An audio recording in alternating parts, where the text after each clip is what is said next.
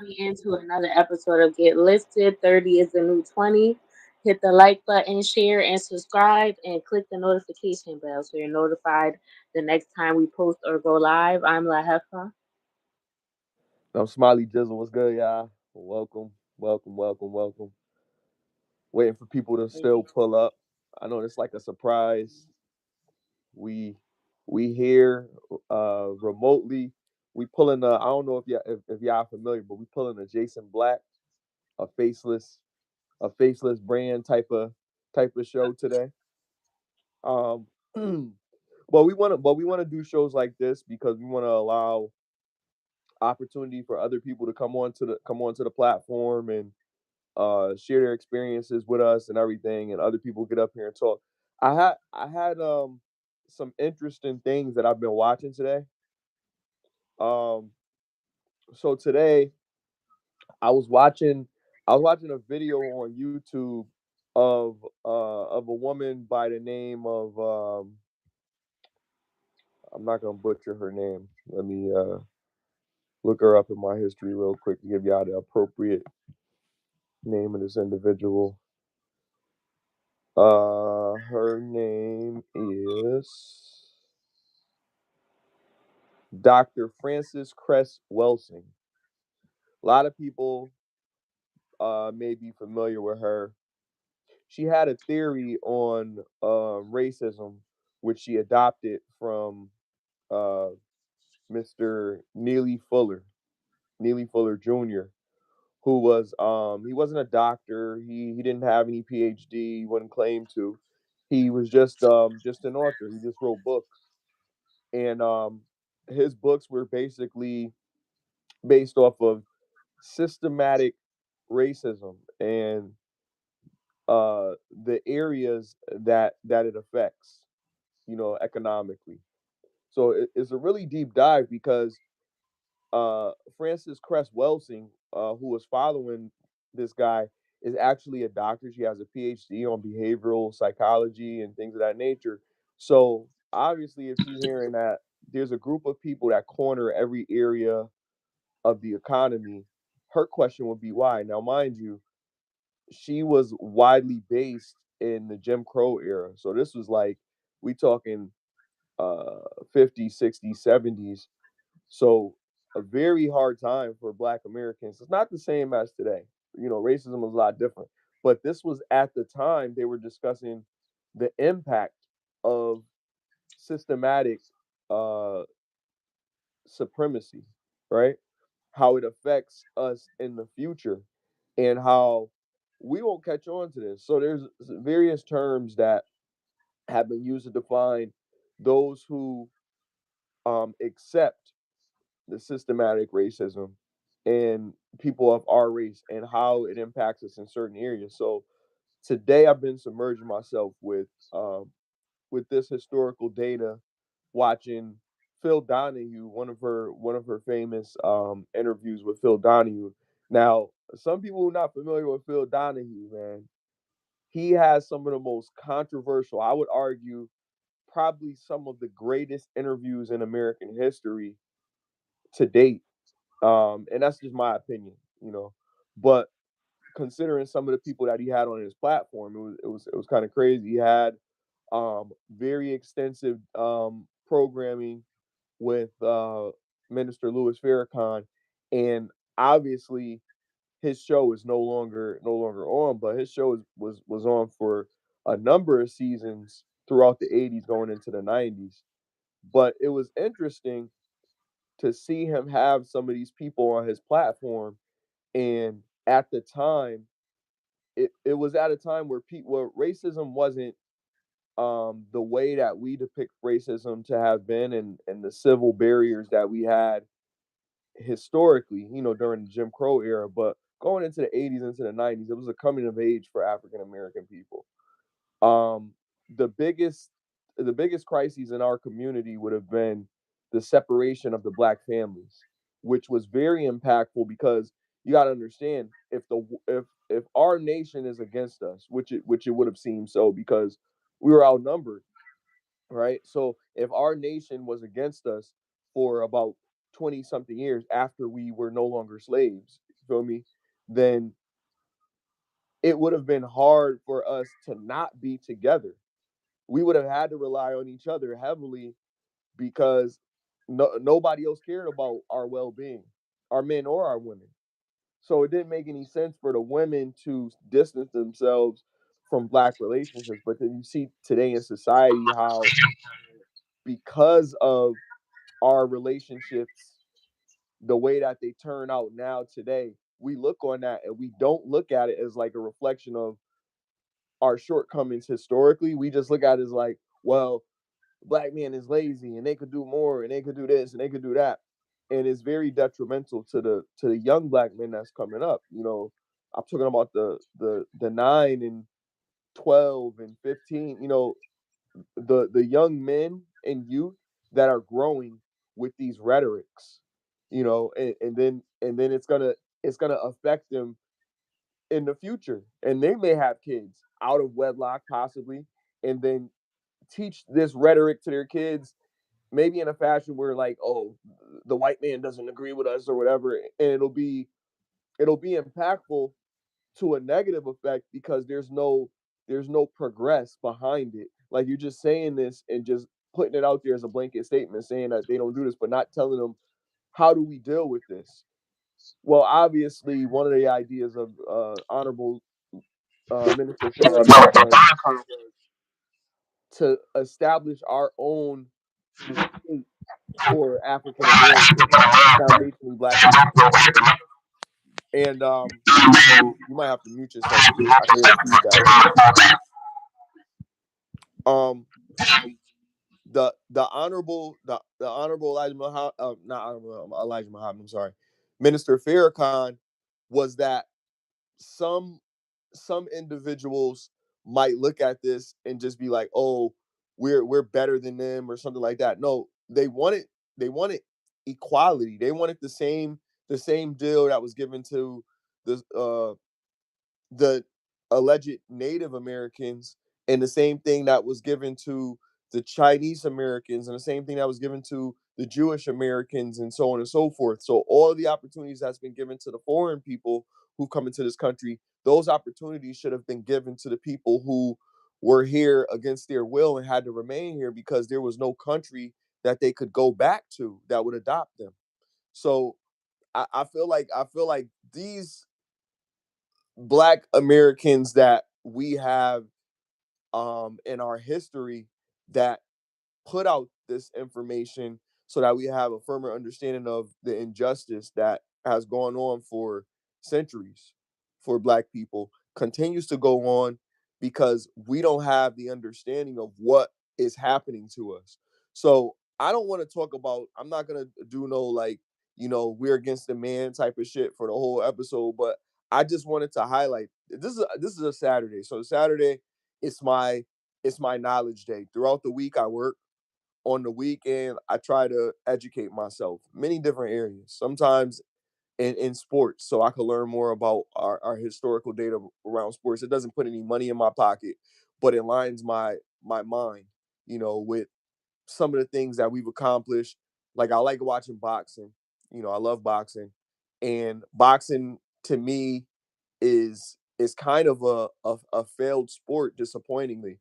It was such a great thing to watch, even though I know maybe some women don't like it because like it's like, oh, men just beating themselves up or whatever, and some women do like it, some women enjoy it a great deal, but men love it.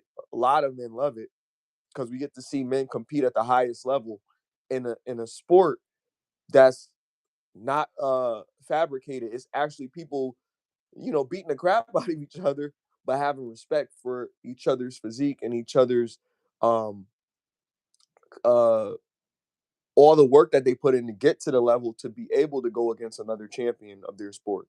So, long story short, this leads me to a conversation that's not as one of our runners for today, but Clarissa Shields, Layla Ali.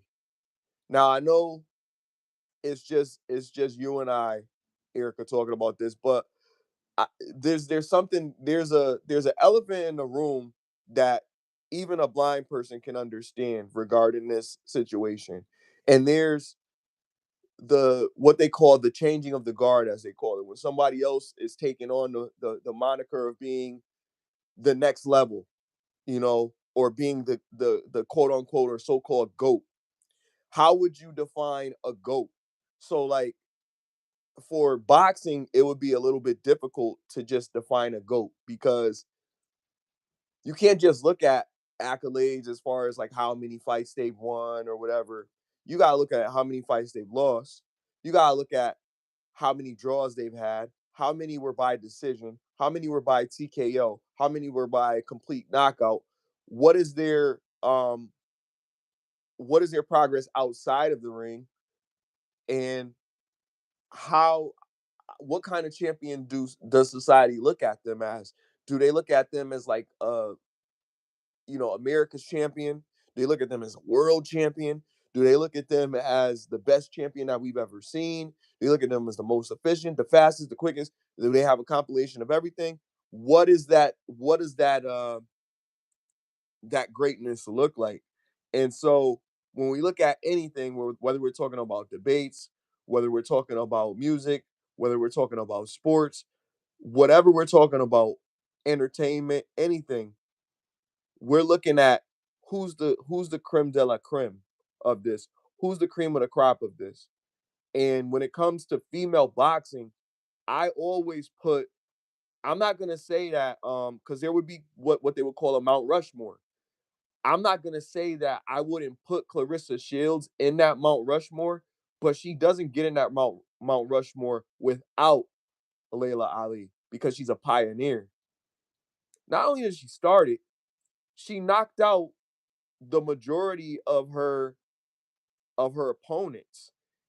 That separates, and I don't care whether you say, "Oh well, they're not that good," as in her day. I don't. It doesn't matter.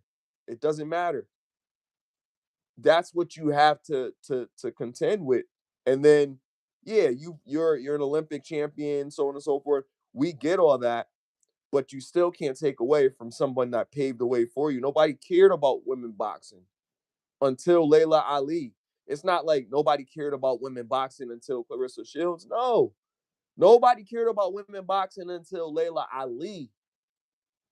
So that's what I would say in that regard. Do you have anything to say about any of that, Erica? She was talking about it on the Breakfast Club.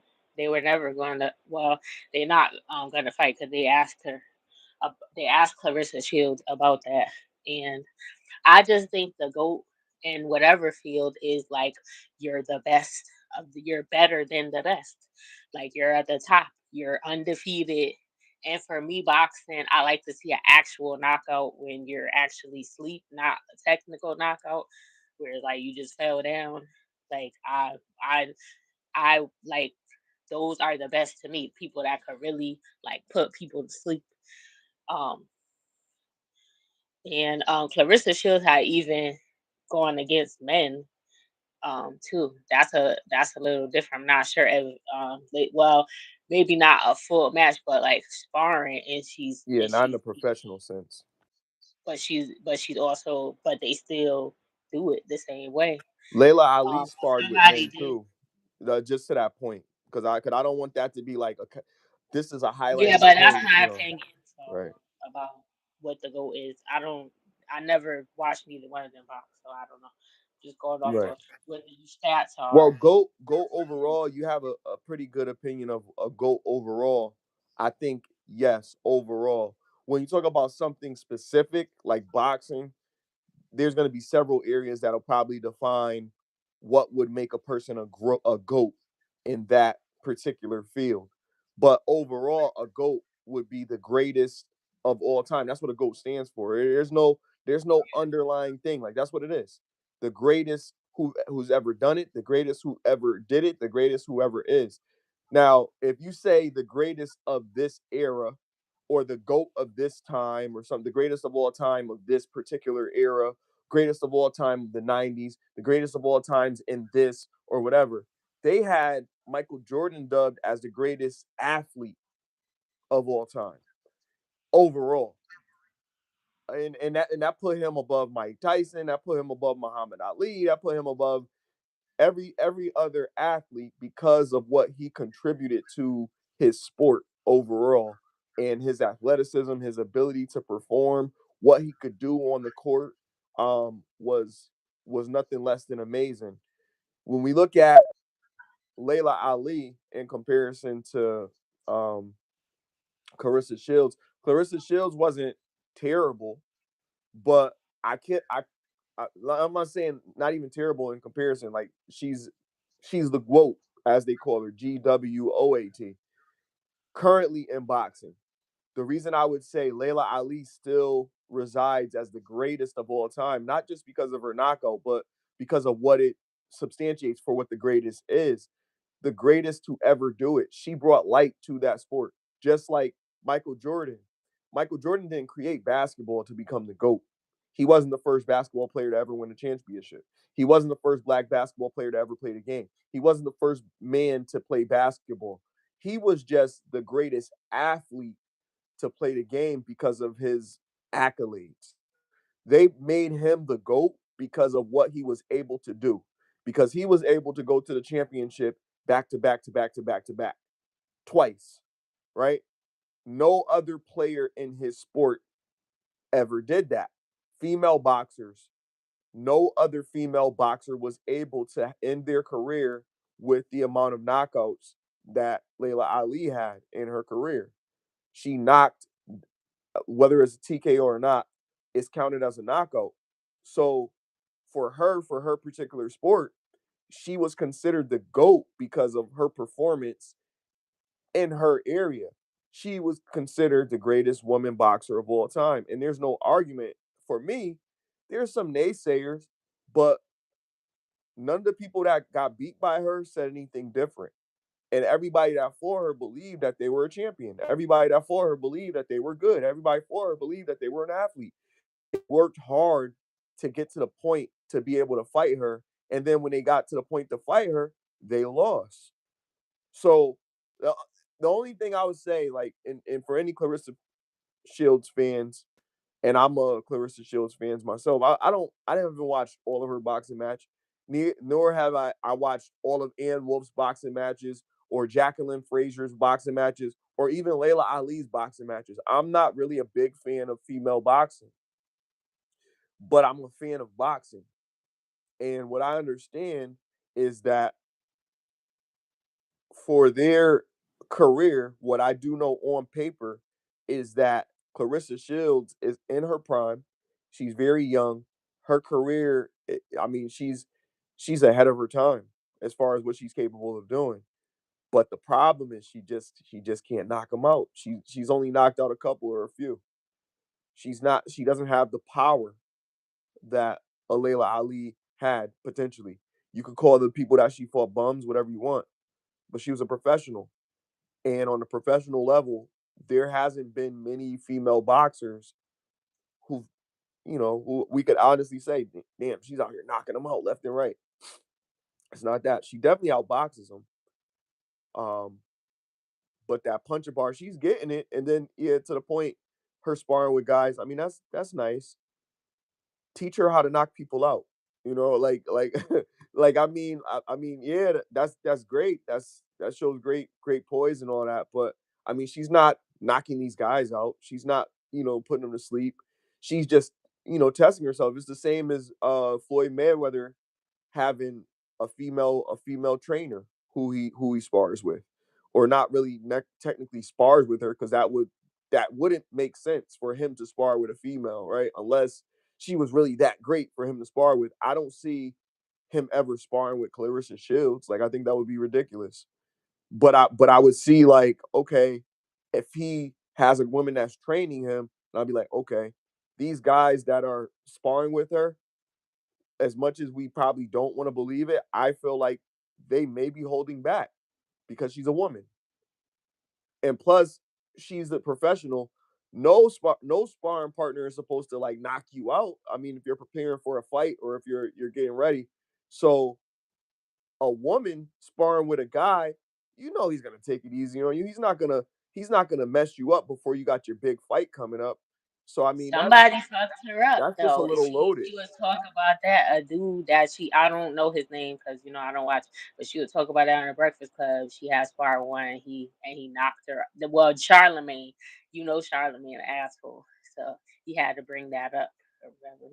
He was like, but he did knock you out though or whatever. And I don't know if she was like knocked out or not, or he knocked her down. I think he just knocked her down, and she was like, yeah, but I knocked niggas down too when I was sparring. She was like, and he was like, but it's okay. He's a man. And she was like, no, that don't matter because I still um did better in sparring with other guys or whatever. And I knocked him down before too, she said, or whatever. That's what she said. But like I said, if she don't, like I said, I never watched her or Layla Ali, but I said the GOAT in boxing, like you should be knocking people out. You should have knockouts. You should be undefeated as part of it. But if you don't got no knockouts, yeah, I said I like to see, and I want to see a real knockout, like when they put like you went night night. Like so if she didn't do that, then we're in agreement then. But I didn't know what her stats are or um whatever because I never watched her. And Clarissa getting on my nerves. Her and Papoose. Yeah, her now and her boo. now 50 Cent, him and 50 Cent going back and forth because I guess because 50 Cent spoke on that. So then Papoose said something. So now well, Papoose made a meme. I sent you that meme of like or a AI video with 50 Cent dancing and like a girl dressed like or a night uh lingerie or some Yeah, I shit. saw that. Nigga's But crazy. yeah, This nigga 50 got to be stopped, man. He got to be stopped. part two coming out. Reckoning and Well, shout out. You know what? Shout out to 50, man. Shout out to 50. and He's very, King he's and highly King and entertaining. Justin. Highly King and entertaining. Justin supposed to be making a documentary too. Him and who? King, his kids, King and Justin. Oh, okay. All right. What's up? I guess about like their take on like witnessing the trial and everything, or like or what was going on with them. How they Wow. feel about dad? Yeah. Hmm. Um, did you hear Cause speaking of 50, since we talking about 50 G Unit, did you get a chance to listen to the wrap up, Uncle Murder? Oh no, I forgot all Oh about that. my God, come on. You gotta be on it. I did listen to it twice. So I'm just gonna tell you this. I'm gonna tell you it was it was as it always is. It was entertaining. Um the see if you're a rap if you're a fan of rap, you got to be a fan of just sometimes you just got to be a fan of the bars of what was being said more so the beats. I could appreciate the instrumentals that he used in this wrap up. And I also heard Justina Valentine's version. Hers was a little bit shorter. It was 8 minutes, some change. Um, his Uncle Murder went crazy. His was like 17 minutes and some change. And he was like, he still missed a couple things in there, but he got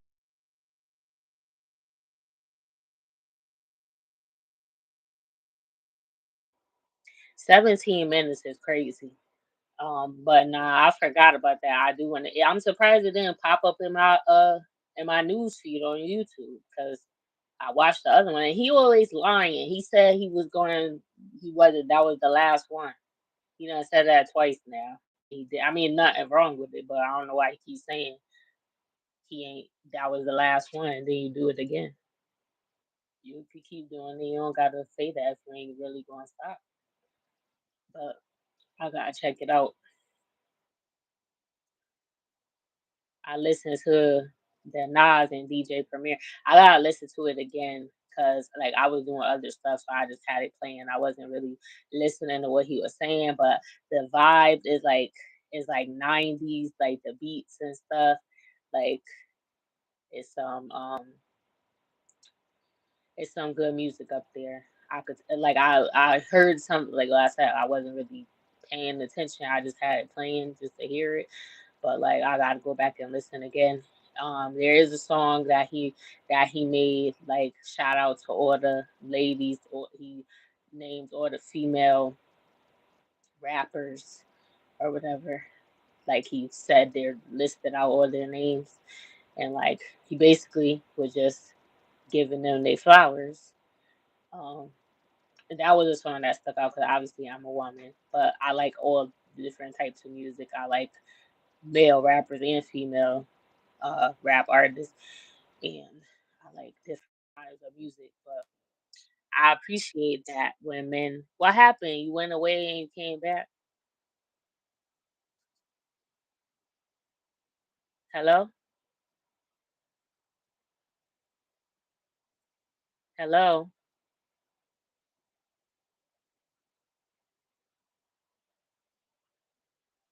Can you hear me?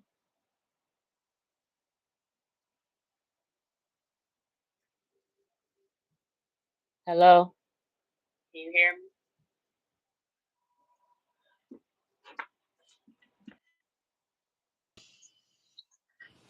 I don't know what happened.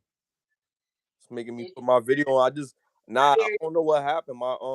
My thing went off. I guess because it's connected to my TV. Oh, well, I hear you now, but I was saying, um, I was saying no, I didn't hear the Uncle Murder thing, but I do need to check it out. I don't know why it didn't pop up in my algorithm because I watched the other ones, and I'm like, he be I had to lying. look for it He always saying, oh, so maybe I'm at well, obviously I'm at to search it because up, I but it knew because you know what he every year he says he's not gonna do it next year. This is the last one or whatever. But every right. year I always look it up. I'd be like, oh yeah, it's January 1st. Let me see if the wrap up came out. Cause sometimes I wait for other what you call it other influencers to put it out there because they usually will say when it's gonna be out. All the rap influencers and shit like that. They always put it out there. Like somebody will talk about it. Academics didn't even talk about it yet. Like a few people talked about it. Few people haven't even said anything about it yet. But um, it's quiet about it right now. But it's crazy because he did make a reference to the 50 little beef that's going on. Cause 50 beef with like everybody. So 50 got the thing going on with the squatter freestyle shit like that. So he spoke on that briefly and said, when 50 come out with some shit in so many words, he was like, I'm gonna have to say my part about it or whatever, talking about that. So that's gonna be interesting. I can't wait to see um what do you do with that. But yeah, man. I don't And know, man. 17 minutes is crazy. That's a long ass. Yeah, 17 minutes. And I don't know if you guys heard me. Justina Valentine's joint was 8 minutes and some change. She Yeah, had that she put I one out heard too. that you was still on it when you went out after that. When I Oh, started. okay.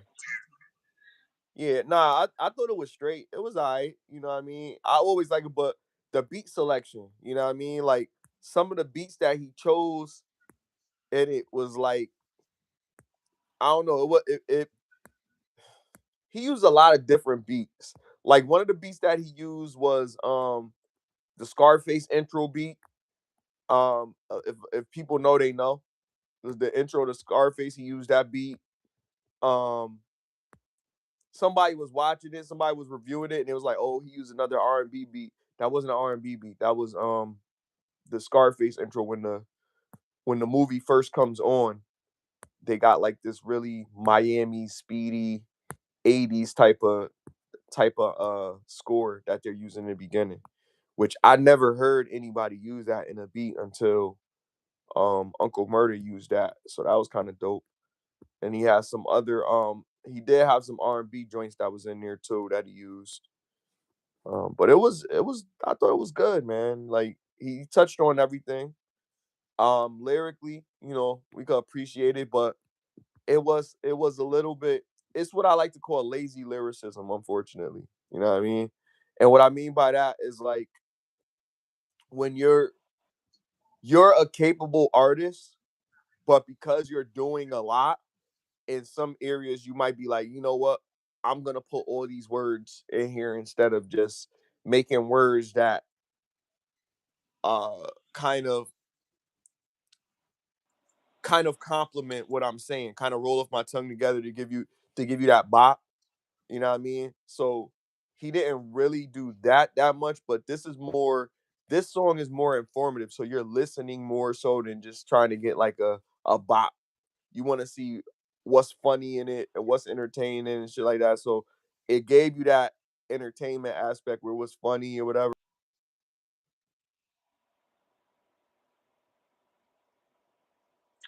Oh, I don't think that he. I mean, he's okay. He's not bad. There's worse artists than him. But lyrically, I never really thought that he was all that. Like he's a. At least I never listened to him other than.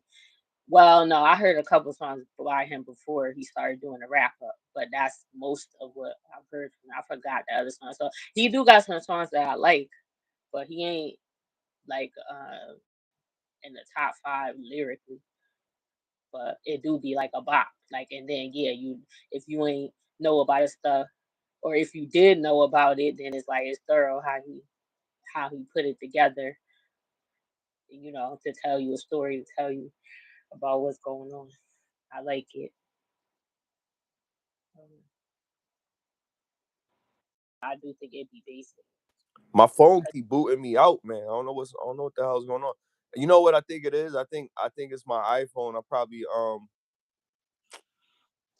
I probably gotta Yeah, because you can't leave out. You can't leave out of YouTube on if it'll take you out every time you leave out the app. I didn't leave out. What's happening is I think I got too much shit on my phone and I gotta delete some shit, but I don't want to delete it. So if I go off, just you don't close it. If I have to delete some stuff, I'll just delete it and just jump back in here. But Yeah. what's the you got the topics. I don't know what our topics are for today. So you gotta tell me what. On topics, since we're on music, we're gonna stay on that right now. Van Van, the little girl Van Van, she a rapper. I don't know how old she is. She's a little girl, and she's so cute, and she's age appropriate. Like for they don't got her being all grown. She's in the child's place, like she's supposed to be. Her music is cute and fun for the little kids. She got a new song out with Eris. That's Ti's youngest child, um, and it's called Best Friend, and it's so cute. And I think that's the type of music that we need to have out for the kids. Should not be listening to adult music. That's for adults. Like so, is this is perfect for the kids. Like it's teaching you about loyalty because this is like, but as a young kid, because she like my best friend. That's basically what she talk about. Like her best friend, you know, they always gonna be friends. Like she hold her down. Basically, she didn't say that, but I'm like freestyling. Like she basically talk about like a good friend that that's your best friend. You've been friends for a long time. You trust them. They got your back. Stuff like that. But from a little kid perspective, like it's cute. Um, so what do you? Well, did you listen to it? Yeah, I listened to it. Yeah, I What you I think? like I like Van Van. So yeah, it was cute. It was cool. Yeah. And then They actually if they actually performed that song on some award show. I forgot what award show it was, but they performed at the award show. Them and a bunch of other little kids or something like that. I forgot what it was. I They think that was performed a that live. different song because this is new because she just Nah, it released was it was it was those two. It was about my bestie, this, that. The words that she said in that's those are the words that she said on the thing. Oh, okay. Um, but yeah, it's so cute. Like, shout out to Van Van and Eris for making age appropriate music. I'm tired of these grown kids. I don't like that. I keep seeing too many people posting their kids, and I'm not a parent, and they're not my kids, so I guess people will say, "Oh, you can't speak on it," but I'm speaking on it because some of these kids is grown, and then I feel like their parents be exploiting them. And I guess in a way, this is still exploitation because you're getting. I'm sure she gets paid for these, for her music and for doing these performances and stuff. And the parents is taking care of her, so the money's going to them or whatever. So, but at least she's she's being a kid and she's not doing something out because some of these kids be wrong. They be People be posting these videos. It's Everybody's a content creator now posting their kids, like, and they don't have a talent. They just posting them trying to go viral from doing stupid shit or whatever. They'll be having them cuss, like they had one where they said, "I'm gonna leave out the room," and all the parents was doing this. "I'm gonna leave out the room and I'm a and while I'm gone, you could curse. You could say whatever curse word that you want to say. You could just say it. All right, but not till I leave. Wait till I leave out of the room, and they'll leave them in the bathroom or leave them in their room and close the door and go out for a couple minutes with the camera on and see if they say anything or whatever." And some kids didn't say nothing, but most of them they couldn't wait. They would as soon as they go out, then they start, and it's like that's not cute. Or just like other stuff, where some of these kids be grown, they be dancing and gyrating, and they be little kids, and it's like I don't like that. There's some creeps online, There's crazy people, PDF files and stuff. You really want you giving those people like a direct, uh, you know, a direct line towards what you know their weird kinks and stuff or whatever. So you gotta realize that, like, and kids shouldn't be doing that anyway. Like, let them be a kid.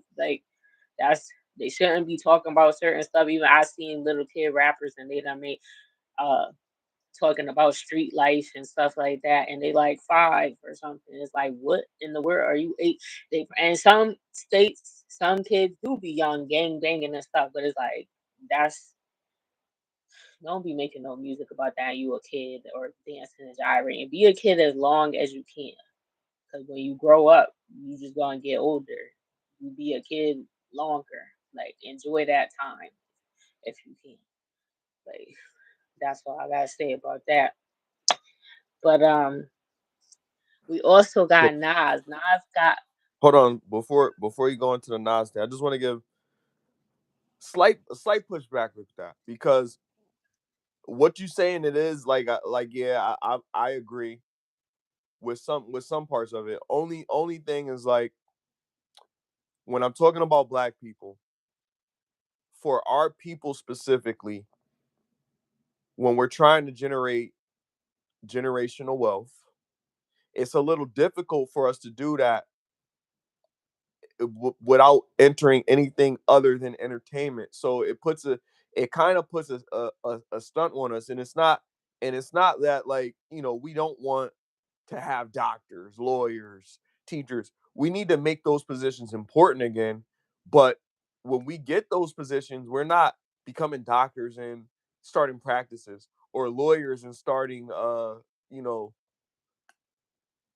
our own our own lawyer firms and shit like that. Like they're not doing that. So the thing about it is like how do we establish generational wealth without exploiting the talents of our youth? Because it's like literally the youth are what's carrying our culture. So it's kind of difficult. So I love what you're saying because it screams positivity. It's really ashe ashe, like the African term. But really what we've recognized as a people, as a group of people, is that just like we're leading into the discussion about Nas, the main points of our culture is in our music, our influence, the artistic nature of our people. They don't give a fuck about how smart we are, how good we paint, how great we talk. They want to know, they want to see these monkeys dance, as they say. You know what I mean? And it's not cool, but we've been exploited and we are exploited as adults. At least you know what the intention is coming from when your parents are doing. Your parents are doing it so that you don't have to work as hard as your parents are working. Joe Jackson, I know a lot of people don't like this, but Joe Jackson did what he did, and he kept saying it throughout their whole life of their family, that he doesn't want his family to be poor and have to struggle like he had to do. So he had a different frame of mind, a different ideology that I really don't fault him that much for it, as much as some people do. And I'm saying some because everybody doesn't have the same sentiment against Joe Jackson as some people do. Some people, they're spirit of rod, spoiled child. So it's like, if you're looking at it from a different aspect and you're biased to certain conditions, we're never going to come out of that slump. Sometimes we got to break some eggs to make some omelets. People don't like that. Sometimes we got to go the hardest way to get to the best route. It's difficult to do certain things. We got to navigate our mind to think a little bit more outside of that, because yeah, it's not going to be easy, because we've already lost 400 years of our freedom. After that, we've lost about 30 years of our when we did actually get an opportunity, they gave it to us and they took it right back from us. So we lost 30 years of opportunities for our culture, specifically for our generations, for our families to the future, to the point where we don't have any assets. We don't have anything to go forward with the future. We don't have anything to give our children. We don't have anything that our children can give their children. We have to create those things now. So it's gonna have to be a lot of creators, gonna have to be a lot of people. Yeah, we got Lil Van who's making positive music, but right now she's doing it. But then how long before that transition, when she realized there's no more market for your cutesy music? Now you got to make the sexy red music. We don't want that, right? We don't want that for her, but we have to acknowledge, look at what's happening with the sexy reds, the Ice Spice, and those. The reason that they're able to plant themselves, because we have this ideology that it's okay to make secular, it's okay to make negative stuff, because that's what people want. People want the drama. I was having a conversation with my cousin the other day, and he was saying, I was talking to him about a manner of things. But one of the things that we highlight is like, we don't never talk about anything positive for our culture. There's always something negative that happens, because that's what turns heads. That's what gets people attention. Nobody wants to hear that the first twins were disconnected by their brain by a black neurologist. They don't want to hear that. They want to hear that, Jada Pinkett cheating on Will Smith with August Alsina. You know what I mean? They want to hear that the black family isn't progressing. They want to hear that the divorce rate of us is negative than it's ever been. How do we overcome these things? So we gotta like we have to have the uncomfortable truth that, yes, if my child, and this is just my opinion, I'm sure we don't share this because you've already said how you feel about it. But if my child became a savant in any area of their life, they were really great at music or they were really great at this and they had a talent and they liked it, they enjoyed it.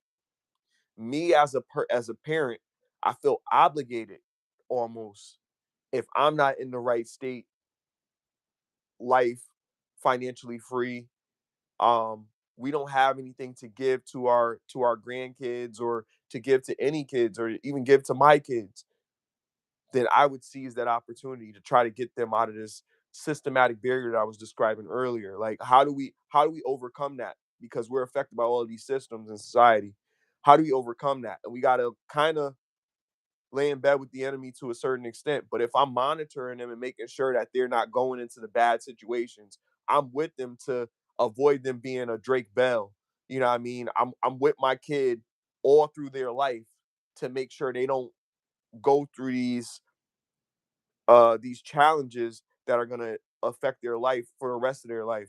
But they'll have a sense of they could be the next Michael Jackson, have fans passing out over them or whatever, and have the ability to be able to change the world, to be able to heal the children in South Africa, to be able to come back home and fix everything at home, to have enough money to actually contribute to our society and give us a footing, give them some money so that they can buy their acres of land and all of those different things. How do I do that?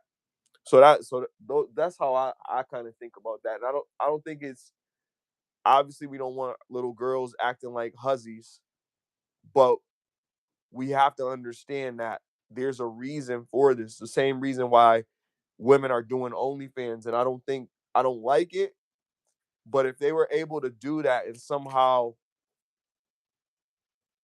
make it work, you don't want it to be in vain. Like if they were doing that and they made, let's just say 100 million, which is a crazy assumption. They were to make 100 million doing this. From that 100 million, what would it do for the culture if they were had a positive mindset and they were able to take that money, build schools, finish the school that Dr. Umar started? One of the big things that he was saying is the government is against me. And as much as we probably don't believe him, we think he's a scammer, that much we've seen historically is true. And I'll land my plane there. So about Joe, 'cause there's a couple of things that you said that I want about Joe.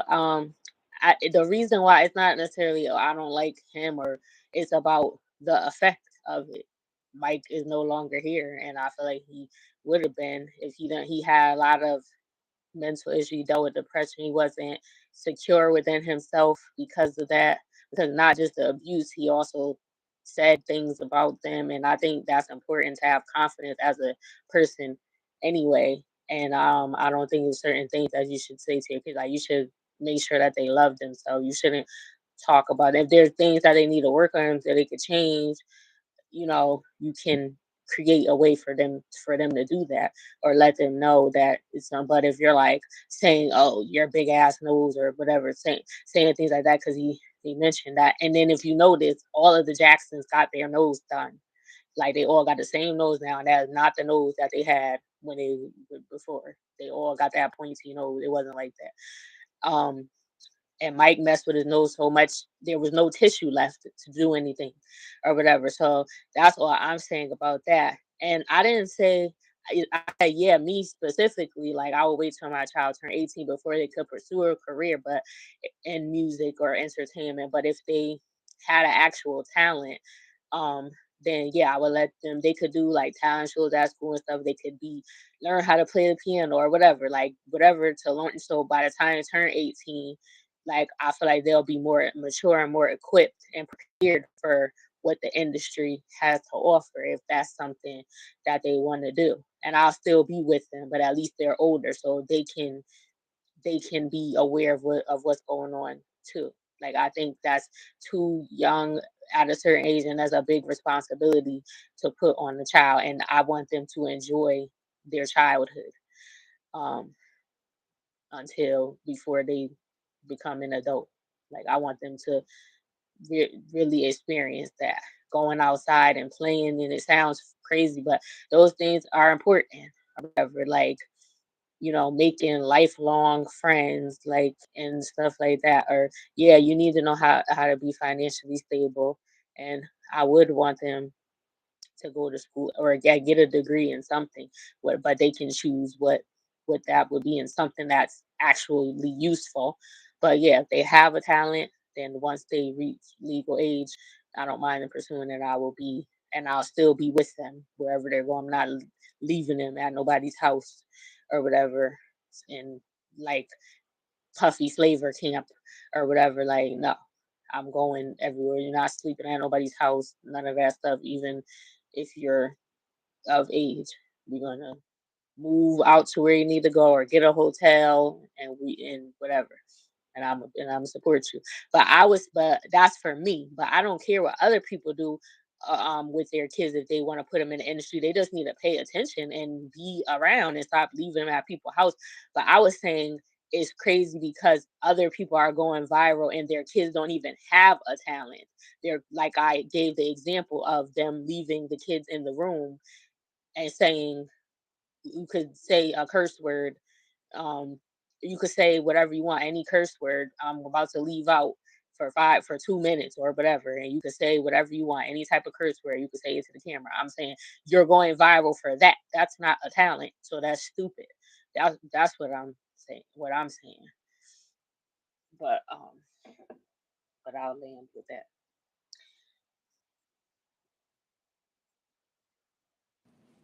Yeah, that's true. I think what a lot of people do in society right now, and one of the biggest reasons that these things are happening in society is because of the boom in social media around 1996, I think, or 97, I'm sorry.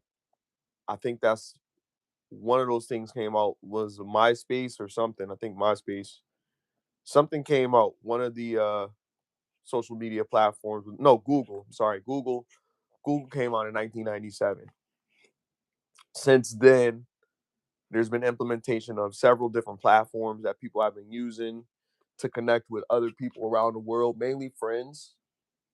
Not Facebook, MySpace was created to connect with friends and people that you haven't seen in a long time. So, well, not so much people, but just a way to connect with people abroad. So a lot of people were using it as a link up site. That's what that's what it really was. And then later on, they had other platforms like Black Planet, Miente, Asian Avenue, and all these different things. So they had all these different little platforms created to kind of connect with people in different cultures and things like that, and hence giving birth to social media. You know what we see it as today: the snaps, the what was that? What was that? Divine, do it for Divine. You know what I mean? All of that stuff, and that stuff became popular, and everybody enjoyed it. So people found a niche in exploiting yourself, not just kids, but just exploiting yourself, doing stupid stuff, burn yourself on fire challenge, the ice bucket challenge, the bleed challenge, the throw yourself down the stairs challenge, all stupid stuff challenge, and Cinnamon it, challenge, the right, crates. and it was able to get people notoriety, even for that little sliver. People looked at that as what we call today some of the nerds as social currency. So they achieved social currency, which wasn't really any monetary value, but notoriety. It was more important to have 1,000 followers than to have $1,000. In fact, they would spend $2,000 just to get 500 followers. You know what I mean? There was a point where people were paying for views on several platforms, getting their accounts banned and taken off the platforms, and they had to figure out guardrails to avoid people getting false followers and false friends and comments and all of that stuff. So there was a big boom in that, especially when I started getting into like rap and stuff like that. It was a lot of people, because there was a point where we were just trying to get noticed, right? So we were trying to get noticed, and we was like, yo, we got to get on the A&R. So we were going to the meetings and all of that stuff, and oh, we got to have a meeting with these people at this time, and we're gonna meet them online. We're gonna use I don't know, Zoom, whatever, just to connect, Skype, you know what I mean, to connect with people so that we can have a meeting with them and all this stuff. So that was what it was at the time. Now it's just like you could do something, you could cut your finger off. Now you're viral. You know what I mean? You got nine more fingers. You know, what are you gonna do with the other nine? Are you gonna make money off of it? Or are you gonna just like capitalize off that first video that you made when you cut your finger off? It's kind of crazy, but it's like people would give anything to be famous. A lot of people would do that. A lot of people will, like you were talking about, exploit their child to do it. But if you're doing it again for the intention of your child to not have to live, because you got to always look at it as a capitalist. You got to look at it. Well, I'm a capitalist, so you got to look at it from that aspect. When you live in America, what can we gain from this? It's supposed to be the land of opportunity, the greatest nation on earth. What are we going to do with what we have? So if you live here, you can't afford to be lazy. You can't live here for 50, 60, 70 years and not accomplish anything. You got to take some risk. You got to break some eggs. And so how do we get to that point? And sometimes it means risking yourself for a shock factor. Look at people like Charleston White. Like he said it out of his mouth. He said, "Yo, I'm a comedian and I came on the set being shock and awe. That's not something that I want to do. Obviously, I don't do that. That's not something that you want to do. Obviously, you don't do that. But that's something that a lot of people do because they're doing it because they're trying to get that notoriety, the notoriety that they seek. The only way to get that notoriety is to put yourself out there. You gotta make a sacrifice, and you don't want to sacrifice your kid in a harmful way. But if you can do something stupid like, okay, you want your kid swearing. Now you know it's not good for your kid to swear. You shouldn't do that. But let's just be realistic. A lot of stuff, a lot of these bad behaviors they learn in the home. When they leave out the home, guess what? They're going to be distracted by these bad behaviors. So you got to teach them what not to do before they leave out the house. And it's counterproductive if you have them going in a room and curse. I understand that. But if you're trying to get that social currency, you're trying to get your kids' weight up, the way that you're doing it is a bad way to do it. There's other ways to do it that could be, you could go to Van route. There's other ways to do it where your kid will be better off in the future if you start that way because it's more innocent.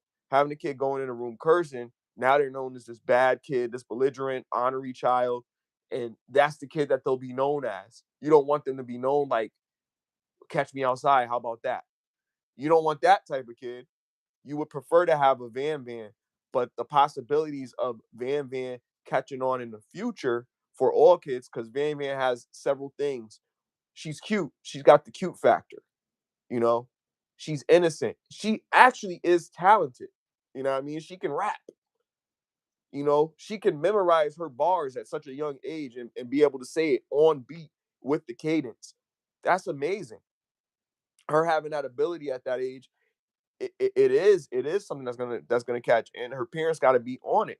But she has to want to do it. It can't be something that they're pressuring her to do. If she wants to do it and she's doing it, more power to her. But I also agree, yeah, the exposure is what's crazy. And that's I guess that's mainly what you're talking about because you want them to have a regular life, make long lasting friends. Yeah, sometimes those friends are great, but think about the parents behind those kids. A lot of times we don't know who they are. We got to meet the parents, stuff like that. There's a lot of part on the parents, the the parent of the kid that's somewhat successful or talented. You want to make sure that those parents aren't saying stuff in that kid's ear. Oh, you got to be nice to that kid, da da da. Because you know that this kid, and this is some thoughts that might be coming in some parents' head. Oh, you know that's one of the Jacksons. You should be a friend with Mike. And grow up with him. So he's a fake friend, from childbirth because mommy said I should be nice to you. But you can't don't tell him that mommy said you should be nice to him. Just be nice to him. And I'll get you a bike or I'll get you this or I'll get you that. Because long lasting friend for them is just pretending to be a friend until they get what they need. And these are bad habits that adults are teaching their children, not the talented child. The talented child just has a talent. They don't know anything other than that. So you got to protect them from society so much as just trying to be like, I'm going to put you in society. I'm going to homeschool you. And then I'm going to send you out there with the wolves or with the kids and learn how to be like the common folk or whatever. They're not. They're great. You need to accept it. Your kid's better than you. Like if your kid is great at something that you were never great at, it would be ill of you to kind of limit that. I mean, exploit it. It's got a negative connotation to it, but sometimes it can be good used in the right direction. Like exploit Exploiting the weakness of someone else, exploiting the weakness of your opponent is how you can capitalize on their defeat. Exploiting um, your talents could mean success abundantly, right? So it could work, it could go against, but there's a saying that I always learned in sports, and it's hard work beat talent, talent never beat hard work. And it means exactly what it says. So even though your kid's talented, you still got to work hard to cultivate that talent, to make that talent grow to become something great. You don't grow up, you're not just born into a Michael Jackson. You're Joe Jackson into a Michael Jackson. You know what I mean? Like there's we're never going to see another Michael Jackson because society is not ready for another Michael Jackson. No parent, Chris Brown could have been the next Michael Jackson, but guess what? His childhood wasn't like Michael Jackson. He didn't grow up always, mom always pushing him to be the greatest, father always pushing him to be the greatest, other family members always pushing him to be the greatest. No, he had to just compete with everybody else. He was a great dancer, great singer, but he had his own demons. And even though, yeah, his father was hard on him, I still sense that there was love there. I still sense that the greatest love was putting everything I have into these kids. I'm gonna sell my car so I can get this kid to this audition with Barry Gordy or something like that. Like, how many parents have that level of devotion and believe that much in their child to make those sacrifices? That's a testament that I wish a parent would have had for me when I was growing up. Unfortunately, I wish I did. I don't want to have to struggle. I don't want to have to work as hard as I have to do everything. But we could look at it negative, but I look at Michael Jackson as one of the greatest performers who ever lived. Just that's just my opinion. But I've seen other people try to achieve some of the things that he's achieving. They couldn't. Nobody could sell out a show in Amsterdam like Michael Jackson at that time. You know what I mean? Like he was one of a kind. He was one of one, and the world is gonna miss him. But the Nas, Yeah, did you actually listen to Nas to the new to the new project? yeah, I did. But let me just say that I did say they well obviously you need to do work on it. I said if they have a talent, like they can take piano lessons or vocal lessons or Right, whatever, right, right. whatever their thing is, but they're just not going to be pursuing it from and they can do talent shows and stuff like that, little stuff, Right, right, but right. they're That's what still you want, going to yeah. be until they reach a certain age, then you can start going on tour, start seeing if you want to get signed to a label or. But I feel like nowadays you don't even need a label. You can just put your music on streaming platforms and stuff Yeah, like if you that. know how to do it, yeah. And that also Yeah, considers a great amount of work. Like that's just slapping it on a streaming platform isn't enough. Promotion, marketing, that still yeah, requires a great amount of capital because marketing to actually do it right, you're gonna be paying on a weekly basis probably about, you know, 25 to $50 a week, maybe about 200, $300 a month on marketing if you're doing it the right way so that you can make sure that you yeah. get the But best that's turnout. what I'm saying is the point. Without specifics, like Nah, I yeah, get I what would. you're saying. You Yeah, can that, still yeah. get And there's all nothing these. wrong with what you're saying in terms of like where's your kid. I just want to put up the discourse that both can be right. It just has to be done a certain type of way. What you're saying is like, yeah, that's the protective parent approach, and there's nothing wrong with that. What I'm saying is that we need to stop, and not you, because you're not the only one, but we need to stop look at the silver lining and not just look at like, oh, he was so tough on his kids. Him, whatever he said, and I'm not championing him saying anything, you know, like insulting to your child. You know what I mean? Like behavioral effects on the child because of you saying something, what I mean? I'm not even talking about that. You can't say it. You can't say Joe Jackson without thinking of that. But obviously, for obvious reasons, we don't want to be saying that it's okay for you to insult your child. But tough love does exist. I think now in a lot more now, I'm kind of reducting my approach on um being the soft parent because of the way that it is now today in society. Like I still don't believe in physical discipline, but I believe that there is going to be an impactful discipline for my child going forward. But as far as like their success, yeah, outside of insulting your child or talking about their facial features or all that is like semantics to me.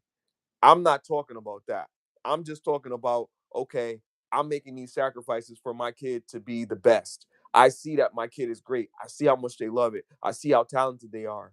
And I'm going to exploit their talents to a degree because they don't understand how to be success off of what they have. You know what I mean? We could look at it and be like, oh man, my kid's good, and bring them to talent shows or show them off at family reunions and shit like that. That means shit.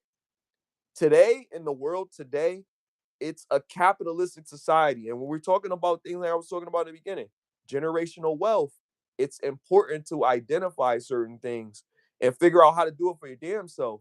Not even just your kid, but if you got a kid that's able to do all this shit, that's a golden ticket. If my kid is the next LeBron James or, you know, shout out to Bruce Campbell. If my kid is really a great uh successful athlete or a successful musician or successful anything and I see it, and smart as I am, I don't take advantage of this opportunity to make my kids successful knowing that I'm not going to be here forever, I'm doing them a disservice. That's all I'm saying. For me, we all understand your angle on it, but what I'm saying, I think that it's ill to say that, like, you're not going to do this because society is bad. Society is fucked up and has been fucked up for hundreds of years. But because we're a dwindling society or a dwindling culture, we need to like look at that shit and be like, how can I do this right? And that's all. Like I'm not. It's not a challenge really with what you're saying. It's just two sides of the coin. What you're saying is it is a safe approach. What I'm saying is, okay, if we have this is what I'm gonna do if I have it. If I had $1 million, would I end world hunger, or would I buy all the black people in America land? You know what I mean? Some people would say they'll end world hunger. I'm saying buy all the black people land. Both can be right. Some people may be like, oh, well, you buy them land. What are they going to do with the land? I don't know why that's a negative thing. But I'm like, okay, well, you end world hunger. Now you still So got what people in your, and you still got people in your, hold on. You because still got I ain't people in your nation that are starving. So what are you going to do about that? And so I'm always thinking about how to help my people first, and I know it's not a universal idea. That's fine. But for other cultures, they do have that idea. It is sad that our culture just can't get it together. it's not sad, but I didn't say that they couldn't do it. I just said they need to wait until a certain age. But about the Nas thing, the Nas album, the DJ premiere, I did listen to it, and it was but I gotta listen to it again because I was doing other stuff. So, but it was like a '90s vibe.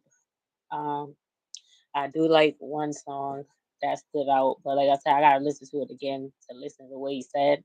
But the beats was dope. It was it was it was Nas. Like what what more can is there to say? It's Nas. But it was one song um that stood out because I'm a woman, so I appreciate that when they give women their flowers. So it was a song basically about he was shouting out all the female rappers, like so I think it's called For the Ladies, and but it got like an old school feel to it, like it's it's good. I like the vibes. It feels nostalgic, like when you just hear the beats and stuff, like it take you back. Like I don't know,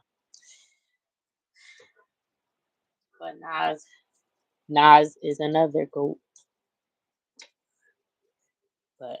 He's a goat in music. Like you said, Clarissa Shield is whatever the goat. He's the male goat in one of them in music. But yeah, you definitely gotta check it out if you didn't hear it, guys. Um, Nas and DJ Premier's hosting it. I forgot what the name of it is, but I think it's like 20 tracks. So yeah, we can't play it here because we're gonna get copyright. I wish we could put it up here and do a review, but go check it Right. out, guys, if you haven't, if you're a Nas fan. Yeah, I heard a lot of people talking about it's that boom bap style rap again. Um, which I'm a big fan of, which I actually that's like my favorite style of rap. Um, because I grew up in the 80s, but I got more influence in the 90s than I do the 80s. So I guess you could call me I'm an 80s baby, but kind of like an 80s segue into the 90s baby, I guess. So more I got more memories from the 90s and the late 80s than I do from the 80s overall. Everything I have, all the experience that I have from the 80s is relatively movies, entertainment, stuff like that. Nothing like first place. I got pictures, you know, in the 80s, but my memory for the 80s is besides cartoons is not very vast. But in the 90s from 90 from 90 to 1999, I like is vivid. And you know, a lot of people don't know Nas wasn't just a 90 rapper. Nas was like more of a 80 rapper because he came out like in the late 80s actually. I think it was like 89 or 88. Um and Nas was really he was talking about the hood in a different type of way. Like it was still kind of gangster conscious, if you will. So it wasn't like he wasn't necessarily like a drug dealer, but he was talking from the mind of somebody that could see everything around him. He's seen everything in the projects. He's seen people getting shot. He's seen all the dealings and everything that's going on. So he could see it firsthand. So basically, he was a storyteller, and he'll tell you firsthand. Like one of his favorite rappers, who is actually one of my favorite rappers, is Slick Rick. Slick Rick, I don't know if anybody would ever disagree with this, but I think Slick Rick is probably one of the greatest storyteller rappers of all time.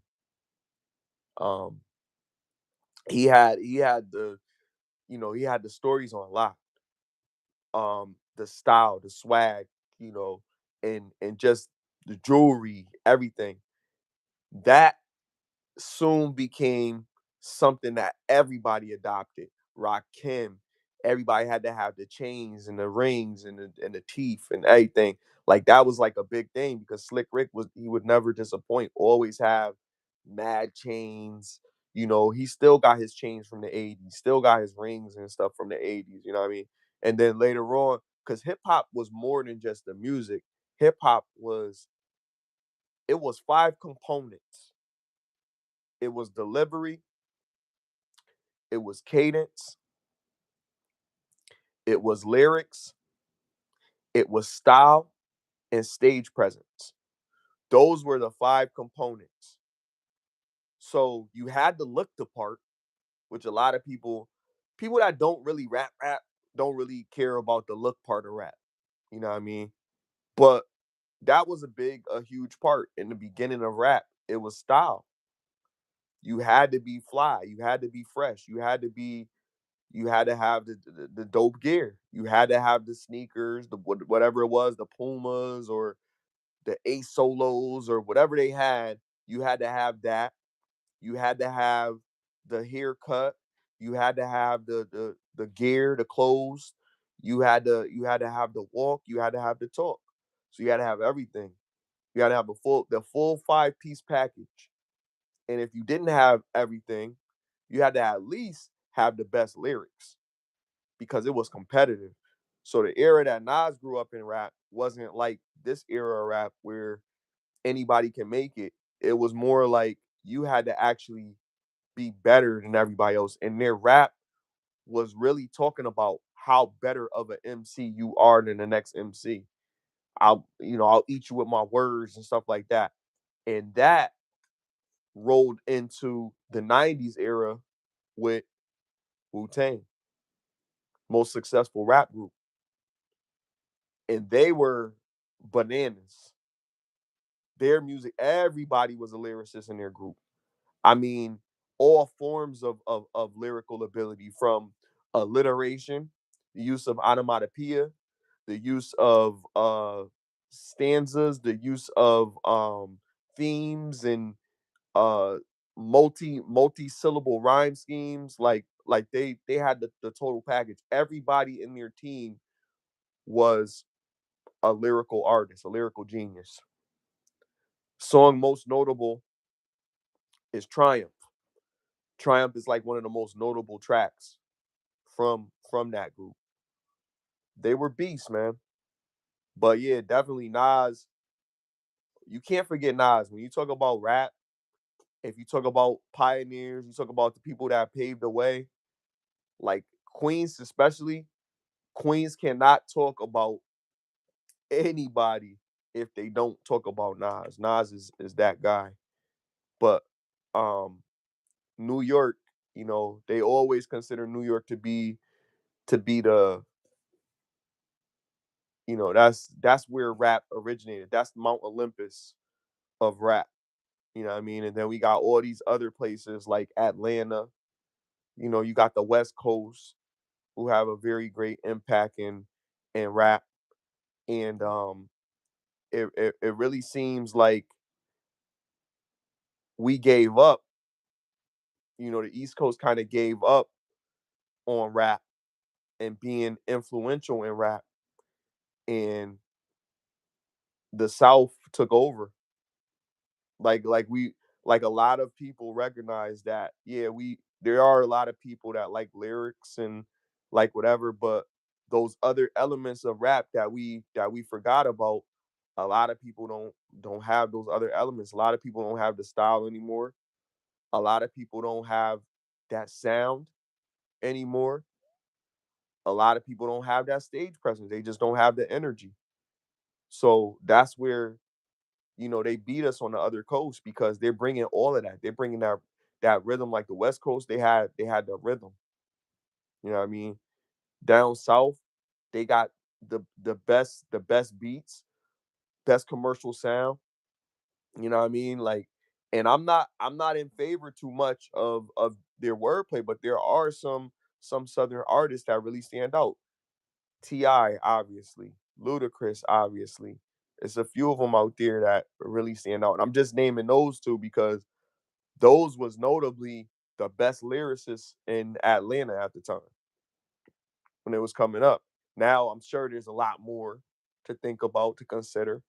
But at the time, they was putting everybody on. You know what I mean? And prior to that, we had Outkast.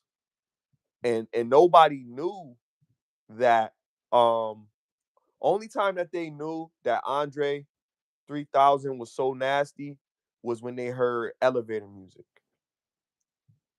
Me and you, yo mama and yo cousin too, rolling down the steps on the floor, rolling up Sammy's Cadillac doors. He said, so I got more grand than the average man, but not a blue to last me. To the end of the week, I live by the beat, and you live check to check. And if it's on me, then we don't mean like his flow, his delivery, what he was saying was so dope that people didn't even realize, yo, this nigga country. You know what I mean? Like he was snapping, and that country grit that they had was just like, and then you got Big Boy who was just like a fast rapper, but like you break it down, like he was actually saying some shit. Like all of their songs, like Rosa So Parks. fast. Yeah, Rosa Parks. Uh what was the other song that they did? Sorry, Miss Jackson. Miss Jackson. Oh my God, like that is a I classic. will That's a heal. fucking classic. Never meant to make your we don't daughter have cry. we don't really have music like that, really.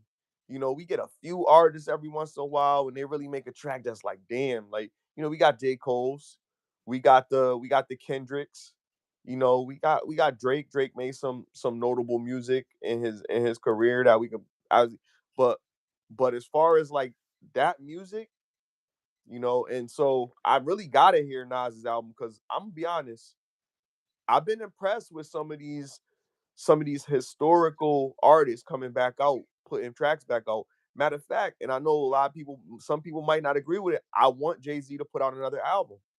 I want him to.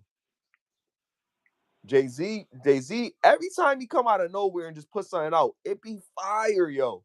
444 was fire. The story of OJ, listen to those lyrics, and that shit is crazy. It's dope. And it's like the whole song is a metaphor, man. It's a metaphor for black people, like, and like really listening to it, like, yo, like that's deep. That's a deep concept, because it's like basically what I was talking about. It's about that generational wealth. Like, what are we looking at? Like, are we gonna get the bottle, or are we gonna buy the case? You feel me? Like what is it? What is it? But yeah, he made some shit. But yeah, I definitely want to hear that Nas shit. And Preem is definitely one of my favorite producers. So I know it's gonna be tight. Yeah. Now I'm thinking, well, okay, you said Outcast. I remember that video game that you have, but it was like a demo. It was BMX. Um, and it played music while you, like, you could play music while you play in the background, and it had that song Bombs Over Baghdad. Oh yeah, yeah. And he was That rapping song was lit too, right? Bombs over international Baghdad. And it's crazy. It's crazy. The name of the song, Bombs Over Baghdad, is very, yo. If you really think about it, because you know what they talking about, Baghdad. They really talking about what's going on around in the world. They not just saying shit, but the way Yeah, they cure did for it, cancer, they cure for made it a AIDS. song. They made it something like, yo, I'm teaching you something, but I want you to dance to it though. Like, this is schoolhouse rock for your ass. Like, you know what I mean? Like, that's really what this is. Like that. Like, they don't make music like that, because the music today does not have substance. We don't want it, because the way that they're making the music I that's want supposed to it. have That's what I'm substance, saying. it doesn't sound good. It's got to sound good. Like, if you make a song, if you like shout out to Lupe. Like why? Like why? By Jada Kiss and Anthony Hamilton.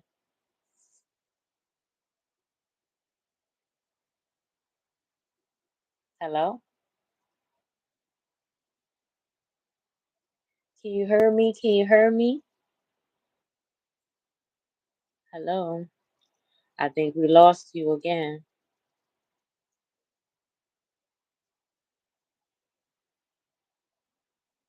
Hello? We lost him, guys. Sorry about this. I don't know. He'll be back. I think he left out and came back. He's back now. Yeah, my bad, y'all. If you make a song, and you want people to resonate with that song, that shit gotta be. I gotta get out my seat when I hear that song. Like, I don't care what you talking about. You can talk about whatever you want, but if you talking about some shit, it's gotta have that energy. So like when I hear it, I'ma want to get up and move around or whatever. Like Lupe, yeah, he's a conscious rapper. Yeah, he's lyrical, but he doesn't always make good music. He makes music that you could be like, oh yeah, what he said was thorough, whatever, like, whatever. But it's not melodical enough for me to be like, oh shit, let me get up, let me bounce to this. Everybody, when you hear music, you want to hear a bop. I don't give a fuck who you are. I love Yeah. music, but I want to bop. So like, yeah, even if you rap a certain way, that's why, shout out to Papoose, but that's why I don't really fuck with him because he don't give me the bop. You know Yeah. what I mean? That's what I said. Like, okay, Remy, when I argue about Remy being like one of the best lyricists as a female rapper, I'm just talking about lyrics wise, but she don't always give you the bop. She made a few songs that gave you the bop, but Nicki Minaj knows how to really make you dance. She knows how to make music that's gonna make you move. She knows how to make commercial shit, and she got the bars in there, whether she's writing it or somebody else is writing it. She got the bars in her shit. So Yeah. it I like helps. It helps to make good music because music is exactly what it is. You want to listen to it. You listening to it so you could dance. You listening to it so you could get a feeling. You know what I mean? It's giving you an emotion. You don't want to listen to music where it's just like you just saying something. Like if we talking right now, if this was made into a song, we couldn't really market this into a song. People would just be sitting there falling asleep. But if you got a beat and I'm saying it a certain way and you bop into it, then you gonna fuck with it. Like I was able to figure out how to make a song that was melodical, but I was like, damn, I could have rapped a little bit better. Everybody was saying, yo, that was nice, that was dope. I was like, man, that shit trash. The reason I said it was trash is because I didn't say all the lyrics that I wanted to say because to make it fit with the cadence, I would have to take words out.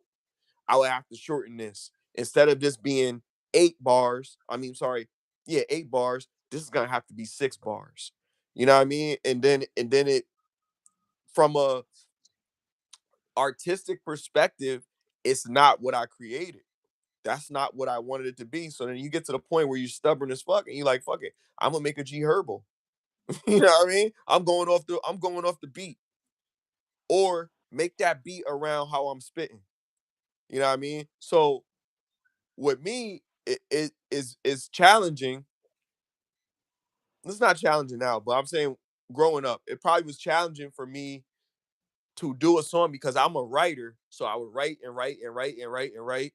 Then I go to the studio with something that I wrote. Now I got to figure out how I'm gonna say what I wrote onto this beat because now I got a new beat versus me writing when I get to the studio, listening to the beat, which once you do it for a certain amount of time, you perfect that. You're able to do that. So I go to the studio and write something, or I could write something on the ride there. And when I get there, I have this that I wrote and I'm able to formulate it.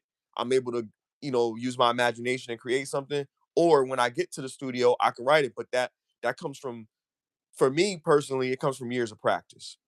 But the first time going into it, thinking you that nigga, I got this shit memorized in my head or whatever.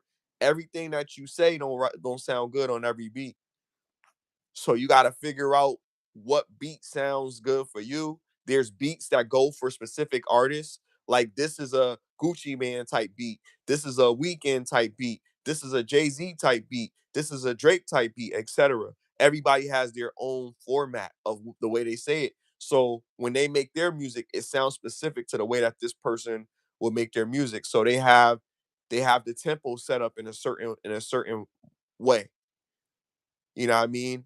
Maybe 80 BPMs or maybe 120 BPMs a little bit faster, maybe 160 BPMs a little bit faster.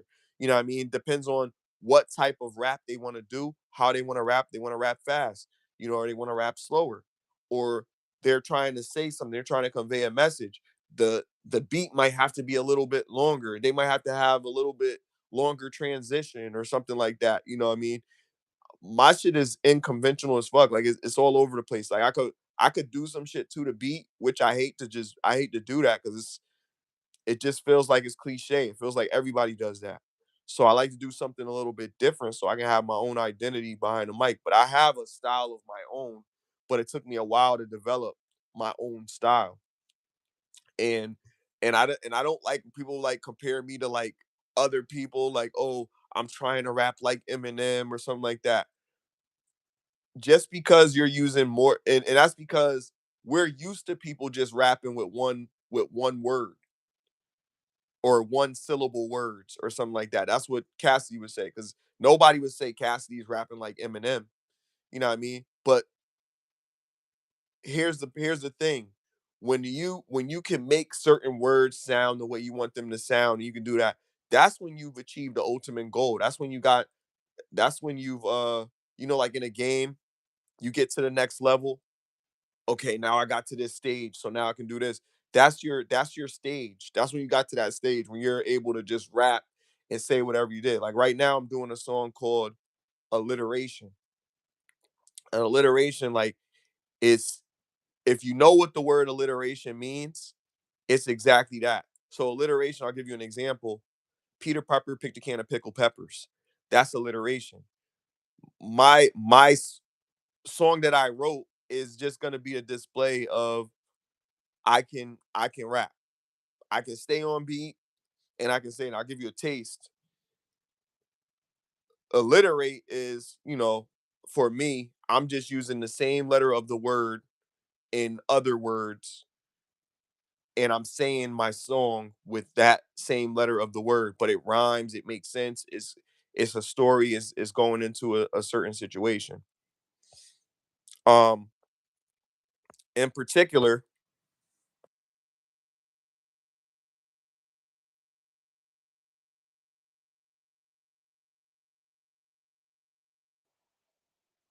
Hello, you cut out again. Um, but yeah, I love music. But you're right, Jadakiss. Why is a good song. Jadakiss with Anthony Hamilton. sorry about that. Yeah, I did something on my phone. My battery low. I gotta charge my shit. But I'm about to say this. So this is called Let Me Alliterate, and I'm only gonna give you a little piece of it. So renovate, rim of your memory, minimally mitigate. I'll just reiterate, literature, realign, freedom mind, and mental state. Such a state should eliminate rhetoric, reductive, realistically, and physically purposely pertaining to the progression of a particular race. Predicted fate, switch the state deliberately decreases the prison rate. I go on, but basically that's alliteration. So using first letter word. Now, obviously, I didn't do pickle. Peter Piper picked a can of pickled peppers. You know what I mean? I didn't do that, but in my version, because I'm talking about something specific. I'm talking about changing your thought process in the way that I'm doing it, and what it would do if we did change your thought process, how it would affect us. You know what I mean? And this is what I'm saying. I write just to fucking write, just for fun, just to test myself, to test my wits, to test my verbiage. And a lot of times people like, oh, people don't understand, it's not good. But if anybody can put things together in a certain way, it's like a puzzle.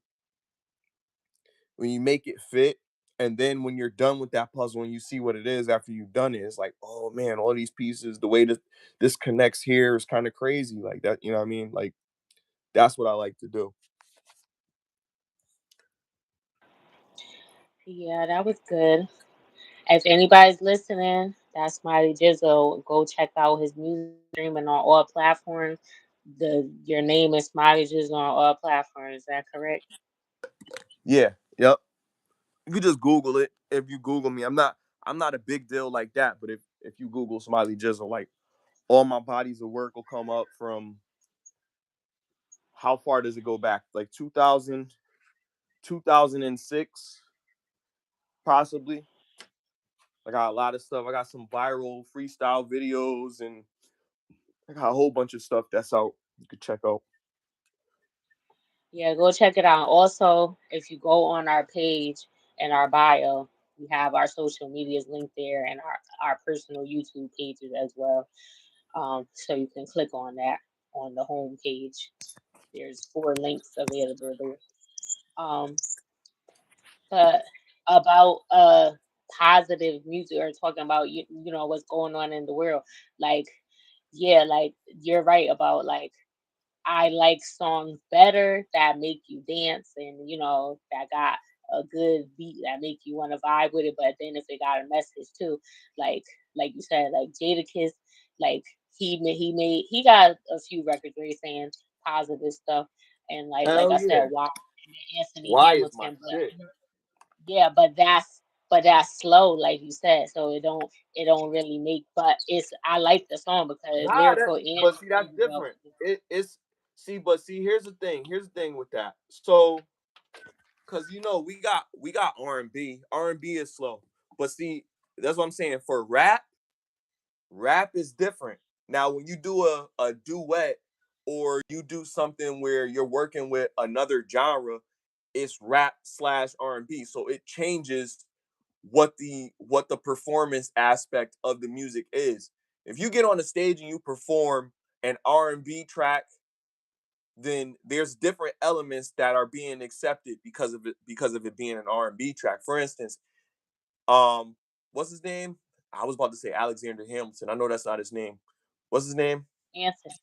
Anthony Hamilton. My bad. Alexander Hamilton is a book writer, isn't he? What the fuck? Um, but yeah. Anyway, Anthony Hamilton is an R&B artist, so his criteria is a little bit different. His Like criteria Neo is Soul. emotion, affliction,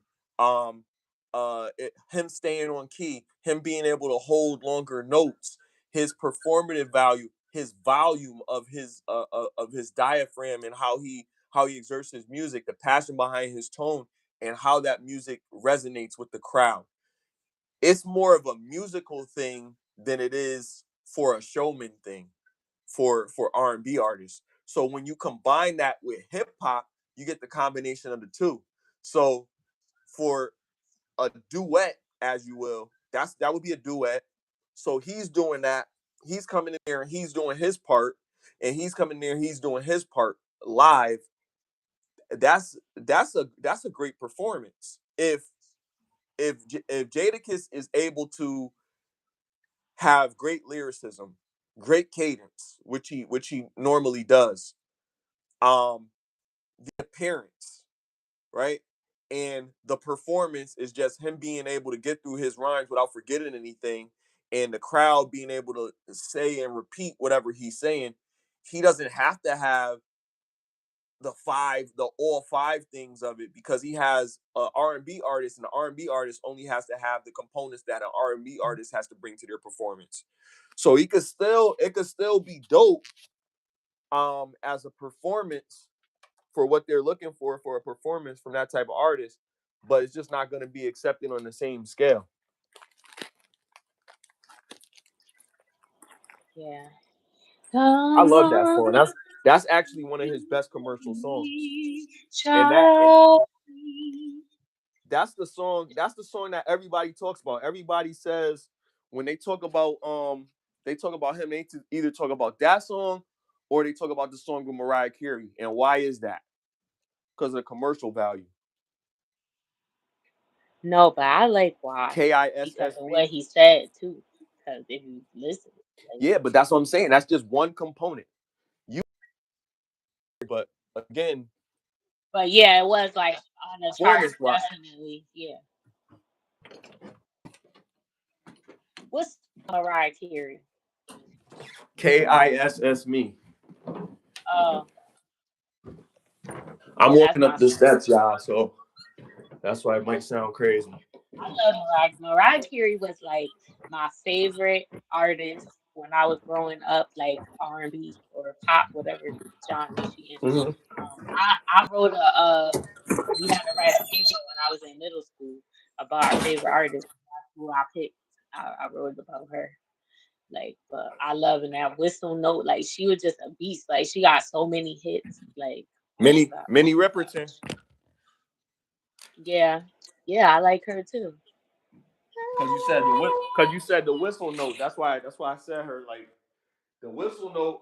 It wasn't started by Mariah Carey, but it was But emphasized Mariah by Carey Mariah Carey. mother was an opera singer too. Mariah Carey's best song to me is um When a Hero. I'm not about to sing it. But that's my song from Mariah Carey, the hero song. When a hero comes along with the strength to carry on. Yeah. And you catch the fears aside. That should Yeah, have I been in like a movie. Why that wasn't in a movie? it probably was. And I like uh that what is that song? I don't know. She's like in the water, like it's old. Uh oh, always be my baby. That's my song. Yeah, yeah. Mariah Carey was Mariah Carey. She was one of them. Um, Mine again. She got like every Who? time she Since we talking about music, since you talking about R&B, I'm not a big R&B fan. I love R. I don't know why I even said that because that's not true. you I'm a like I'm a all the music. I'm a huge R&B fan. I like certain R&B. I like R&B from the 90s, back in the day, whatever. But my question to you is because you listen to R&B a lot more than I do. You listen to the newer R&B, I would say, more than I do. I like Ella May. Ella May is Ella May is dope. Matter of fact, she had a concert and she had the guys singing along with her song. They were saying "Badu." That shit was crazy. Yeah, all the dudes in the crowd singing her shit. That's what I'm saying. That we like good music. Crowd Men like participation. good music. Obviously, I hope they was with their girl or something like that. I hope it was a whole bunch of group. But you know what? Men are going um to these R&B concerts now to meet women. They're going with their groups of friends, and they're going up there because that's where girls are going, and they're like, oh yeah, I'm gonna meet me a girl here at this Erica Badu concert. But you gotta realize when you go into certain concerts, you meeting the type of woman at certain concerts. If you go to a Badu concert, you're gonna meet a Baduism type of chick. I love Erica Badu too. She is. She's not gonna be your typical run of the mill chick most of the time. You might have a few that might be different, but them Baduism chicks, they practice spiritual things, and they got incense, and they you come into their house, and they wanna what's that shit? They got the fucking what's that shit they burn? They burn it, and Sage. the sage, they burning sage and shit. Yeah, they're doing all that extra shit. Oh my, I'm feeling I high. had to break down the philosophy of bag lady to somebody. I had to tell them what bag lady meant because they didn't know. They just thought it was like um they thought it was just like, oh, you got different types of bags or whatever. Nah, nigga. Like She talking literal about bag. she talking about baggage. Niggas don't want that baggage. Your child, you know what I mean? You carry your other Yeah. relationship, all that other shit. They don't need that baggage in their life when you come into their life. And women was singing it and not even know what the fuck they was talking about. No, She I didn't know what she was doing when she made that, but she knew what she was doing, and that's the thing. That's an artist. Music, you don't really give a fuck about the lyrics. You just it's melodic. I mean R&B. I'm sorry. It's melodic. You listen to it. You dancing to it. like You moving Neo to it. Soul. Huh? Neo Soul. She is She neo was. soul. Yeah.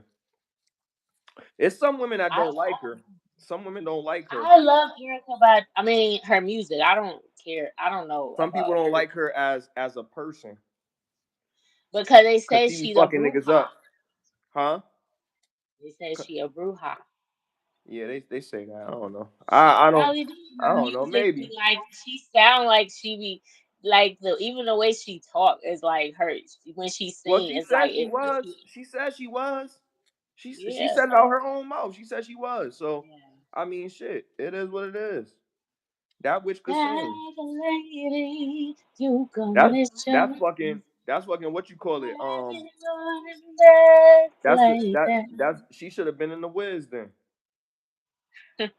Shit, because the girl in the Next Wiz, she was singing. lifetime. She got so many. So I like Erica Badu. Like she's Do you like the girl from the Wiz? The girl, I'm not from the Wiz. The girl from the new Wizard of Oz. Oz. I didn't I didn't watch none of them. You didn't?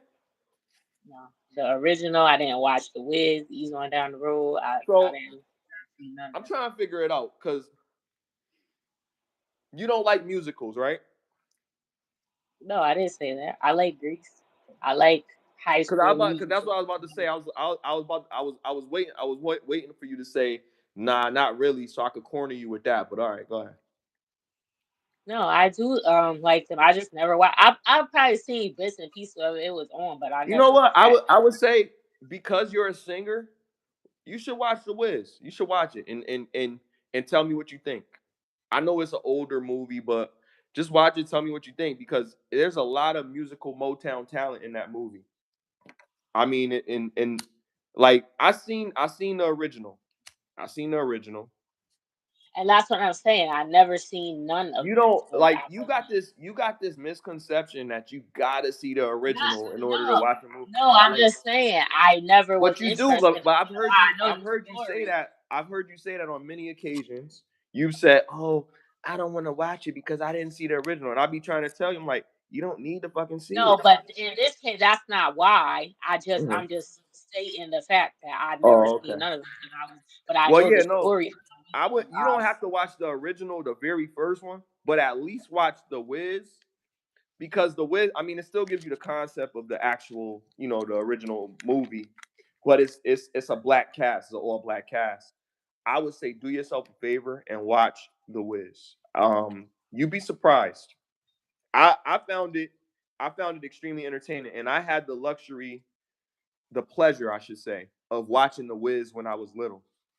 So when I seen it when I was little, I was like, oh, he's on down the road. So I was, I actually enjoyed it because when I grew up, I was the biggest Michael Jackson fan. Like I was one of them kids.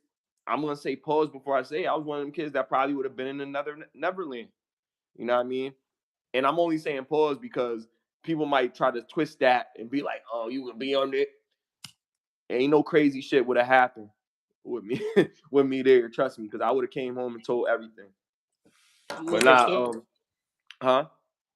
I said you was a kid. You wouldn't be able to stop So it. what? I would be. I still had a mouth. I could talk when I was 1 years old. What the fuck? Like I damn sure would have been running my mouth. He showed me his thing. No, but you said nothing would have happened. I'm saying you would have told Yeah, about it if if somebody he tried to asked. do something, I would have said to him, "Oh, that's nasty" or something like that. You know what I mean? And then he probably would have been like, "What?" Like, did you ever see the movie Butterfly Effect? Yeah, All right, so you remember the scene when he went back in time the first time, and then he went to the videotape recording when his neighbor's father was trying to record him doing some nasty little kitty corn or some shit, and he said something. He was like, "Hey, you sick bastard," and start saying all this shit and start talking like an adult in a little kid's body and shit. That's what it would have been like.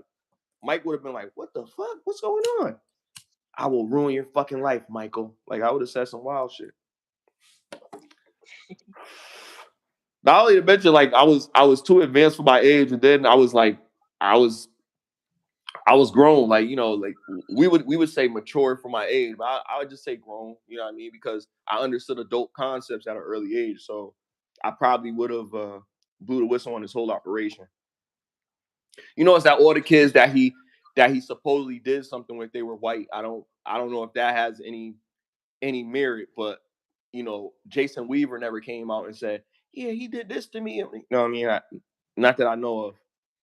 Everybody that experienced Mike from our race never had anything bad to say, and potentially, shit, if it was one of us, we would have. Don't you think we would have valued the most from getting some of his bread because we need it for our generational wealth that I I was talking about don't earlier? think Jason Weaver was left alone at his house either. When he went somewhere, his mom was probably with him, or That's that's his that's a, that's a mom. that's a speculation. But I'm just saying you never heard it. And even if that were the case, there could have been cases where he was alone with them at some point. You know what I mean? Because she wasn't with them all the time during every set, during everything. You know what I mean? I would assume so. But in any case, you know what I mean? I would say the black people would have probably, my only point was that we would have had the most to gain from that allegation as far as financially, because we probably would need it because we already fucked up. You know what I mean? But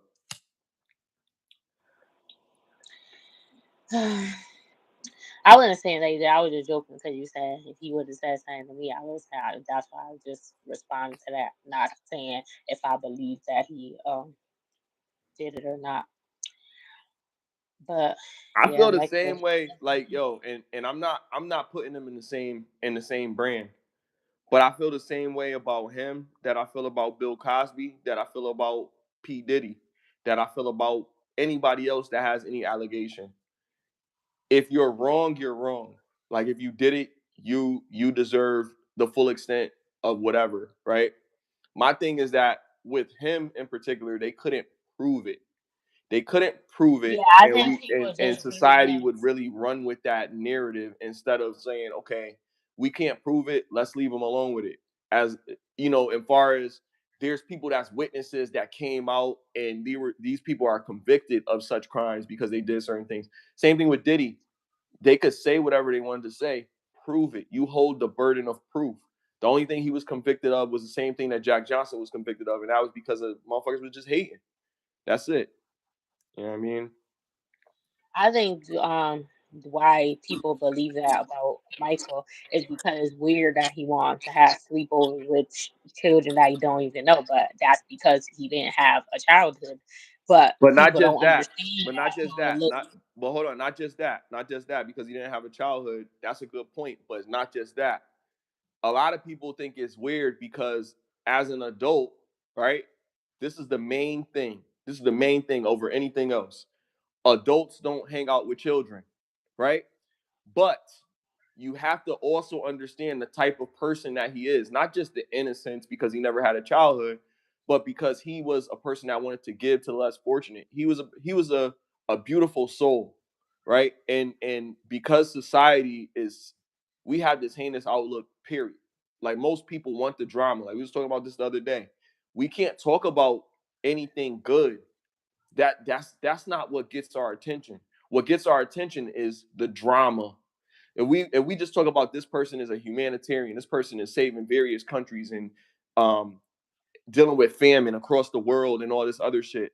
It's so easy for us to be like, well, he always wants to have kids at his house. Why would he have kids? The motherfucker got roller coasters. Adults really don't want to be on roller coasters all the time. Kids love to be on roller coasters all the time, playing with animals all the time. Adults got to go to work. The reality is like, yo, I'm not getting paid to have fun with you, man. I got bills to pay. So they can't do it. Kids are the only ones. Kids are pure of.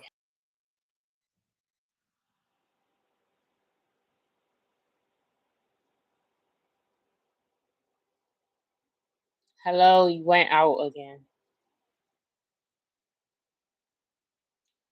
Hello, hello,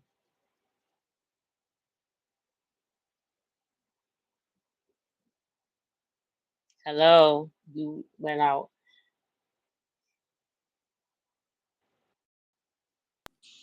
My fault, yeah, my fault. I was saying kids just want to have fun. Like they don't want to they don't really want you to give them any money or anything like that. They just want to have a good time, and they're not, they don't want anything more than that. They'll eat cakes and candy. He's got private chefs and all of that shit, and he doesn't have to spend too much money to entertain them. And it seems like their friendship is genuine. You know what I mean? As opposed to an adult, there's some agenda. There's a transactional effort. Like if you're just hanging out with me, what are you gonna give me for me spending my time with you? You know what I mean? Oh, this is Michael Jackson. I know he'll give me some money if I need this. He'll buy me a house. He'll do all this. These kids don't want you to buy them a house. They just want you to hang out with them and spend time because they saw Smooth Criminal and Baby Bad, and it was like, oh my God, he's the greatest person ever. They love Michael Jackson because his music. They seen when he was a little kid and the music he made when he was a kid, and they seen the music that he made when he was an adult, and it was like, man, this guy he's magical. He was our era's really Willy Wonka. He was like our real Willy Wonka. You know what I mean? So that's why kids loved him. I was a kid. I never met Michael Jackson. I loved him. You know what I mean? So I would have been a true friend.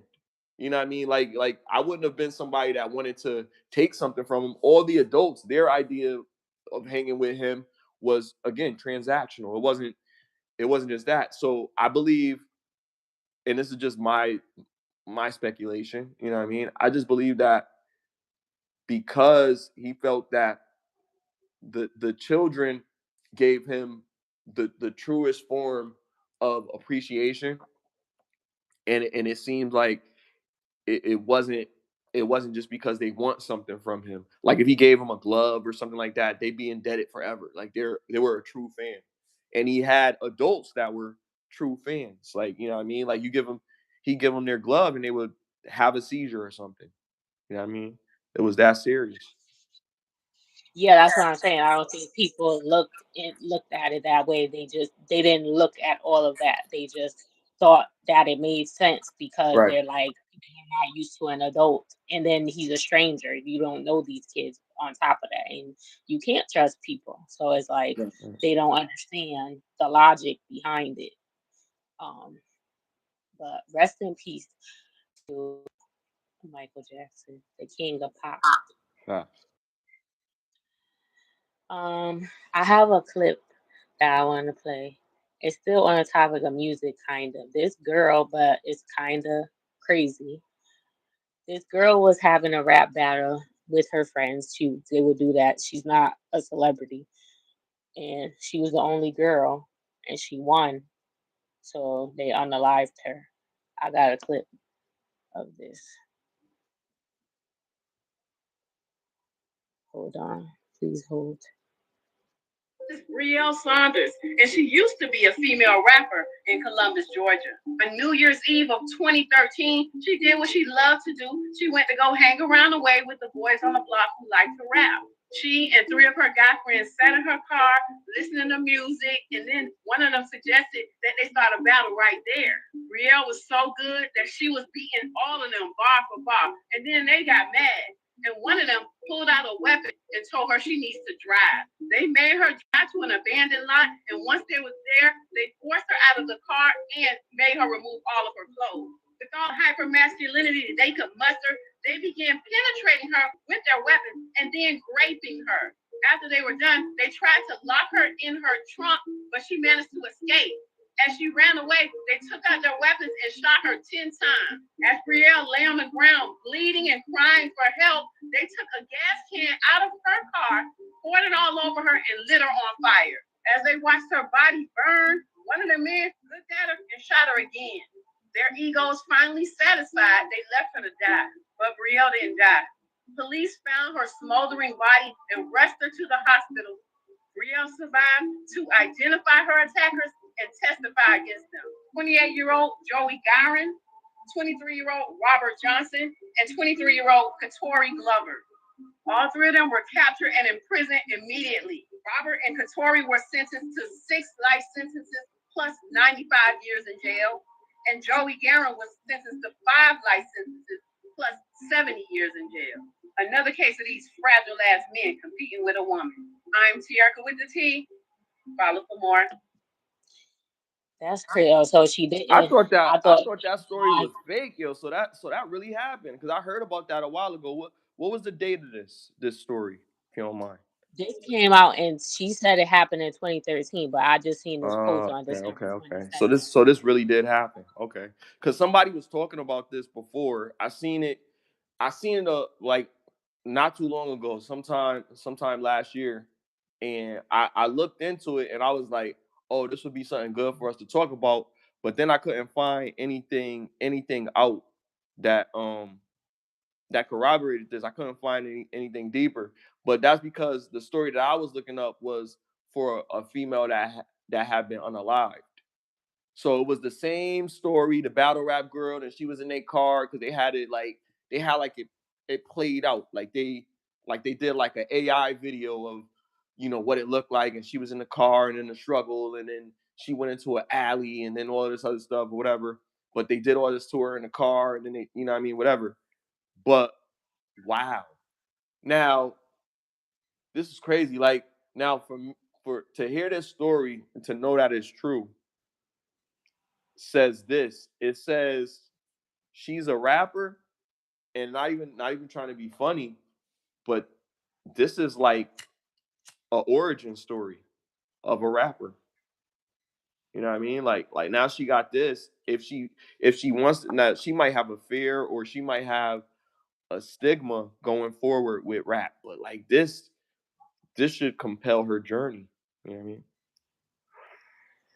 Yeah, they were charged on August 21st of 2018, and it happened in 2014. She was from Columbus. So I just Damn, Googled it to 4 years see. later. Four Well, years. they arrested him, but it take a while for people But to go that's to what I'm court. They saying. sent Like, them to damn. mess I'm them glad up they got some shit, immediately. but damn, it took them 4 years to do that to her, for her to get justice. You know what I mean? Like it's kind of crazy. Yeah, they probably had to wait, but they captured him right away. They just probably had to wait for the trial because they be backed up because so many people be doing crazy Well, stuff. they had to wait until she fucking cooled down or whatever. Fucking Yeah, that too, but she they was be like in the backed up. hospital, crispy and shit, and not even trying to be funny. I know it sounds like this how I talk. But she probably in the hospital in a coma and shit, you know what I mean? Well done. And they gotta Well, wait it until says he survived to identify them, so that's crazy that she survived. And they they shot got her. them right away. She But like 50. but She better than 50. She's like yeah, 50, they shot her 52.0. 10 times. Shut up. And burnt That on is fire. She Kane, nigga. yeah, that's crazy. She a real Kane. Canaan. Yeah. Keenan. No, his name. Oh, Kanan. Kanan. Yeah, yeah, Kanan. Yeah, because there is someone else named Kane on that Right, but he is ain't get burnt on fire. no, but I'm saying that is somebody else's name. That's what I'm saying. So that's why I was making sure this separated because but what he was on the Tariq on the ghost on the book of ghosts one. Yeah, That yeah. I wasn't was talking about on him. I mixed them up. yeah, you mean 50 Cent. Yeah, that motherfucker 50, man. That nigga. Did you hear what they were saying about the Dave Chappelle shit? Like they still talking about it. What So did he down there talking comedians, about? well, there's good and bad. So I don't know. So now Dave Chappelle is the most talked about comedian right now. Cause a few years ago and maybe early last year, Cat Williams was the talk of the town, comedian wise. Right? Now Dave Chappelle, because Dave Chappelle was always controversial and edgy since his Def Jam days. And I've always thought Dave Chappelle was really funny. Now he's had some comedy specials that probably didn't hit the way that this one would have hit. Like to me, Killing Them Softly, because I know like I'm a big Dave Chappelle fan. Killing Them Softly to me was like one of my favorite stand-ups that he's ever done. Even after watching in this one, you know what I mean? But all of his specials that he's done has been funny. I've laughed. Like, you know what I mean? It hurt my side laughing and shit. Like, you know what I mean? Like it was really that funny. Maybe I'm just too silly. You know what I mean? But the fact that I'm a black young man sitting here watching a Dave Chappelle comedy show and I'm about to pass out from laughing says a lot about how I understand his level of comedy. If you not doing what I'm doing, then you not listening to him the same way that I'm listening to him. Like, first of all, Dave Chappelle is highly intelligent. So the kind of comedy that he does is kind of like he's black, right? So it's like black satirical, right? But the way that he tells comedy is kind of like a Richard Pryor type of style of comedy. Come out there, smoke a cigarette, and just tell you guys, what the fuck is going on in my life. This is what I'm going through. And that's usually what comedians do. They get up there, they tell you a little bit about what's going on in your life. But he'll get up there and tell you this, and he'll tell you about some of the things that he's discovered throughout his travels, like what he's learned about the opposite race, what he's learned about women, what he's learned about the world and society. And then when he starts talking about the alphabet community, when he starts talking about them, it gets a little bit crazy because everybody is like, "Oh, what is he gonna say about this?" You know what I mean? And he speaks his truth. A lot of comedians they tiptoe over certain things. Black comedians only speak about black topics overall. They don't really touch on the community as much because they want to be able to come back to wherever they performed at. They don't want to have a hit against them and be blackballed, but he doesn't care. He's successful enough and he's comfortable enough to get up there and do what he wants.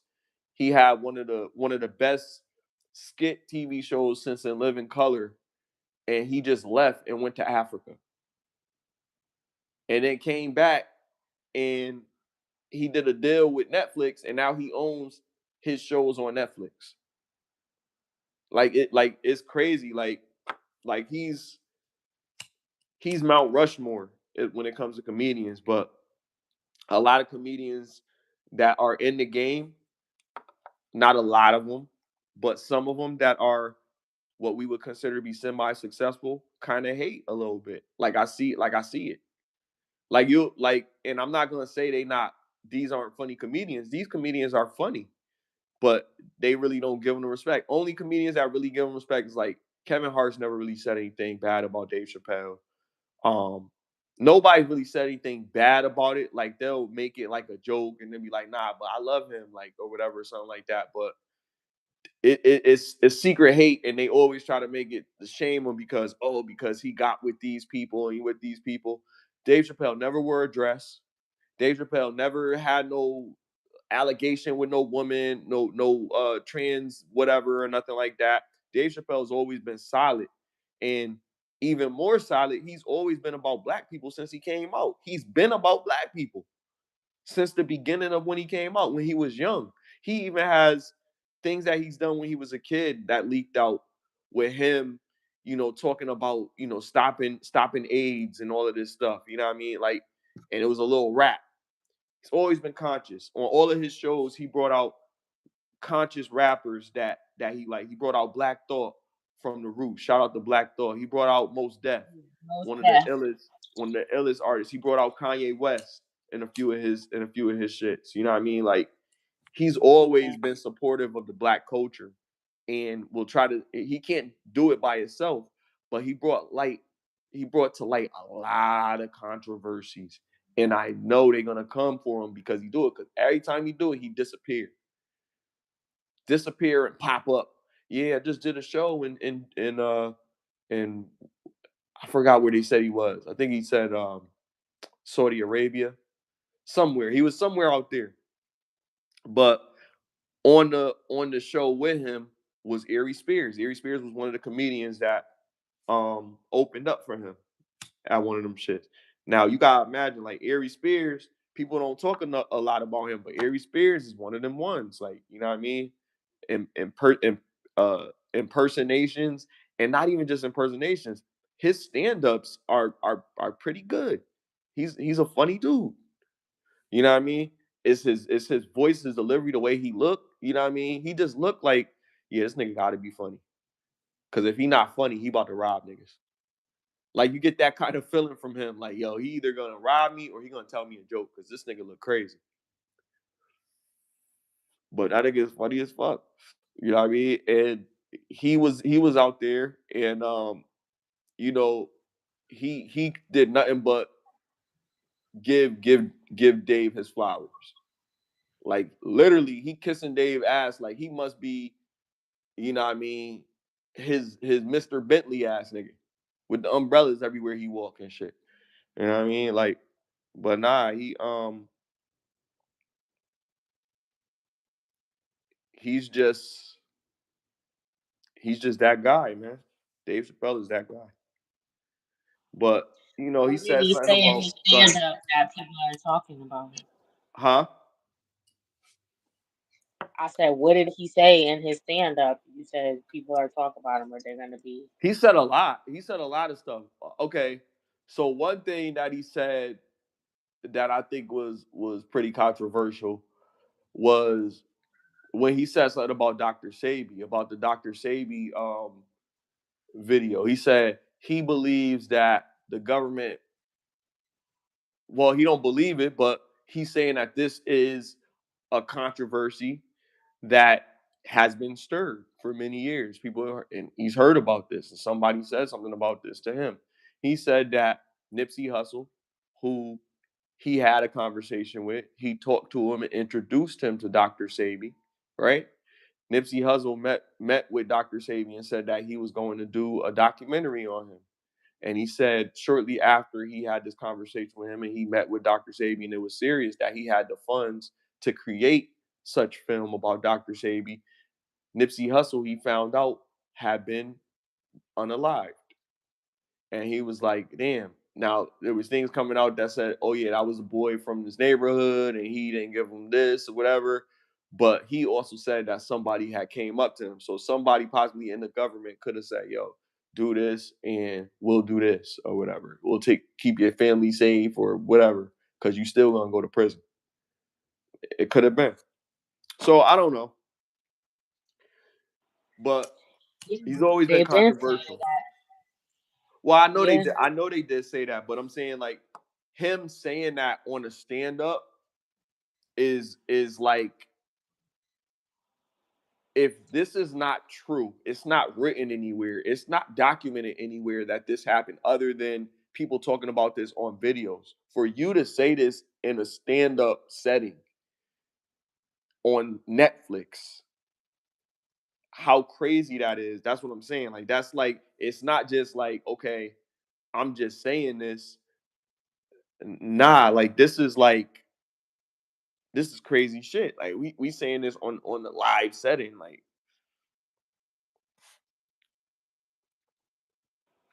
Yeah, it's crazy. They probably do be doing that 'cause they don't want people saying stuff. And every time when somebody say something, then they disappear or they start talking too much or saying stuff that they ain't supposed to say. Then they disappear. So who knows? It might be true. But rest in peace to Nipsey Hussle too. facts, yeah. Nipsey Hussle was a hothead though. I seen a clip of him and somebody, which but I get his reaction though because people is crazy. They just put a camera in his like they were like at his car or something. Like I don't know. Somebody started recording him. Like people were recording a video or whatever. Like and he started flipping out like what the fuck? Like he cussed at them and stuff or whatever. And Lauren London was in the car, like because he had came out of somewhere and it was right. He was like, yo, this could have went a whole nother way. Like you can't just be popping up on people like that, pull a camera out. Did I tell you that it was okay for you to record me? Like, and it's like, and it is like people like just be invading your privacy because Lauren was yelling stuff out from the car too, saying like chiming in, like, uh, and like people gotta respect your boundaries. Just because you're a celebrity, like, yeah, he didn't have a problem like probably being recorded or him say, but it's like you just popped out a note, and then from where he come from and stuff he got to deal with, he on 10 or he on 100 already. He already checking over his shoulder, and you just pop out with a camera. Like it's like you gotta relax. But yeah, I liked him and Lauren together. I think she really loved him. Um, so even the kids, all Lil Wayne kids, bro, Reginae has a podcast and she brought her siblings up there. And they all just like look like different versions of Lil Wayne. Like it's crazy. She looked like him. All the boys look like you could just see his Oh, face. Lil Wayne's son just did a track. He did a track with Kanye West's daughter. Kanye West's daughter made the beat, or yeah, she made the beat, and he did a song on it. Or Northwest. um oh that's dope. Yeah, he was rapping on. He said he even sound like Lil Wayne too when he talked or whatever. But I brought him up because Lauren London already had kids. Then she had a kid, and then she had a kid with Nipsey, but Mm. he was saying even after all my mother had been through, Like she's still a great mother. Like she even dealing with what she had to deal with, she still was a present mother, and she still like basically like she put her feelings to the side and make sure that he still had um a good life, and that she still was able to be there for him and stuff like that. And she talked about that too on Angie Martinez, like how tough it was after losing, when you feel like sometimes you don't even want to get up. But you got kids, you can't do that. Like you just want to sit in the dark, and um, but she had to try to make everything still normal uh after losing him. Um, because it's not just about her. She got the kids got to still go on. They got to keep living. She got to keep living, and it's just sad, man. All this violence, Yep. but at least the kids are okay. Well, that ain't his kid. That's her son with Lil Wayne that was talking about it. But he probably they was together, so he probably wasn't a part of his life too. Um, you know, but he lived with her, so um, I'm sure they had a relationship, so that probably did affect him too. But she did good with him.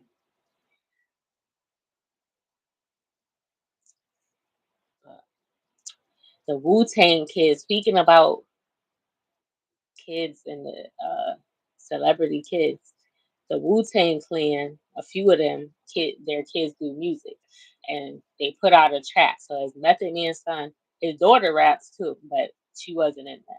But it's Method Man's son, ODB son, which is YDB. He calls himself Young Dirty Bastard, and I forgot Method Man's son name. You Guys son and Ghostface son. Ghostface has two kids too, but one of them is part of the LGBTQ community. He does music too. He rap and sing, and he's dope actually. Like even though the song I heard was he was dissing his father or whatever because they don't got a good relationship, but it was a good song. And then he rapped, he was singing and rapping. He was good, but this was his one of his other children. He got mad kids, and he looked just like him, and he was rapping. So it was YDB, Method Man's son, you guys son, and Ghostface son. They made a they made a song together, and it sounded like some Wu Tang shit. Like it was good. Like it was. I'm like, yo, this what the rap game been needing. And I was listening to. I'm just talking about different music that I've been listening to lately. And Lloyd Banks got a new mixtape out. I like Lloyd Banks, and it was. I didn't finish listening to it though, but it was good. What I heard, like I like. So I think the game got something new out too. I gotta check that out because I like the game be spazzing. Like so, like I just love music. Like so, everybody check out those titles if you haven't listened to them. Go listen. I don't know the song name with the Wu Tang kids. They actually call themselves something, I think, but I don't know the name. But go check that out. You go, or I'll put the link down below in the clip. I'll put it in the description. But yeah, they definitely dope. They gonna be a problem. But I wish they would have put the other kids up there too, like Method Man daughter and I mean I don't know, it was only boys though. But Method Man daughter and and Ghostface other son. He could have said something up there. I don't think they wanted him up there, but No, but he could rap. That doesn't mean he have to say something gay. Like he could say, but because I'm, I know I that's mean, I know what you're saying. I know what you're saying, but I don't think that's. But yeah, I get it. It would be a beautiful world when everybody can be together and be on the same yeah. I was same watching accord. Holiday Heart just real quick, and I already seen Holiday Heart. Holiday Heart is a really good movie, right? And I can't take Ving Rhames. I just think he's gay after, like, I already watched it before, but I always just thought he was, and that's fine if he is. Maybe he's not. The acting was too good, like, or whatever. This nigga worked in a club as a cross dresser, and he would be performing, mimicking, lip singing old songs from the 70s or whatever. Where did our love go? Diana Ross songs and stuff with a sexy dress on, and he had his hair. I think that was his real hair. I don't even think that was a wig. He grew his hair out and straightened his hair, and he he was really, he wore makeup, like it was just. But the point of what I'm saying, because we talk about coming together, like, this probably won't happen in most cases, but like, so he's dating this, I mean, this lady was a crackhead, or she was addicted to drugs, and he found her, like, her daughter was like, help, help, because she was getting beaten or whatever. So he took her in. He had an apartment, an empty apartment in his house or whatever. So he let her and her daughter stay there. And then the mom started dating this guy. He was straight, obviously. So he's like, I don't want my girl or my stepdaughter to be around him because of his sexual orientation or whatever. So he was mean to him. He was like, he started paying the rent for the apartment. He moved in. He was like, I don't want you around them no more, whatever. So then the mom started doing drugs again. She was clean when she got with him, but then he was a drug dealer. So she started using drugs again. And he lived right across the hall because it was his house. He was just renting out the other apartment or whatever. It was like a duplex.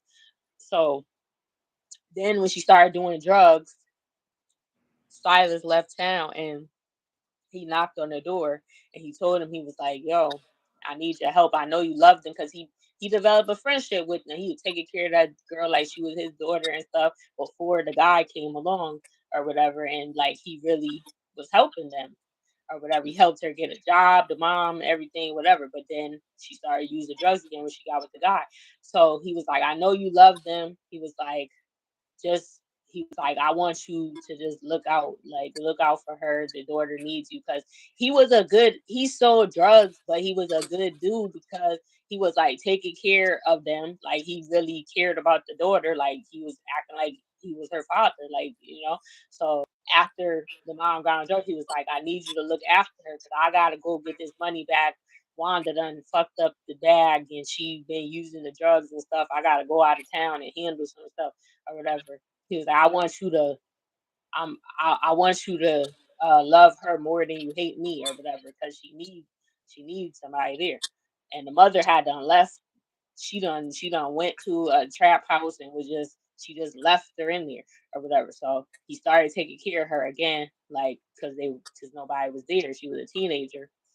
So then he comes back into town eventually, and then they start like basically raising her together. Like, but then he ended up leaving again because he realized he was a bad influence. But they were able to get cool, even though he was a straight man. Like, and it probably looked crazy. Like, they dropped her off to school together and stuff like that. They got cool. Like, he accepted him because he respected it. Like, he loved her, and he felt like that's his daughter now. So it's like they was able to bond as men, and like put aside he's a gay man and you're straight or whatever. Like, so it's like it's a movie, obviously, because in most cases it wouldn't be like that or whatever. But they really, you know, that's that's amazing if it could be, because you could look past that. It doesn't mean that he wants you just because he gay. Doesn't mean he a predator just because of that. Like, 'cause that's what people be thinking too. Like, oh, they're gonna do something. Most of the people that do that stuff be straight, be straight men that be doing, unless they're, you know, unless they do it to, like, they do that to women. So it's not. But but yeah, that would be uh The idea that of would be the idea of accepting the unity, um just like that absolute unbiased idea of it is kind of difficult, because they have to get, first of all, they have to want to understand it. I don't think most heterosexual men want to understand that. There's no reason to understand it. You can still be masculine, but then your sexual preference to a woman kind of conflicts with that ideology, because the ideology of masculinity versus definition of ideology is the societal um, structure of the term. So societal structure of the term means that from the beginning, or a biblical or Levitical sense of the meaning, is that a man is supposed to be with a woman and a woman is supposed to be with a man, and they're not supposed to have children until they get married. But anything that goes against that contradicts society as a whole. But what society? It's not Western society. It's not 2025 United States of America. It's just other nations that continue the Levitical aspect of what union between a man and a woman should look like. Now, does that negate that men could be attracted to men?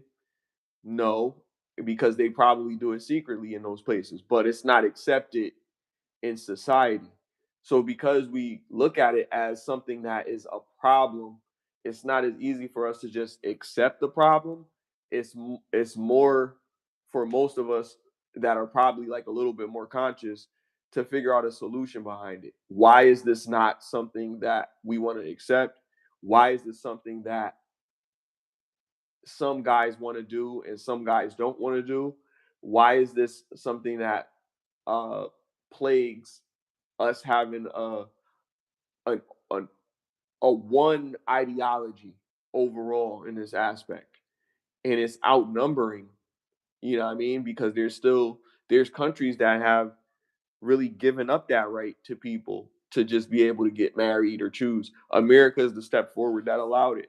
So when you put certain things on America, like I don't feel the same way that um Ari Spears probably feels about America, because we live here. You know what I mean? We don't have the money to just go to some place and just live there and just experience life there. And even if you go to experience life there, you still realize that you have a lot more freedoms in America than you do anywhere else. But it's still, those freedoms are more or less an illusion, because of what you really want with the bigger picture is you want equality. If I'm not really free if I don't have the same privileges as my counterpart. It just doesn't make sense. And that's why women complain about things like their body, their choice, and all these other aspects, because it's like, how can we really be free? And, well, this is what they want us to live up to. Nobody's making women be traditional women, because we don't have anymore. That's an example. Nobody's making women subscribe to an ideology. Nobody should make men subscribe to an ideology either, if it's not harmful. But the thing is, like, the idea, oh, it's almost paradise for men to be able to, straight men and gay men, to be able to raise a child together, unbiased of their differences or their sexual orientation. That would be paradise. That doesn't sound like paradise. It just sounds like an orgy or some shit. Like it doesn't seem natural. And that's because historically, what have they taught us? That it's not natural. But to help your theory or help your thing, like I think, yeah, it's it's an ideology that a lot of women would think that, and some men would think that would be a great solution, just accepting it. But we realize that it is a problem, because some of the straight men that are deciding that they have a family and they see how successful their family is, they're not identifying the fact that this is confusion for children, because there's still some people that feel very strongly against that ideology. So they're raising their young men to be masculine young men, and probably insensitive to the fact that there are boys that probably like other boys. And so they're bullying them, they're fighting them, because they don't have the understanding, and they're not going to cope with that to have that understanding. Does that mean teach this in school? Does that mean show this in more movies and more commercials? I think that we're looking at it in a different way. because, like, they said, well, someone said that you have to identify the why before you just say, okay, well, we have to accept this. You can't just say like people are racist as a blanket statement and not say, well, why are you racist? Because you're just saying they're racist because they're calling you out of your name, they're saying all this. But if society has only taught them to think this way about you, and they've not allowed you to progress any other way, then it's only going to be like, well, you got to believe this. You're better than them. They're animals. They're not like you. It's not Yeah, it's just not black. really about promoting it. It's more so of like once they reach, if they, I think, because one, I believe what they said that it's like something that happens during the pregnancy process. Once you see that your child is showing them behaviors that would indicate that they're probably going to be gay or something like that, and then you've done whatever work you're gonna do, like to find out what's wrong, to rule out if they were touched or not as a child or things like that, and then you come to the conclusion that that's not it, and you put them in therapy or whatever you think that's going to work, or whatever you think is going to, if you can, I don't think you can get rid of that once they have reached that, if that's how they are. So it's more so about getting people to cope with the people that are already like adults. It's not saying to tell them that they should do it, but it's like, how do you deal with it once it's already happening? And yeah, preventing it, we need to know why it happens. But I think that's like a birth defect based off of what science tells us or what they said, because it's during the pregnancy process, um, how they end up being a part of the community. Um, and I think that we need to figure out why that happens, why they don't, their brain doesn't fully develop to the right gender that they are physically. Because that's what they state. So I believe that theory, and I do think that. So now, to me, that's my why, because I believe it. So yeah, why? Why now we need to figure out how that happened, That's not a. um, I don't. to stop it from happening. I And don't I think think it's that's. a I birth don't think defect. that's a Well, why. I think that's the same thing. It's just reframing the acceptance. I don't think that's the why. The why, because you're facing a narrative because you have no other. You have because another. No. not Hey, hold on, hold on, hold accepting on, it hold is on. I let under you. I the let you guise cook. of I thinking let you that cook. you Hold can. on. I wasn't finished, Oh, I thought you was done. All but right, go ahead. accepting it, I mean, not Now you're. accepting Well, it no, you said you is weren't done. why, So now because you're you're going. that's You're under the challenging the guise of acceptance. that you think you can But change it. That's I why thought you people was. don't I thought you accept it, wasn't done. because they think that they can change it. If you can't change it, then what do you do? No. Here's the thing. You said you believe that it's a genetic disorder, and that's your why. You believe in that it's a genetic disorder just now. That just being the okay. You're sick. You have a fever. We can't fix you from Not your fever. genetic, Hold on, congenital. Erica, hold on. You're That's sick. You not what got a I fever. said, but I I'm know, but correcting you. hold on. Let me just say my point, and you're sick. You got a fever. Okay, we can't cure you of this. So you got COVID. Get out of here. You know what I mean? That's what it sums it up to me. That's what I'm hearing from everything that you just said. It's not really so much as a why. It's just like accepting that there's nothing that we can do about this. They don't. That's a theory that it's genetic. That's not a truth. That's what you believe. You believe that theory, but that theory is just Not a genetic, theory. congenital. That's a At birth, theory. not That's genetic. a theory. Genetic What you means that's said, passed okay, down. but that's their scientific theory. That's not proven. It's not proven. So it's like I'm saying they have I cases. believe that. I So I I'm saying if understand you that. That's can't that's what I change just it, said. then what do That's you what I do? just said. If Hold you on, hold can't on, change hold it, on, hold on. I'm not done.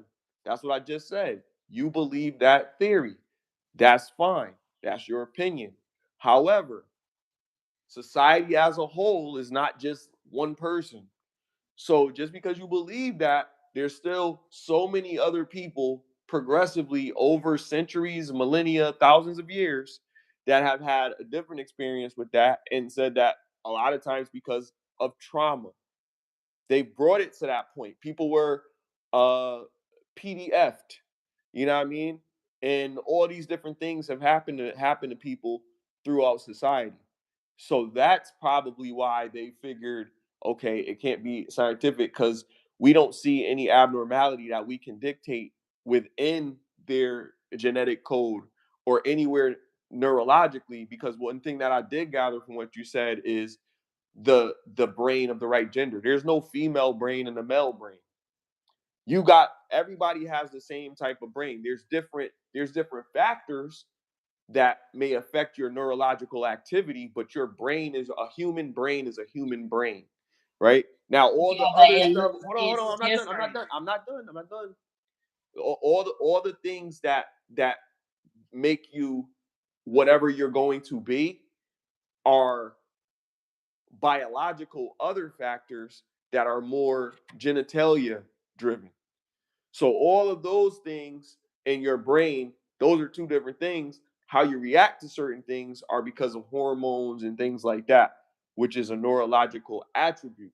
But you still have a human brain. It's still a human brain. It's not separated by genders. So that much is it's more of a just like, okay, we're accepting that we all have the same brain, but it's got to be something else because why are some people like this and some people like that? Well, then it's got to go because they got too many X chromosomes or too many Y chromosomes or not enough Ys or not enough X's. You know what I mean? That's what we're going to finalize that, and that's more of an acceptance. Solution is what kind of brought us to this. If this is the theory, figure out what brought us to this and what we can do to prevent this from happening. What is something that we can do? Like if it's really something that we can't avoid, and another thing that they said with that theory, if I'm not mistaken, this was years ago when this theory was created, was there's also a serial deleter um, genetic deficiency.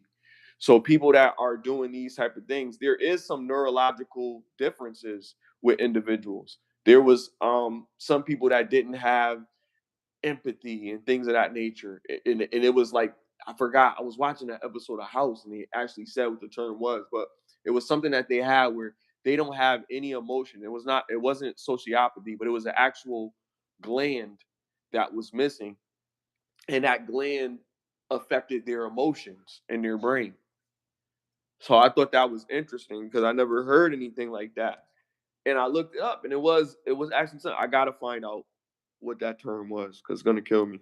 But but yeah, I mean, but back to your first point, I mean, I don't think it's anything wrong with the idea of like, okay, if it has to be that way, uh, um, a gay man helping a hetero man take care of a child because that was the brother of the sister that passed away, and that's the uncle or whatever, and they both got to be there for this kid because he's been off and on in their life, and him being supportive. I don't think there's anything wrong with the aspect of it. I think people can work amongst each other and harmoniously. The ideology of people being able to work together despite their differences or whatever to come together for one good purpose, I think that's always going to be a good thing. But I think we shouldn't just lean towards acceptance of this because I would want to know because of how he's wearing dresses or wigs. I hope he's telling my son you shouldn't wear wigs and you shouldn't wear dresses. You understand what I'm saying? That to me, we want to teach our men to be like men, and we want to teach the women to be like women. But when we lean more towards the opposite of that, I think that affects the progression of our race. And then it would lean more towards artificial means, which a lot of people aren't really a fan of. But if that's something that would be our solution, because that would be accepting it. Okay, well, we're just accepting it. So, well, they can do vitriol and they can do this and they can be surrogates and they can make a baby in the lab or whatever or something like that, and that would be the solution, or freeze your eggs or something. You know what I mean? Like the natural way of doing things led to progressive societies. But when we start to do things differently, even in the movies, they always show how this can go wrong. But we don't care about it going wrong. We just care about, fuck it. This is what we. This is the only solution that we have. So let's just go with this. Just accept it instead of trying to say, all right, more, and it may not solve it overall, but at least it's something that would help. More fathers present in their children's lives to protect them from predators and people that do things like that. If the fathers of the predators were there, then they probably wouldn't be predators. It's probably more of a likelihood that they wouldn't. These things are calculated. You know what I mean? Like they're looking at like, yeah, there's a possibility, but we can't speak to the one-offs. It's probably going to happen. Now, once it happens, what do we do about that? Well, that person goes to jail, they're incarcerated, and then this kid that learned this doesn't do this to another kid in the future, and it doesn't repeat itself. Because this kid had an example that if this motherfucker did this to you, he's gonna go to jail for a very long time and never gonna see the light of day. But when we don't do that, we don't practice that. This is wrong. You shouldn't do this. Boys don't do nothing with boys, and whatever. Then we already have them set up in a way where it's like, if this dude touches me inappropriately, then it's wrong. Now, can we accept that maybe some kids might just be that way, just out of the blue? You know what I mean? And the mother is there, the father is there. The father is a manly man, as they would say, type of father. He shows a lot of affection to mom and whatever and all of that stuff. And his son, he don't let him break his wrist. Like, you know what I mean? He's tough on his son, and his son plays sports and everything like that. His son has a girlfriend and everything. He's not going to think that his son might be like that, but his son might be like that. But at least he's going through life in a way where he can see what a man is supposed to be. He's being the way that he should be towards his girlfriend. His girlfriend likes his family. His girlfriend doesn't think he's weird or whatever. Now, if he grows up and he's like 18 or something like that, he decides, listen, I'm not happy like this. I've always liked men in the locker room or some wild shit. You know what I mean? If that's what he wants to do at that point, then that's different than the ideology. Because then we're saying that even the father being there, this still happened to this kid. This doesn't happen all the time. It happens more in the broken homes. It happens more in the single parent households homes. It happens more in the adopted kids homes. It happens more, not saying that it doesn't happen in any other cases, but it happens more in those cases because there's not the protection there to prevent these possible things from happening. And I think that protection being there to prevent these possible things from happening could help these households progress. Doesn't mean that if a kid is this or whatever, I can't I can't say anything about what's now.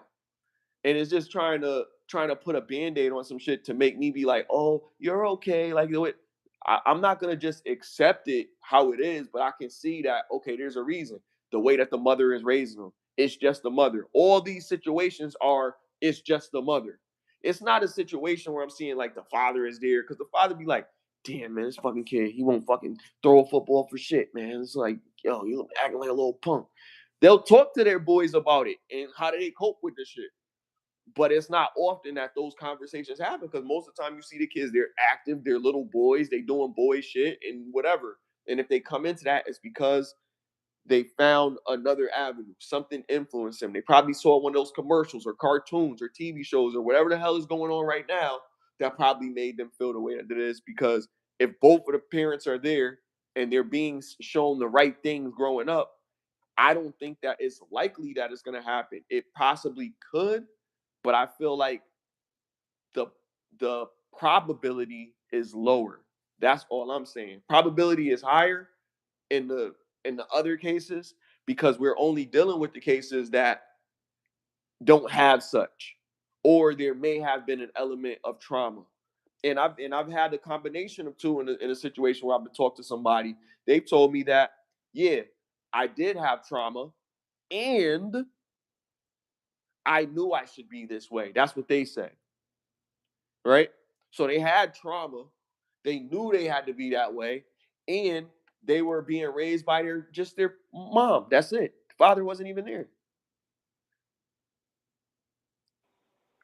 Okay, so you said a lot, I did. but I think you misunderstood, and let me finish because you talked for a long time. I think you misunderstood what I said because I didn't say to just ignore it and say, okay, you're gay, and that's it. That's not what I said. I said you should go figure out why, ask them questions, go get therapy, rule out somebody touching them. I said that specifically, or whatever, and see if that is something that happened or not, or if they were influenced, whatever the reason. If there is a reason that they can physically tell, that they can voice to you after you go talk to them and do what you got to do, then rule that out.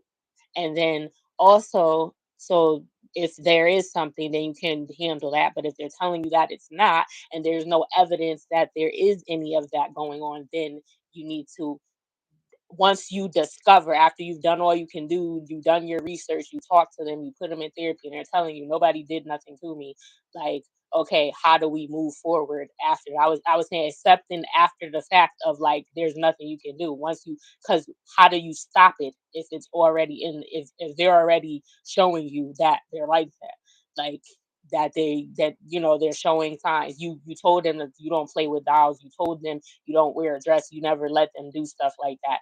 But what do once you realize like you can't, it's at a point where it's like, okay, Get you them in. noticed this all along or whatever, Get them and in. the father is there because this is happening with people with fathers or not. So that Also about the so then brain, that's the I'm real. not finished, I I'm know you're still not going. finished, but Al- that's what Also, I'm saying. That's answering that question yeah, that you just okay, asked. but Get them in.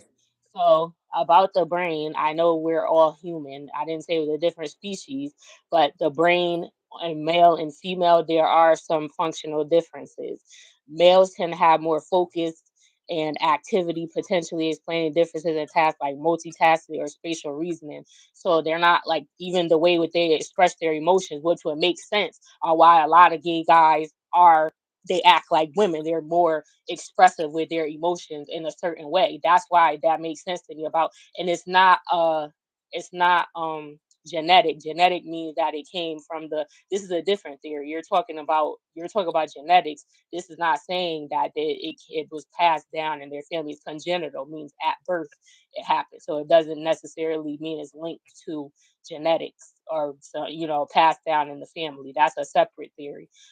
But I do want to that's why it makes sense to me, because the male and the female brains function differently in most cases when it comes to emotion and stuff like that. So it would make sense on why when a person is gay, if they're a man, then they have, some of them have female characteristics. There are some gay men that play football or you are more masculine. You wouldn't even know that they were gay, but their father sometimes they wasn't around, and they taught them still to be a man and present as a man would.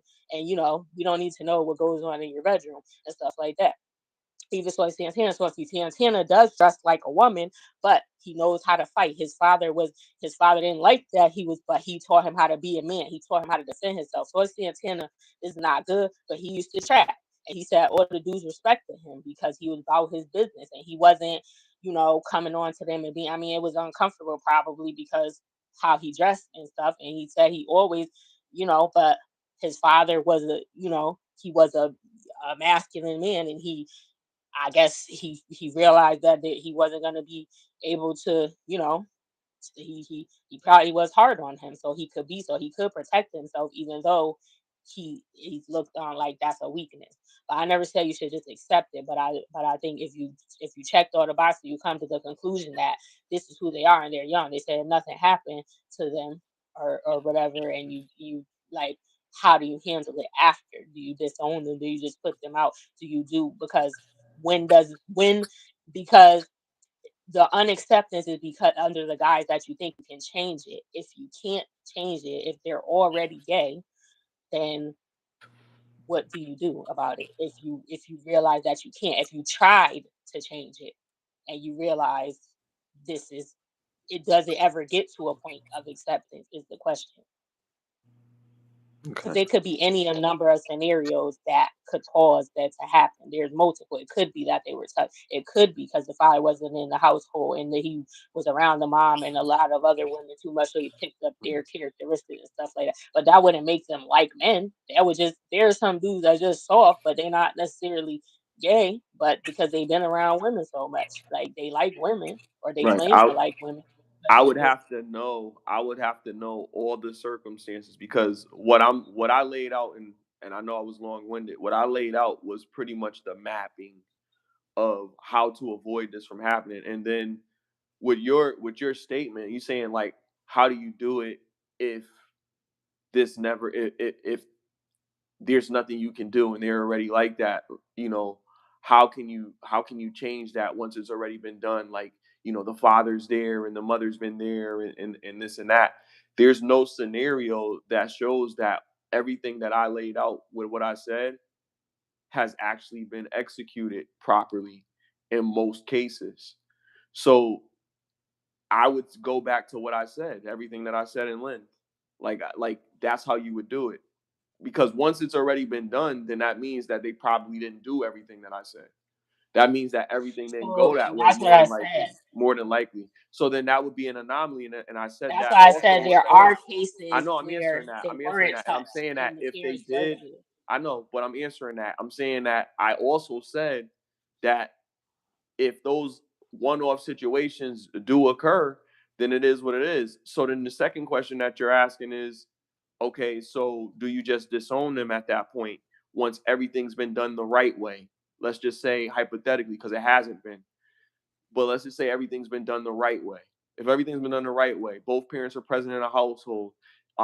They've given them all the love. They've never nothing's ever been done to this kid. They've gone to therapy because they recognize that certain things aren't right with the child, and da da da da. And the therapy's not trying to mind fuck them and trying to make them think that no, it's okay for you to be like this. Like, you're a boy. We need to get to the bottom of it to understand how much work has been done into actually doing that, because I believe that most American society will just wave it off. If a father is present, his son's not gay, his son's not this, that, da, da, da, da, you know what I mean? And he's not getting his son therapy to deal with that. He's not trying to pour into him.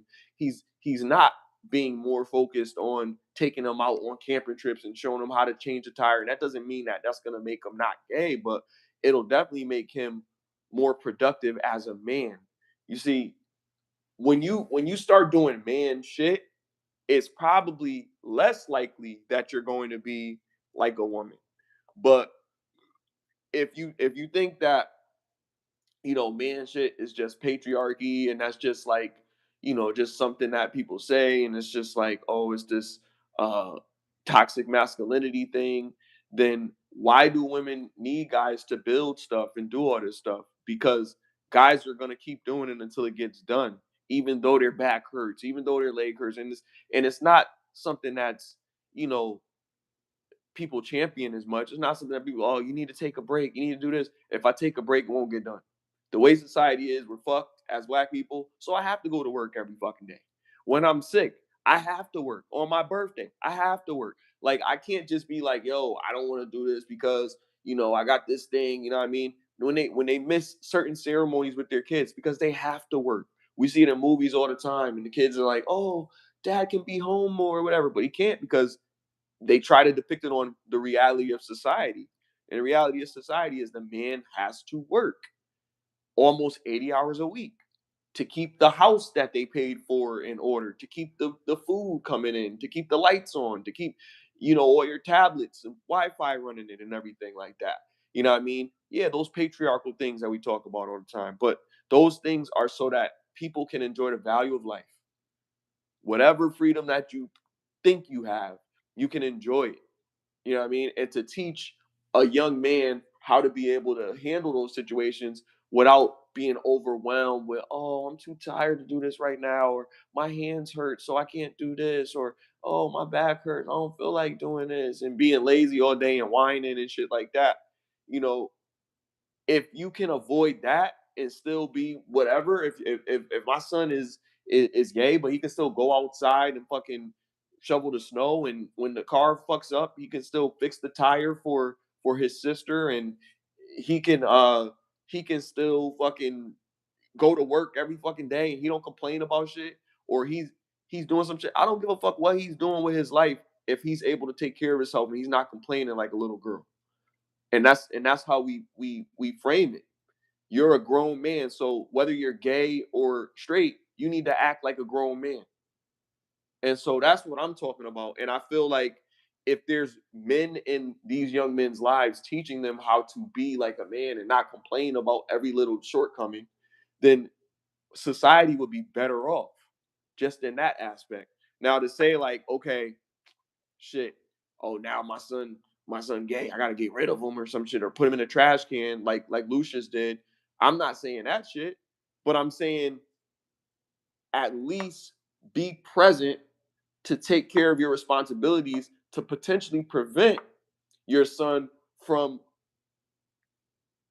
I'm not going to say thinking right or thinking the right way, but prevent them from being a soft man in society. Not necessarily gay. There's some gay dudes that's probably wrestlers, boxers. There's wrestler dudes that's athletes and shit like that. So I'm not talking about that. I'm just saying in the sense of him being a weaker male. And that has nothing to do with his sexuality.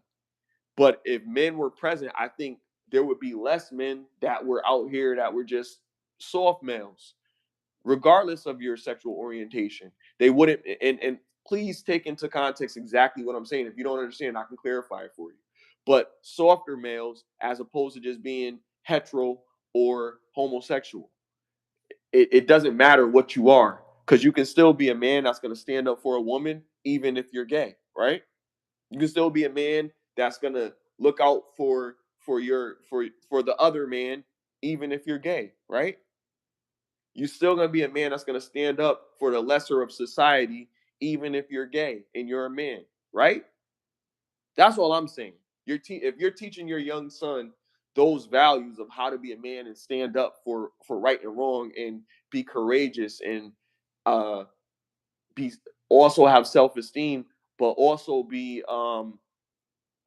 what do you call it, selfless, looking out for somebody else who doesn't have, having pride, having loyalty, having respect, what I mean, all of those aspects. If you're raising your son to be like that and he still decides that he wants to be gay, then that's fine, but he's taking care of whatever he needs to take care of. He's helping out with the family. If I die, I know that he's going to take care of his mother.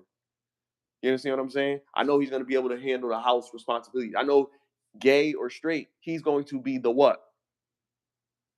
The what? You could say it. So yeah, The I no, agree. just say it. Just say it, please. Could you just say it? I said all that. I didn't You say anything said against all you. that. The I'm man, the man, responding to the what man you're of the saying. house. The man of the You're house. still And I going yield. I yield the floor there. The man of the right. house. Go ahead.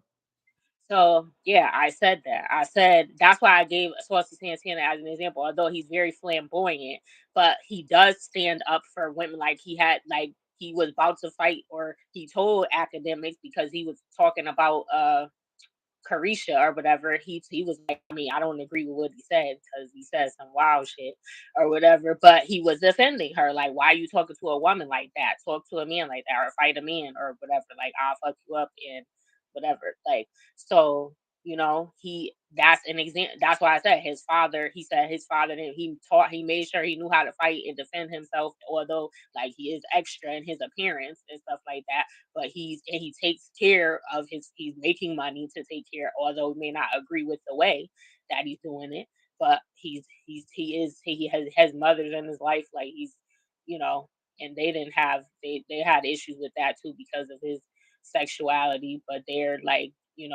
coming back together and like they're working it out and stuff. I seen some clips of him interacting with his mom or whatever. um but yeah, so yeah, you wouldn't want that, or most people wouldn't want that. Even some people that are gay themselves have said they would prefer it if their kid wasn't. But yeah, and I mentioned soft men too. I said some dudes are just soft, and it seems, and you would probably think that they were, but they just soft. So I was like, if they raising you to be a man, like, I agree with that part, because that's when you would still continue to do the work because they're your son, not because they're gay. Like, you would still make them take out the trash and do all that because, yeah, you're still a man at the end of the day, and you need to be able to protect yourself and your family and stuff like that. So his Like, his mother and there father be were dudes, together. they be breaking up, huh? His mother and father were together throughout his childhood. I don't know. Okay. All right, go ahead. But his father was, he talked about his father being in his Yeah, but life, but I don't know. that's not what I said though. Cause I know he might be an example of a he's a flamboyant nigga. You know what I mean? So like that's not even the example that I'm talking about. I think that if he had, Well, all the stuff you you know, listed, you said taking care of your family, defending yeah, yourself, that's what defending, I would still accept. standing You up said, for yeah. Well, women. what do I do? What do I do? What do you do if you realize that your son is a homo? I'm just gonna fucking say it, and you gotta take care of him now, and you know whatever, everything was there. You're there with your mom and all of that and all of those things. But I'm there with the mom. He has the example of a man and a woman being together and all of this other shit. I don't know if anything ever happened to Saucy Santana when he was younger, if he had ever been touched by somebody or something like that. I don't know if his parents were always together. I don't know if his mother and father had a great relationship and it was a great example of what a man and a woman's relationship should look like or anything like that. I don't know that. But that if he didn't, then it kind of goes against what I was saying because that's what I'm talking about. I'm talking about that, the nuclear example. So when you see that, you have an example of, okay, this is what I'm supposed to do. Plus, I have the structure. I'm out here mowing the lawn. I'm out here doing my chores. I'm out here taking care of business. My father won't accept me to come in here with no dials and shit. How the fuck did he get to that point wearing long fingernails and all this extra shit? He had to be doing that for a while. His father never thought send him to fucking therapy. His His mom father put never him thought. out because she didn't want him doing that. That's That's why what they had him that's what put I'm him out. saying. It's crazy. I mean, his father didn't abandon him, but damn, his father, his father didn't do a great job. What could have? He still had the values, I guess, of a man to an extent of him taking care of his family. However, he did it. The whole thing about dignity, pride, respect, self love, self esteem, selfless, loyalty, leadership, all of those things. I mean, if he did all of those things, then kudos. But I'm just saying, if everything went aligned with what I said, it could have possibly prevented him from being like that, unless something happened to him. You know what I mean? It could have something could have happened to him. I don't know, but he don't look like a nigga that somebody ain't playing the butt. He too much.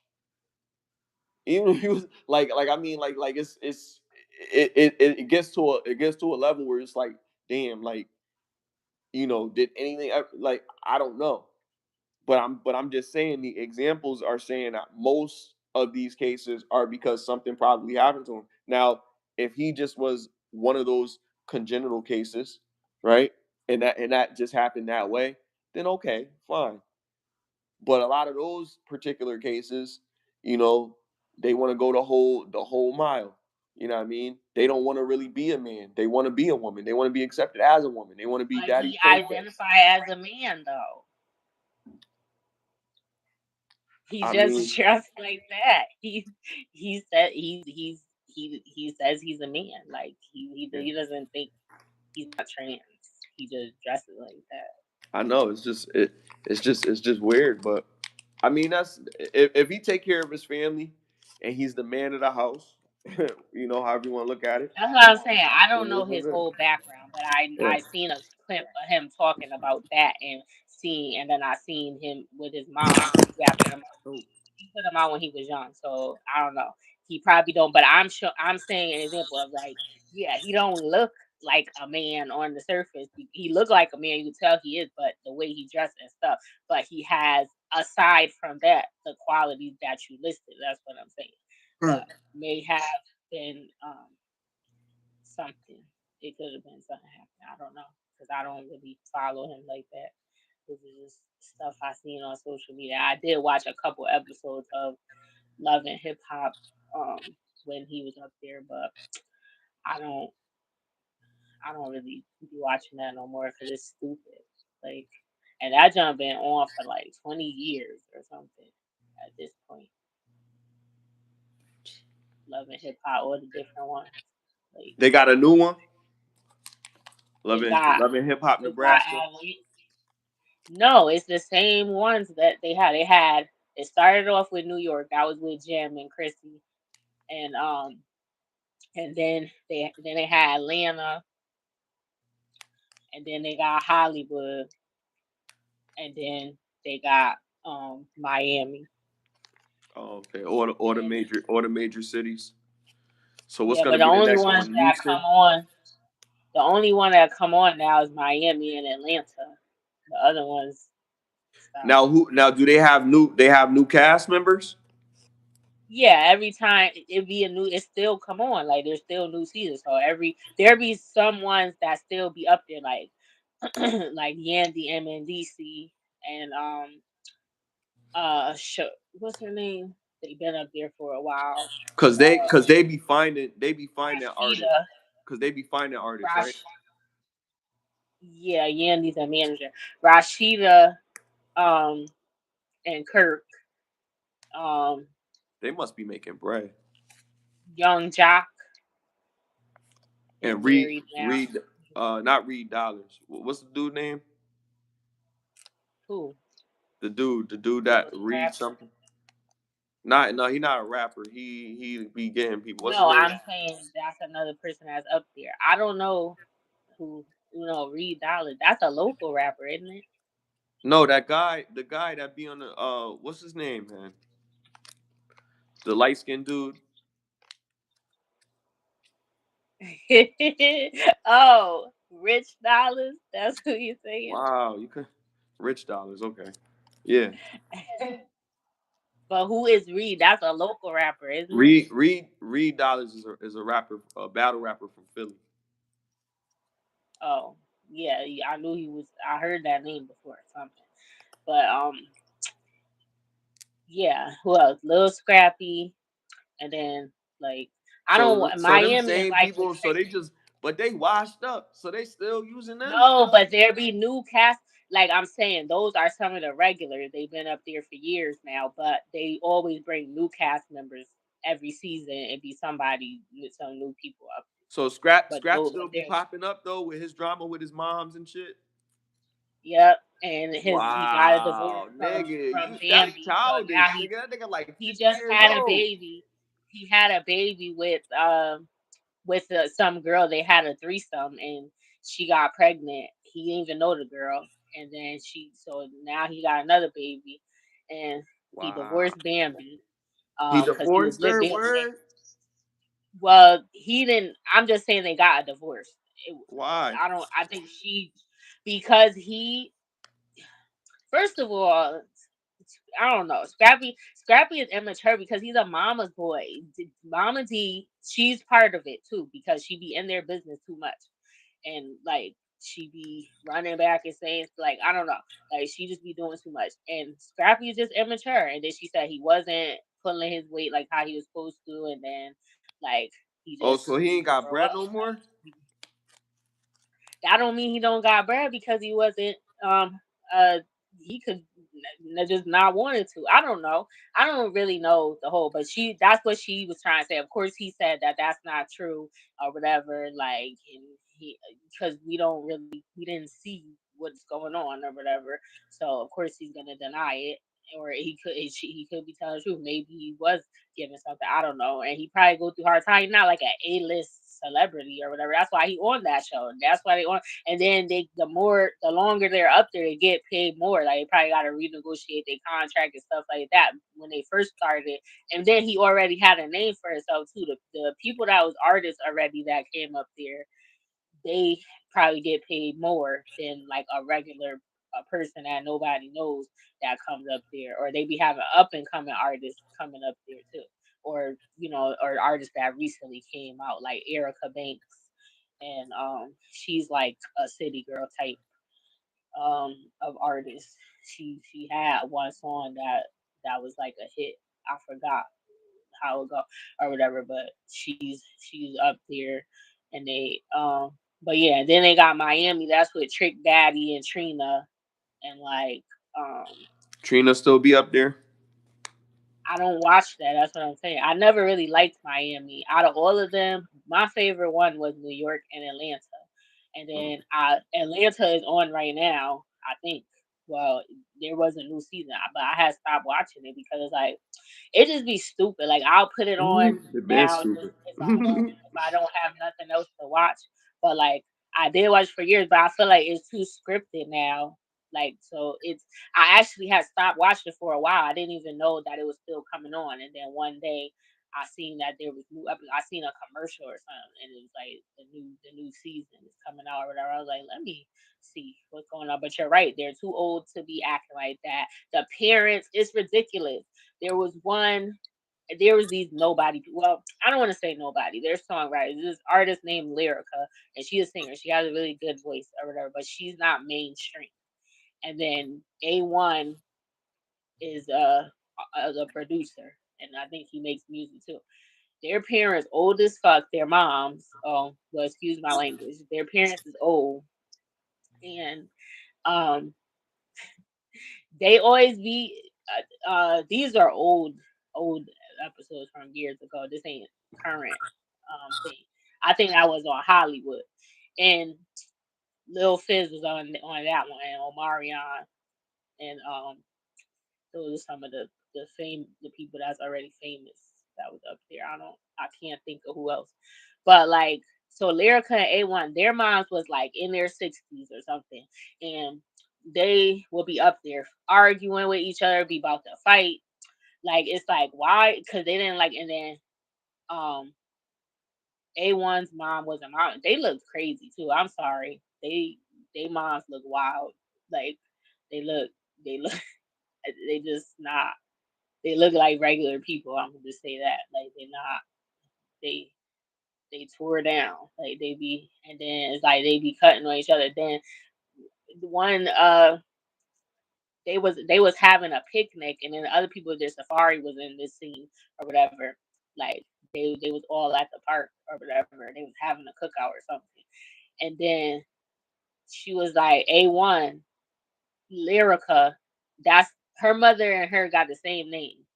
So the mom was like A1, she asked her daughter's husband, "Can you give me some money so I can get a BBL or get lipo or something?" She said she wanted to do or whatever, something to do with her body. And he was like, "You said you." I guess she had asked him that privately, or she didn't say that to him there, but he was like, "I got you something." He was like, "I got you a waist trainer." She was like, "What? Why would you give me a waist trainer?" She was like, "Hey, what? You got my mom a waist trainer? What's wrong with you?" Or whatever. And then and she was like, "You don't get nobody mom a waist trainer. That's crazy." Like I don't know. It was just stupid. And I'm like, and then the mom started arguing too. They jumped in it. Like it was just a mess. And it's like, why is she asking for money to get plastic surgery that she don't need? I mean, He I don't know. he She shouldn't was have got just her. wow. He shouldn't have got her nothing. No, the son-in-law got it I'm for saying the wife's mother. he shouldn't have got her nothing.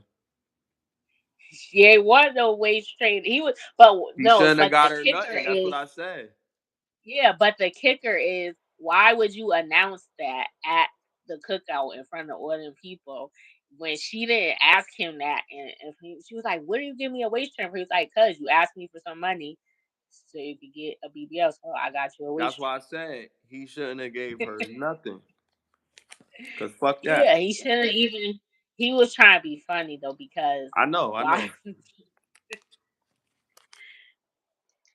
But I don't know. They just ratchet, and I don't know. I think Trina and that was the only one that still come on is Atlanta and Miami. But I don't watch Cause that. Miami They lit. have Everybody love Miami. All the big shows in Miami. Everybody be doing everything in Miami. Miami is a spot. It's a and vibe. that guy. It's What's expensive. that rapper name?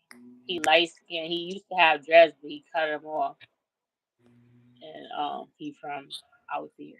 He up there. I forgot his name. That's where You know, Drink Champs is in Miami. um, um, what is his name? You know him. I don't know. He be with Rick Ross or he was. He from my Oh, or you they talking cool. about? I think you talking about. I know you talking about. Gunplay. That's the name. Yeah. Um, yeah, he's up there, but I don't know. I don't really. And then they had like some kind of extra one where it's like people from other Love and Hip Hops become like had a show where they mixed it up, like people from Atlanta, some people from Hollywood, some people from Miami, and some people like a special season where they Yeah, so reality TV. Uh, but it is what it is. I get it. It's entertaining, but it goes back to what I said earlier in the podcast. It was like we need the drama. The drama is what's entertaining to us. Like seeing everybody's trashy life and how messy they shit they is crazy. entertaining. I wouldn't It's entertaining to us. I wouldn't want to live like that. I just I me just look neither. at it. That's You know, it's crazy. crazy, and I tell people that if you aspire to this, there's something wrong with you. Uh, But right. Why would you want everybody in your business and know everything that's going on? because again, social currency, the notoriety, the price for It fame. ain't worth it. It's not. It seems when you see it in real frame and you see what it does to people. Yeah, it's definitely not worth it. But their bank account says different. All these motherfuckers get new veneers and all that shit. I mean, they love it. You know what I mean? Everybody just when they tell them that, okay, if you do this, we're going to give you 60 grand today, versus them having to work, even having a good job, them having to work 4 or 5 months to make 60 grand. They get 60 grand that week or at the end of this month. Some of them be like, damn, that's better than I do now. Shit, why not? That price. And people gonna know me. And I'm gonna have mad people on my timeline and mad people gonna be in my DM. Some people love that, you know. Like we up here, I don't mind, but we up here faceless, right? Some people be online and they gotta be seen. It's it's important to realize that with the celebrityism, everybody watched a movie wishing, man, I wonder, wish that was me. Not realizing all the work Macaulay Culkin had to go into to be home alone. You know what I mean? Like you probably might want to be that kid. Like it's a great family movie for everybody to watch in front of during the holiday. But it's like think of all the work each individual actor had to go through to be that role. Just even no matter how simple it was. Even his little brother that was in there, as young as he was, what you had to go through to do that. And then we go back to Joe Jackson, Michael and the Jacksons and all of that.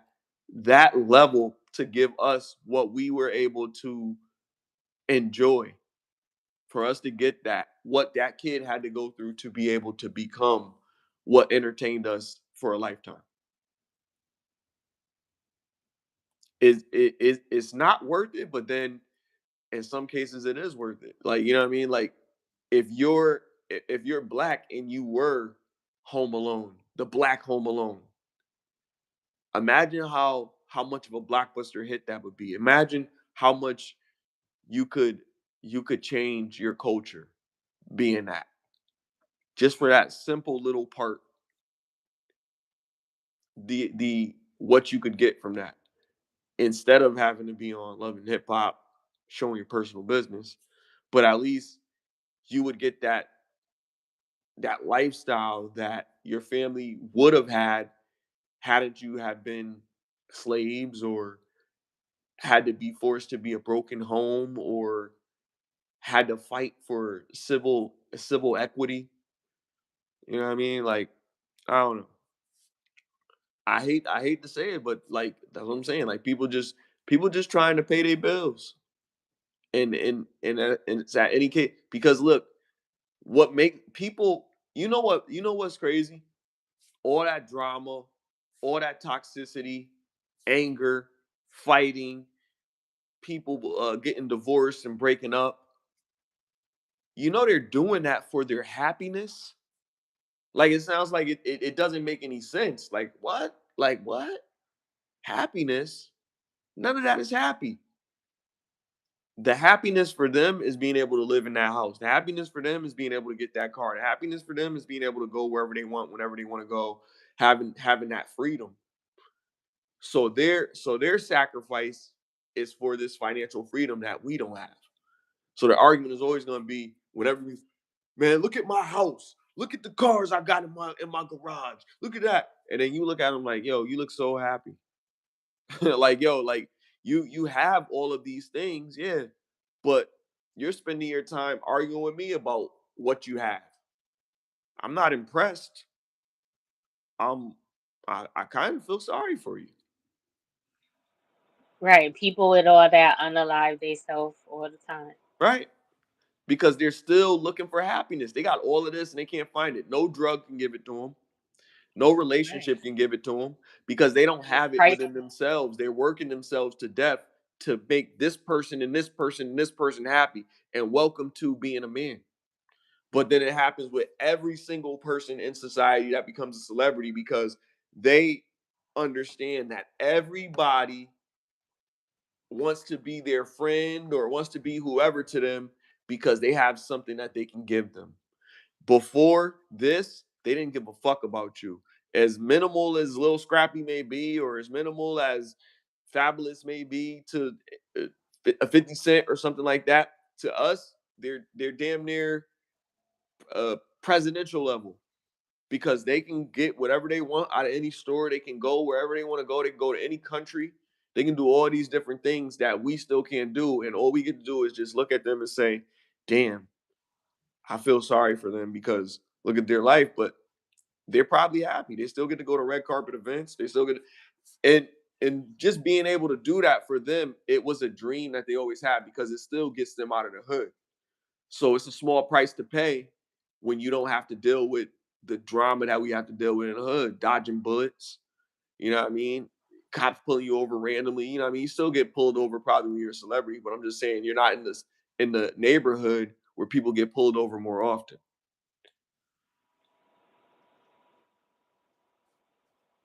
Yeah, I got another clip. Oh, I need to get a it won't wrap. let me play it. Yo, make sure your battery is good because you're the host.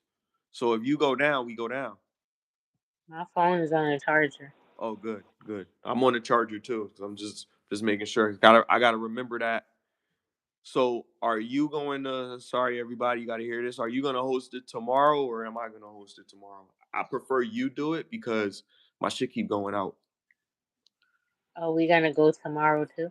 Yeah, that's when we're supposed to go. I know, but I thought it could be this and Nah, that. nah, we got to give the people what they want, man. They came here Um, today because they was like, oh man, you know. Shout out to everybody that pulled up. One person, whoever that is. Shout out to whoever's checking us out right now. We appreciate y'all, man. Definitely hearing that's us one talk right about. now, but we have people coming We in. have people here, but people come in, check, sitting there.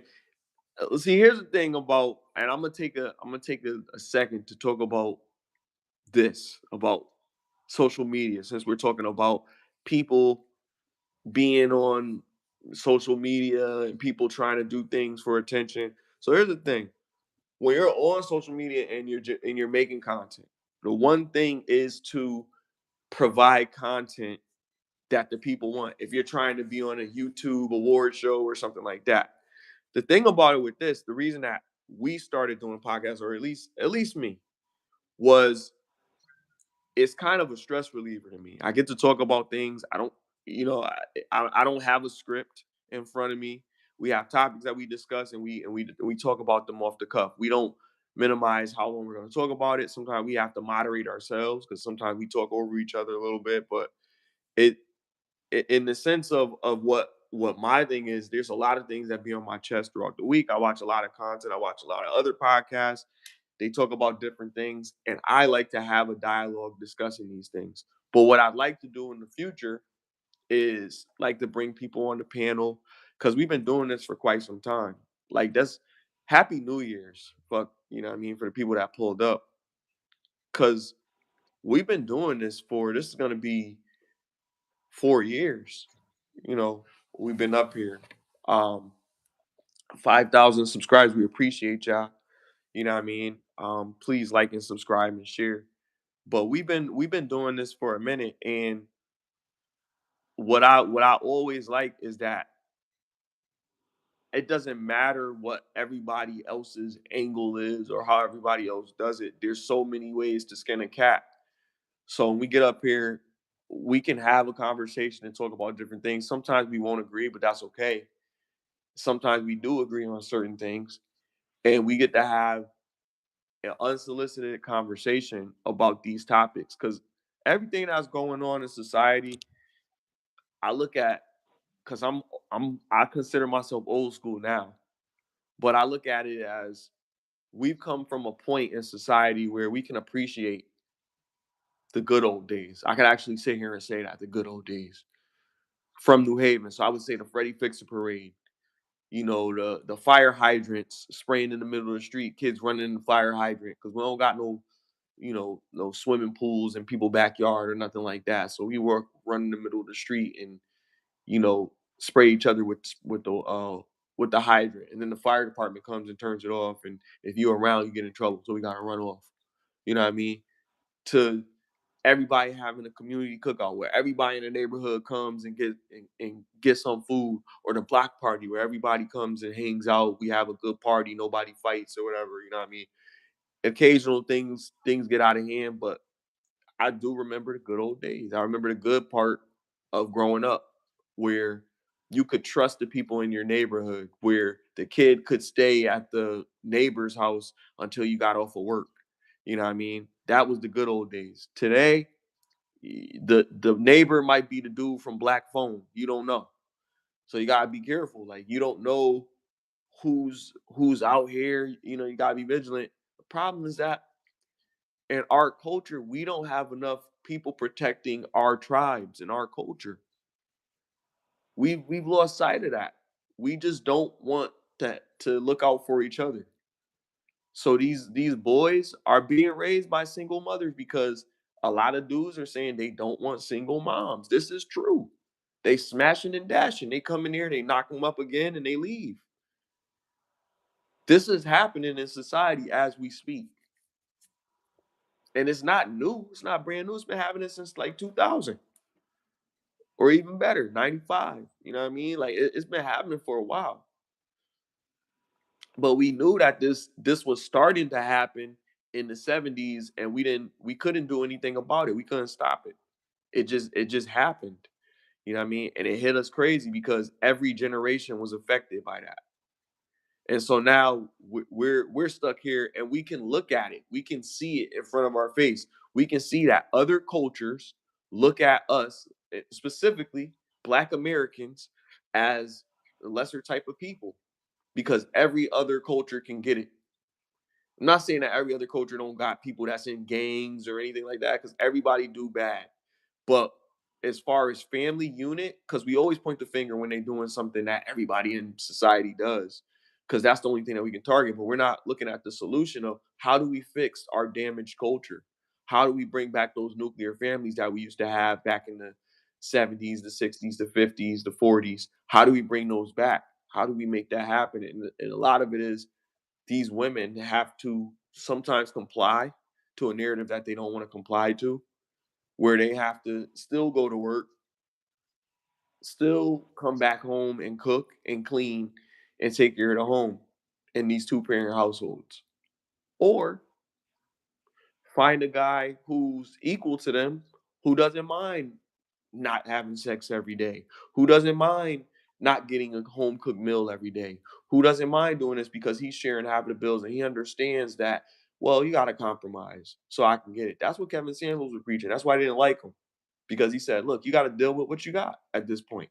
Either you can change and become what the men that you're looking for want, or you can accept that there's going to be guys that may not mind what you have to offer, but you're going to have to deal with what they have to offer.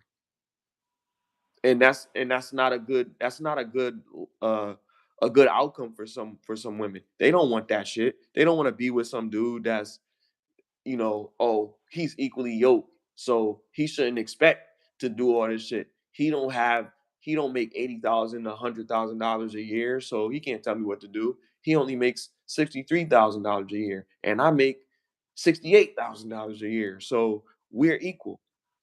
But you're not. We don't realize the power we have. It starts with the holy, with what I guess with what the holy word tells us.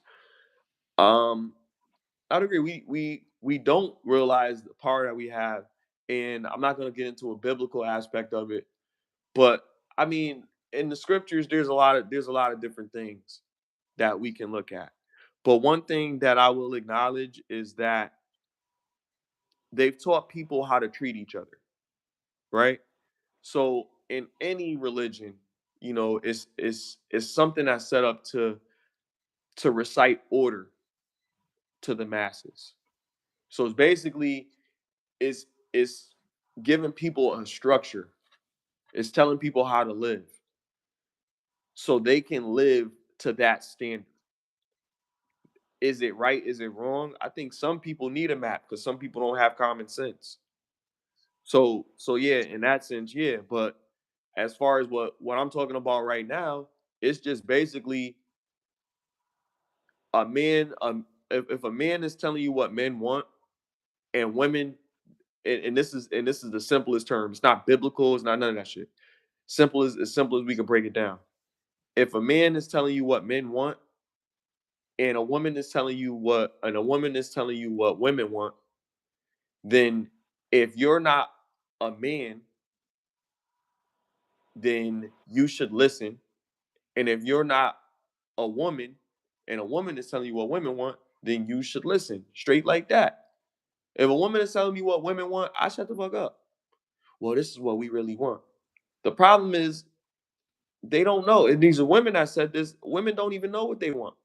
And then there's some people that will say, well, men don't know what they want. There's some men that will say, well, men don't know what they want. And I'm telling you what men want. And I think most men agree. We'll be online, we'll be scrolling, we'll be looking at girls with big butts, big tits, got everything out or whatever. And that's what we like to look at. That's what we like to play with. That's what we like to enjoy. But everybody can see it. If this girl was just for me and did all of that, then I would be fine. The problem is she's not doing that just for you. She's doing it for everybody else to look at so she can feel better about herself when everybody gives her compliments. And sometimes it's like, oh, well, we want the man that we love to just give us compliments. That would be fine. He would give you compliments if it felt like he needed to give you compliments. Women don't make it seem like they're they don't make it seem like they want what they get from the guys. They seem like they're happy and they want you to read their mind in some cases. So if I'm gonna have to just assume that everything is okay because you never told me that anything is okay, like if a dude, like I preach transparency to dudes. If you want the woman to give you more top, then tell her, look, come on, man, what's wrong with it? What's going on? Let her know. But in that same breath, I'm also gonna say to women, if the man is not making you happy, let that man know he's not making you happy. Your love, what do you call it? Your love language is acts of kindness, or you want him to, you know, tell you that you're beautiful or something like that. Okay, fine. Let him know. Make that a conversation. Let him see how happy you are when he does these things for you. Don't assume. Oh, this guy, he forgot our anniversary 5 years in a row. Now you want to get a divorce. He don't need to be with you. I stand on that. I feel like, yo, like if an anniversary, literally, birthdays, all that pagan shit, whatever the fuck it is, it don't matter. Those celebrations don't matter. You with the person that cares about you, with the one that want to be with you. Now, for us to really like a man, and this is what I be saying, men want to be with women. We want to be with women. Women want to be with a man that's like a fucking woman. Like a dude don't have to remember every fucking thing. Like he don't have to remember every fucking thing. But the things that he do remember should be the things that keep y'all good in life. protect y'all. You know what I mean?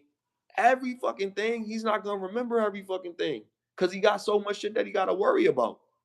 But a woman needs to understand that. And a man has to also understand that, okay, if she has an oversight or she forgets some shit, then you have to accept that shit. But duties and your relationship, that's different than just remembering occasions and celebrations and shit like that. The duties is this nigga go to work.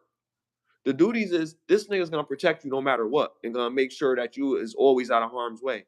The duty is this guy is gonna be there when nobody else is gonna be there. He's the first person that you're gonna call in these situations, and he's never the last.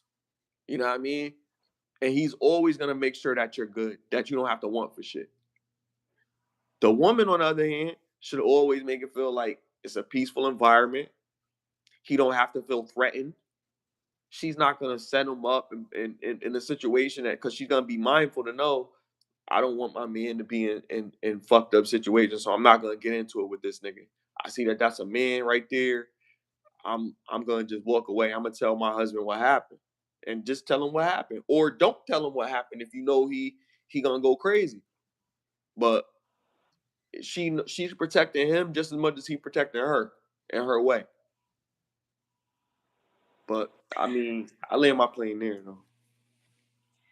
Um, I don't care about none of that. Like, women are, some women be stupid. Some people be thinking that they're somebody that they're not or whatever, and that they're gonna get whatever. Like, they be having this. It's good to have to be confident in yourself, but some people be extra and they don't even be all that or whatever. So, like, all I care about is that you're able to take care of yourself, whatever the average income, at least in your area, depending on where you live, it will probably need to be more because how are you surviving? Like, if you live in California, you wouldn't need to make, for me, the same amount you would need to make if you live in Connecticut or Ohio or something like that. Like, because the cost of living is not the same in those areas. So as long as you're able, if you don't need me to take care of you when we meet, and but you have to be masculine. I want to feel safe and protected. And I don't care about cooking and cleaning. Like, I do that anyway because I live alone. So it's like, as these are things that you should do as an adult. You should be able to feed yourself, and or you should know how to cook. If you don't, whatever. But I think it's a good thing to have, as a good tool to have um, as an adult. So if I'm already living on my own, I'm going to be feeding myself. However, whether I order some food or if I'm cooking, but you know, like, so I don't have, and I clean up my house, so I'm gonna do that anyway. So that's not something, and I don't mind going to work because I already go to work because I take care of myself. So, like, I don't like, it would be nice if I didn't have to work or whatever, or I would like to make money from content creating so that I don't have to work a 9 to 5 or whatever, or make money off of music or something enough that I could take care of myself without having to have a specific schedule, stuff like that. That would be nice. And if a man afforded me that, but I have to, there has to be a genuine connection. He needs to meet, just like I said, those are my, like, I don't care about how tall you are or shit like that. That shit be stupid to me. Like, I just want a genuine connection. You can be average looking. Like, I need to be attracted to you a little bit physically. Like, for me to, you know, that is, I mean, it's not the biggest deal. That's why I mean, you don't have to be a supermodel, but you can't. I gotta look. I gotta be able to look at you, like, and then, like I said, you gotta be masculine, confident. You need to be respectful. I need to feel safe, like, and a genuine connection. Like, I don't think that's, I'm asking for myself. You don't gotta be rich. Like, that would be nice. I'm not gonna not talk to a guy if he is rich and I'm actually in, keyword or key phrase, that if I'm actually interested, because just because he has money, that doesn't mean that I'm automatically gonna want him. Like, so that's another thing. People be gold diggers or they just be searching going looking for people just because of how much that they make. But like that's not what's important. That's why these relationships don't be working. That's the key. Try to vet people properly. Try to find genuine connection with people. Like people just be getting anybody that they come across. I think those things matter. People think they don't. But I think that's part of the reason why a lot of these marriages and relationships are failing. Because if you was with someone that you genuinely connect to, and that's not something that you can create, it's just you just feel it. Like some people, they could be cool, but it's not the same. Like an instant just vibe. It's like you feel connected. Like you knew this person already without even having to say anything. It's just there. It's and people think it doesn't matter, but like you could have all the other stuff. Like on paper, you're perfect, but we don't connect. We don't have we have a different beliefs, different values, like we're completely the opposite. And it's like you just sometimes that because when it's like that, when you have issues, you're already like the complete opposite. And when you can have issues, you're gonna disagree on more things. I feel like because you're gonna have disagreements regardless, but you're gonna have more if you don't if there's no connection and you're not gonna want to deal with it. It's gonna be easier for you to walk away because you don't care about you're with them for the things that they're providing you, tangible things, or maybe the way that they look, or if they have money or something like that. But you don't feel anything with them. They're just a person. Like it's not like it would be the same as being alone. Like who wants to be in a relationship with somebody that you I think that's what people are doing. That's why there's sexless marriages or whatever and stuff like that. Because that's the only thing I could think of, and I feel like I felt that before, where it's like somebody could be a cool person or whatever, but you could be like, I only see you as a friend. I don't feel like a romantic connection with you. You may be attractive, you may, but I just don't. I feel like we'll be better off as friends. That's the vibe I get from you. I don't see that. And then some men will probably feel that about women too, and that's why they keep them. The friend zone is different because they'll still sleep with you or something with a woman if she only views you as a friend. She's probably not going to go there or whatever. But she'll just be like that. That's your friend or whatever. But it's like there's a reason why it's just your friend for something. Well, for me, because it's I don't think you can make yourself like someone. Like I think either you like them or you don't, and you can love someone and not like them because they be you know or whatever. Like there might be people people you might have friends be like I can't stand them or whatever. Or sometimes they just because you love them or your family sometimes too. Like you because you don't like. But I think you need to like somebody first before it can transition into love. Like that's a stepping stone. So if I have a conversation and it just feels off and it's like it's just I not. think I think that's age. I think that's like age appropriate type shit to me. I think that's what I think.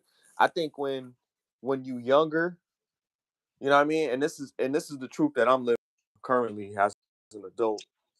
Cause I had a lot of different experiences growing up. I had to come downstairs and get a rap. So if I go out, I'm still talking, so don't mind me. But I'm saying like a lot of times when I was growing up, I might have been in situations where I was dealing with a girl and I liked her. You know what I mean? Just like what you talking about right now. I liked the girl, but I didn't like her like her. That's what they used to say. You don't like me. You know what I mean? Um, but we still be doing things. That love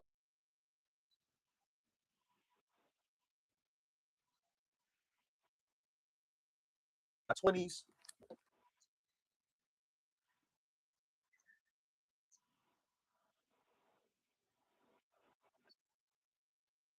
I wasn't thinking about stuff until I got to until I mean about 20. You know what I mean? Or and at that point it was only one person.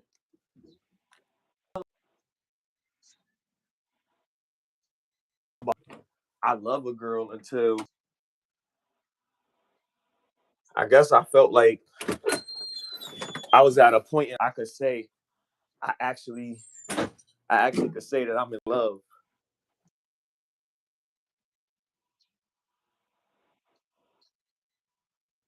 connection with anybody to even be saying that word. Like I was one of those kids where when I grew up,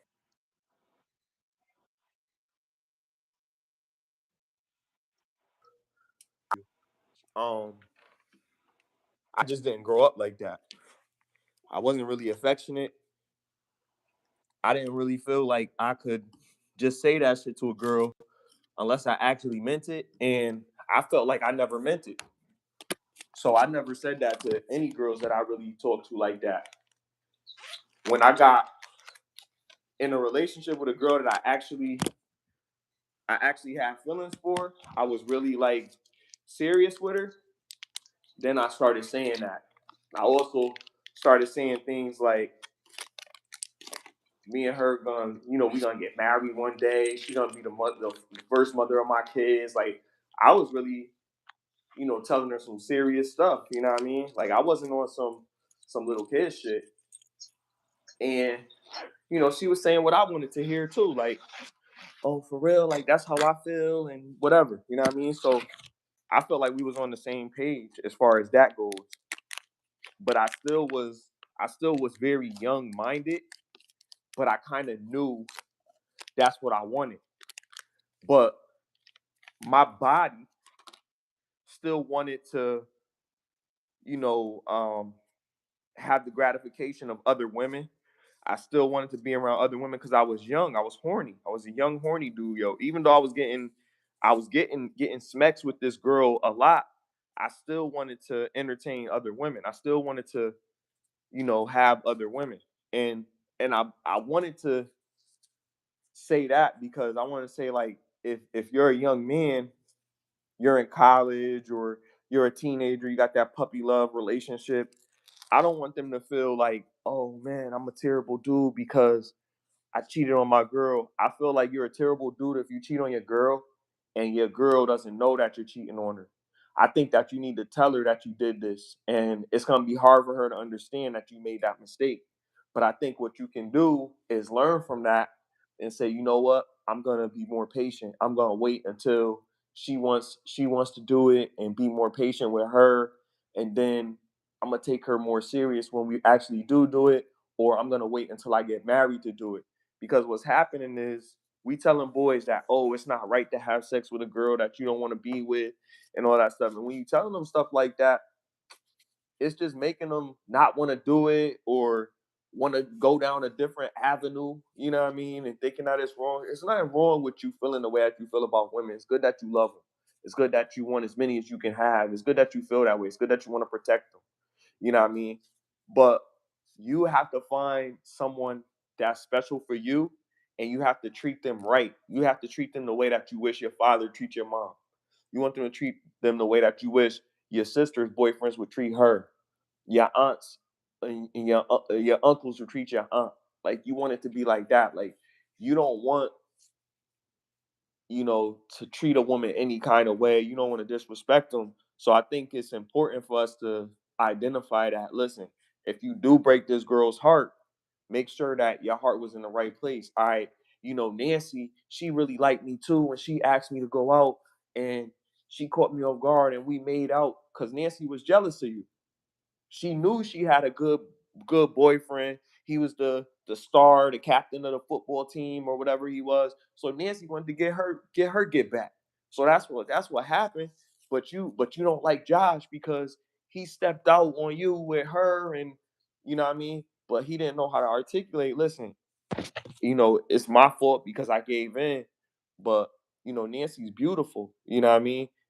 And I just fell victim to it. He never had this experience. You was his first. He know how good it felt. Do you know how hard it is for a dude once he loses his virginity to try to stop having sex when you get an opportunity to have it? You can't get enough.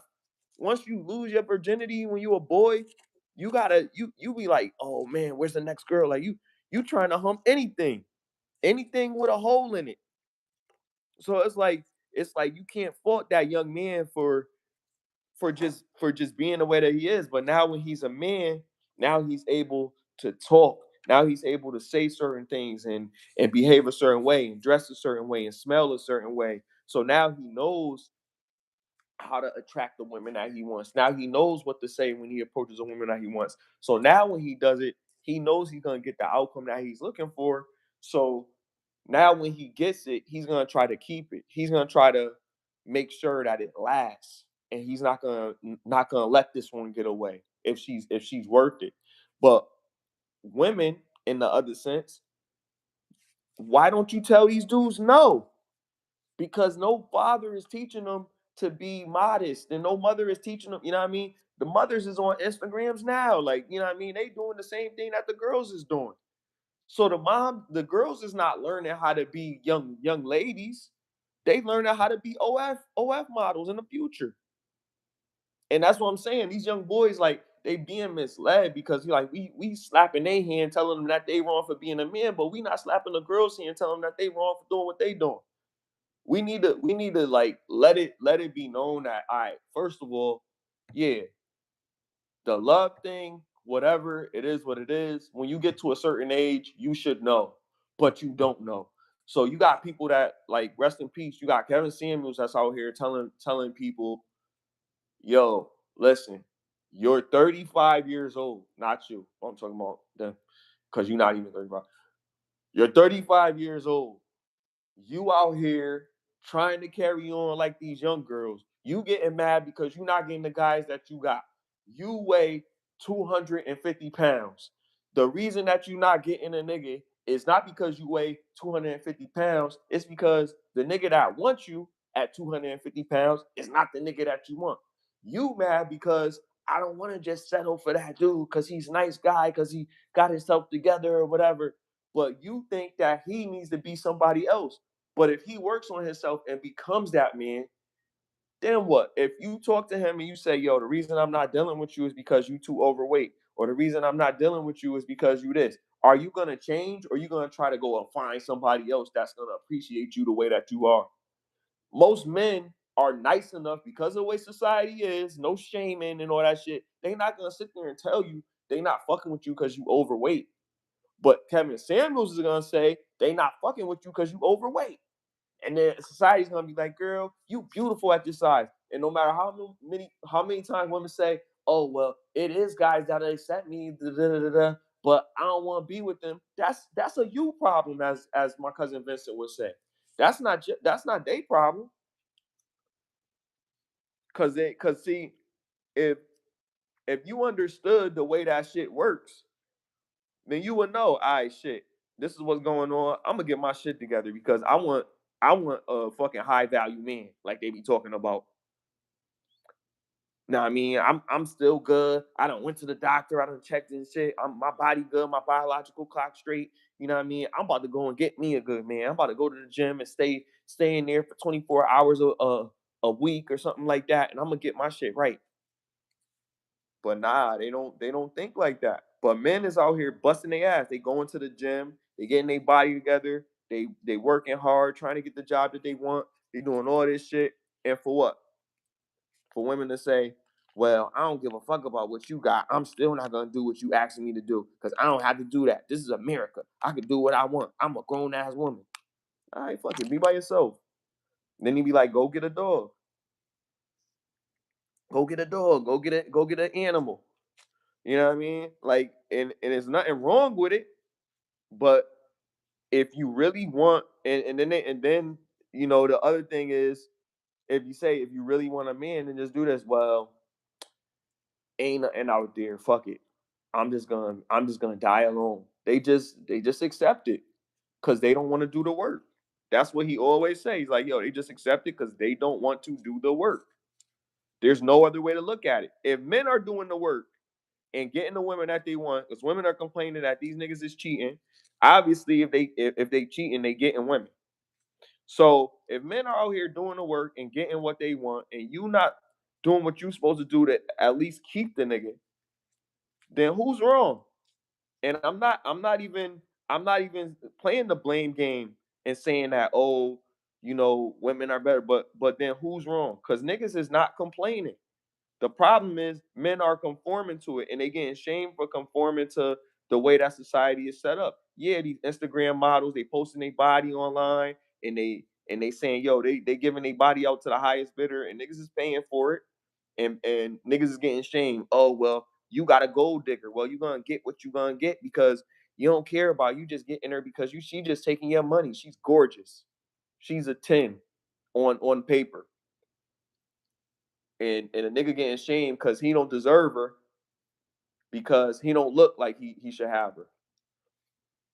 But he got financial security to take care of her lifestyle and basically money to pay her to leave. Man, fuck that. That nigga doing good.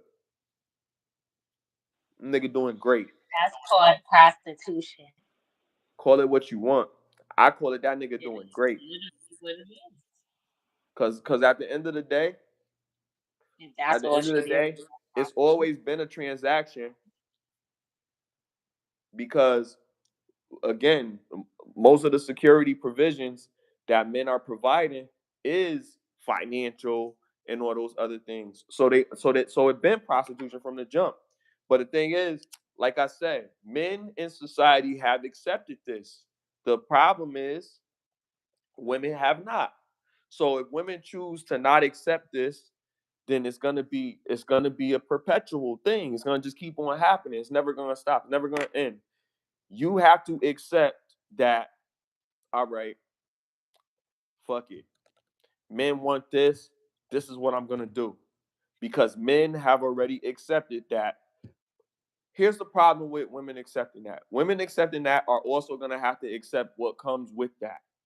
Once you get to the level of where you want to be physically, right? Now you're more attractive. Now you're attracting a certain type of guy. You also have to have a mindset to keep that guy because men are going to want to fuck you regardless just because you're a woman.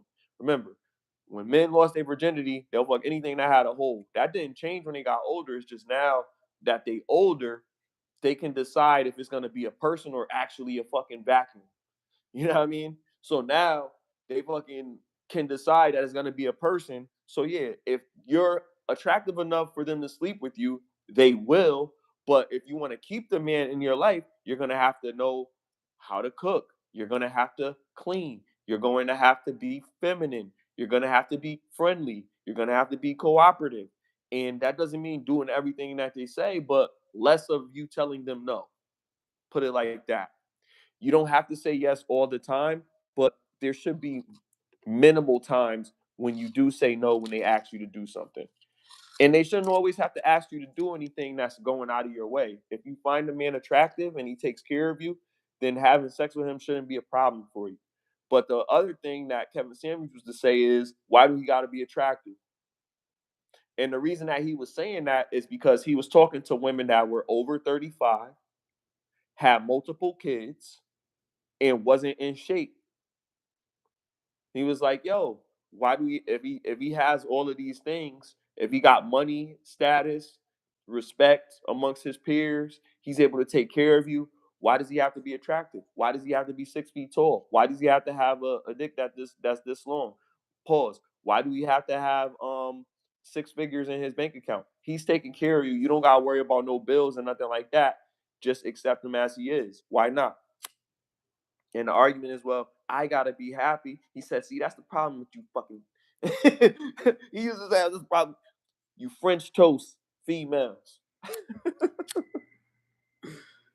But I'm saying like, yo, the interesting thing is, majority of what he said was true, and I'm not even gonna say the majority. I'm gonna say mostly everything that I've heard him say has been true. He wasn't making any of that stuff up. It's just his delivery was a little bit crass, people would say. It was a little bit harmful to your ears. No more crass than I would say a Charlie Kirk, right? You didn't deserve to die just because what he said hurt your feelings, but it's what you could say tough love. He was speaking to our culture specifically to better us. He had outcomes of people actually being married that he had consulted with. You know what I mean? And he wasn't a life coach or not. I mean, he was an image consultant. But through his analysis and his anecdotal experience, he realized that men are fed up. Black men specifically. And he wanted to put black men in black relationships because they wanted black women. They didn't want to be with women outside of their race. This is what he said. He said all the men that he's talked to in Atlanta, which you know Atlanta is deep, mad beautiful women in Atlanta, and some whatever. But it's a lot of women. It's outnumbered. Men are outnumbered in Atlanta by women, right? So he said, yo, all the men that live out there, heterosexual men that he spoke with, wanted black women. All different cultures, races of women were out in Atlanta. They wanted black women. And they wanted to marry beautiful black women. And he told them how to get beautiful black women. And they came back to him with beautiful black women and they were getting married. So all this shit about like dudes, like, whatever. I mean, yeah, there's definitely stories and women are gonna talk about it. But the reason that it's happening is because one, women don't respect men overall, well, black women specifically. Because other cultures you could see it in large. Italians, they respect the men in their family.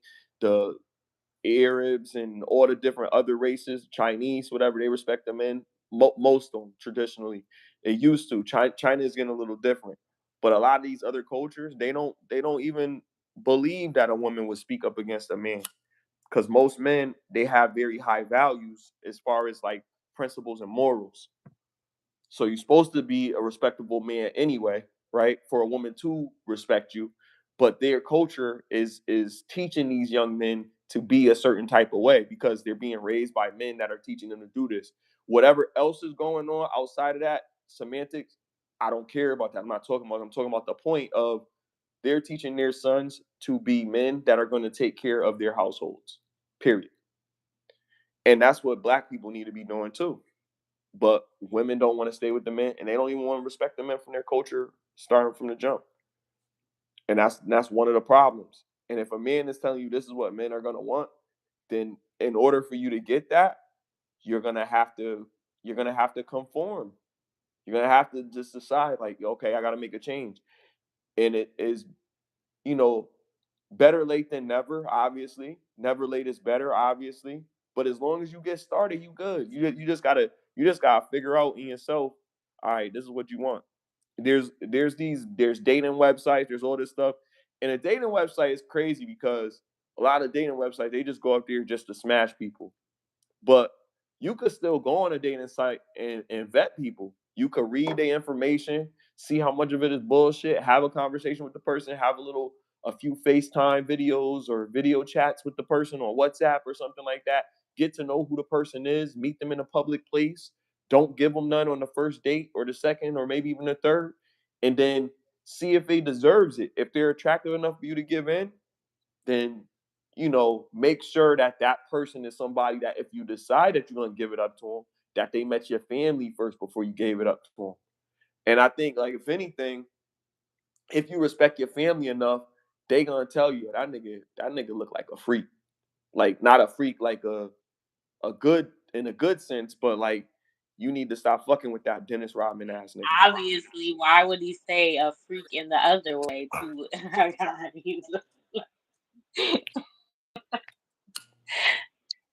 But yeah, so like I said, some women are dumb or they be having too many standards. I don't care how tall you is. I don't care. Like, you can still be attractive if you're short. Like, so that's, I feel like they put in too many restrictions and you're lowering your what's it called? Like, I don't think Lowering your standard. that Yo, check this out. He had a lowering 19 your he had a amount. 19-year-old up there, and she was in I college. was on that. No, no, I'm sorry. I She was wasn't still 19. going. She was 20. He said to the 20-year-old, he said, um, are you looking to get married or whatever? She was like, yes. And she was like, have you been dating anybody? She was like, I only had one boyfriend. I was a boyfriend when I was younger, and we stopped talking when we got into college or whatever. And he was like, how old is he? He's like, he's 20 just like me. He was like, all right, have you tried dating any older men? She was like, yeah, I have. One, he was 35 or whatever. And what happened with that? And she was like, oh, no, we stopped talking or whatever. And she was like, why'd you stop talking to him? Because I tried to go back to my younger boyfriend or whatever, and try to get him to be. She's like, he was like, fuck that. That's the problem with y'all. Because the older guy is more intentional in what he wants.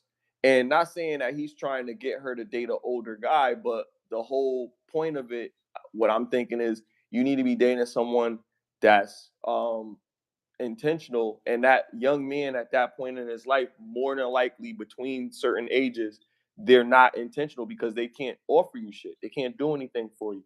He believes that a man has strict job. They have a strict job. Provide and protect. That's it. Seriously. And if he can't do that, most of the time he's in college just like you. He's off his parents' credit card just like you. He's trying to make his future just like you. If you're not included in one thing, way that he would be included in your future is that okay, he's already took the time to shelter everything around you. You guys have an apartment. You live together. You don't pay anything for that apartment. He's going to school while that apartment is being maintained, and he's paying the rent in that apartment, and you're just staying there with him while he's in there, or you're going to school and you're living with him. It's more of an intentional situation as opposed to, he's just learning his life. He's trying to figure it all out. He don't know what he want to do. You know what I mean? He's not trying to marry you or anything like that. He's just stringing you along because he doesn't know any better. And it's not his fault. He's not wrong. He's a young man. He's finding out. He's got to take some time to get his mind right before he's able to take care of a fucking family. Straight up.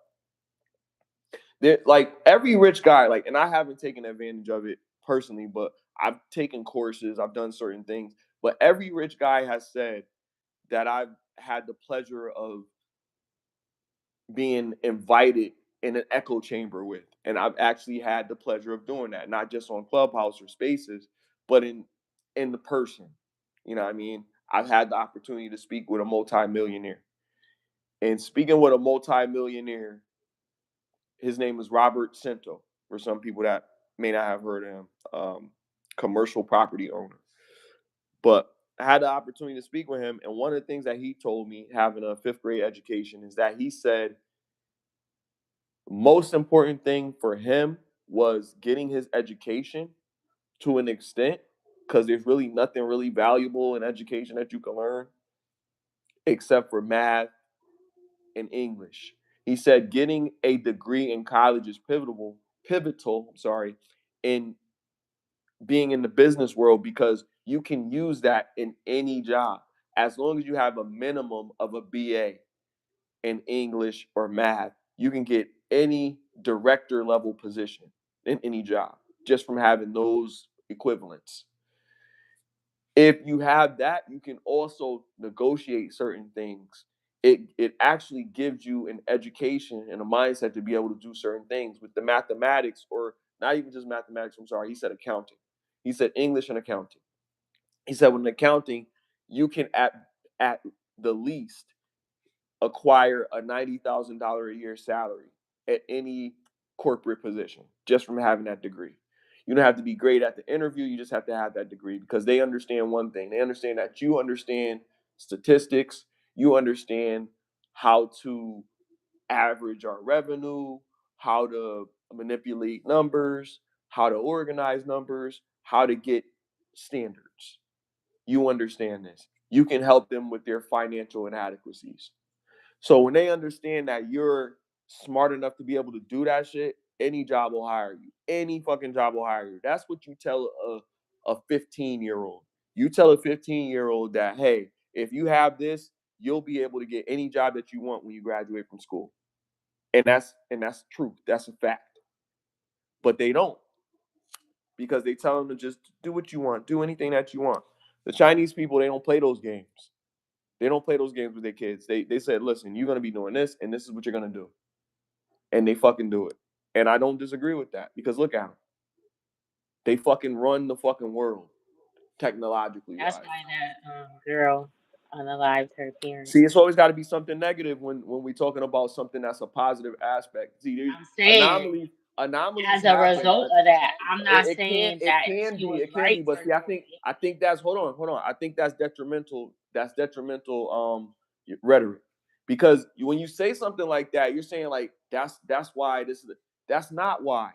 That was the Something can be reason the why result she of did it. anything. Anything can be because she had a bad ice cream sandwich yesterday, could have been why. It doesn't matter. Anything can affect anything negatively. But if you're talking about No, something but that's a positive I thing, seen a overall, documentary. I'm not but I'm making it saying, up I and know you saying probably seen it that on as a an documentary, opinion. but I think it's sad. I think it's sad that when we talk about hard work getting the desired outcome, and then we result to that's why this person had this negative thing happen to them. Da da da da. When I'm talking about something that's empowering and you say something like that, it diminishes the aspect of what we're talking about. The point of what we're talking about is to push somebody past mediocrity. Sometimes, yeah, you're gonna have everybody that's on that tree is not gonna be the best fruit. Some of the fruit is gonna be a little, a little bruised. Some of the, you know what I mean? Everything's not gonna be the greatest, but we're going to have some great results if we stick to the system. We always say this at jobs, you know, trust the process. A lot of people hate that shit. They hate to hear that shit, but it works. It doesn't just work for you, it works for everyone. So even though you don't like this aspect of it, it works in this area, this area, this area. It checks at least 9 boxes. So that one box that you're uncomfortable with, that it might not check off, it checks off everything else. So we're good with that. We're okay with that. At some time later on down the line, we cross that bridge when we come to it. We'll try to figure out a way to check that box as well. But if it works, then we go with whatever works. And it sucks because it's kind of a minimalistic ideology because it's just like sweep this under the rug, but it's not really sweeping under a rug because we do acknowledge it. That's why those stories get the that's why they get the attention that they get, but they get the attention that they get to shun another society for their progress. I hate that shit.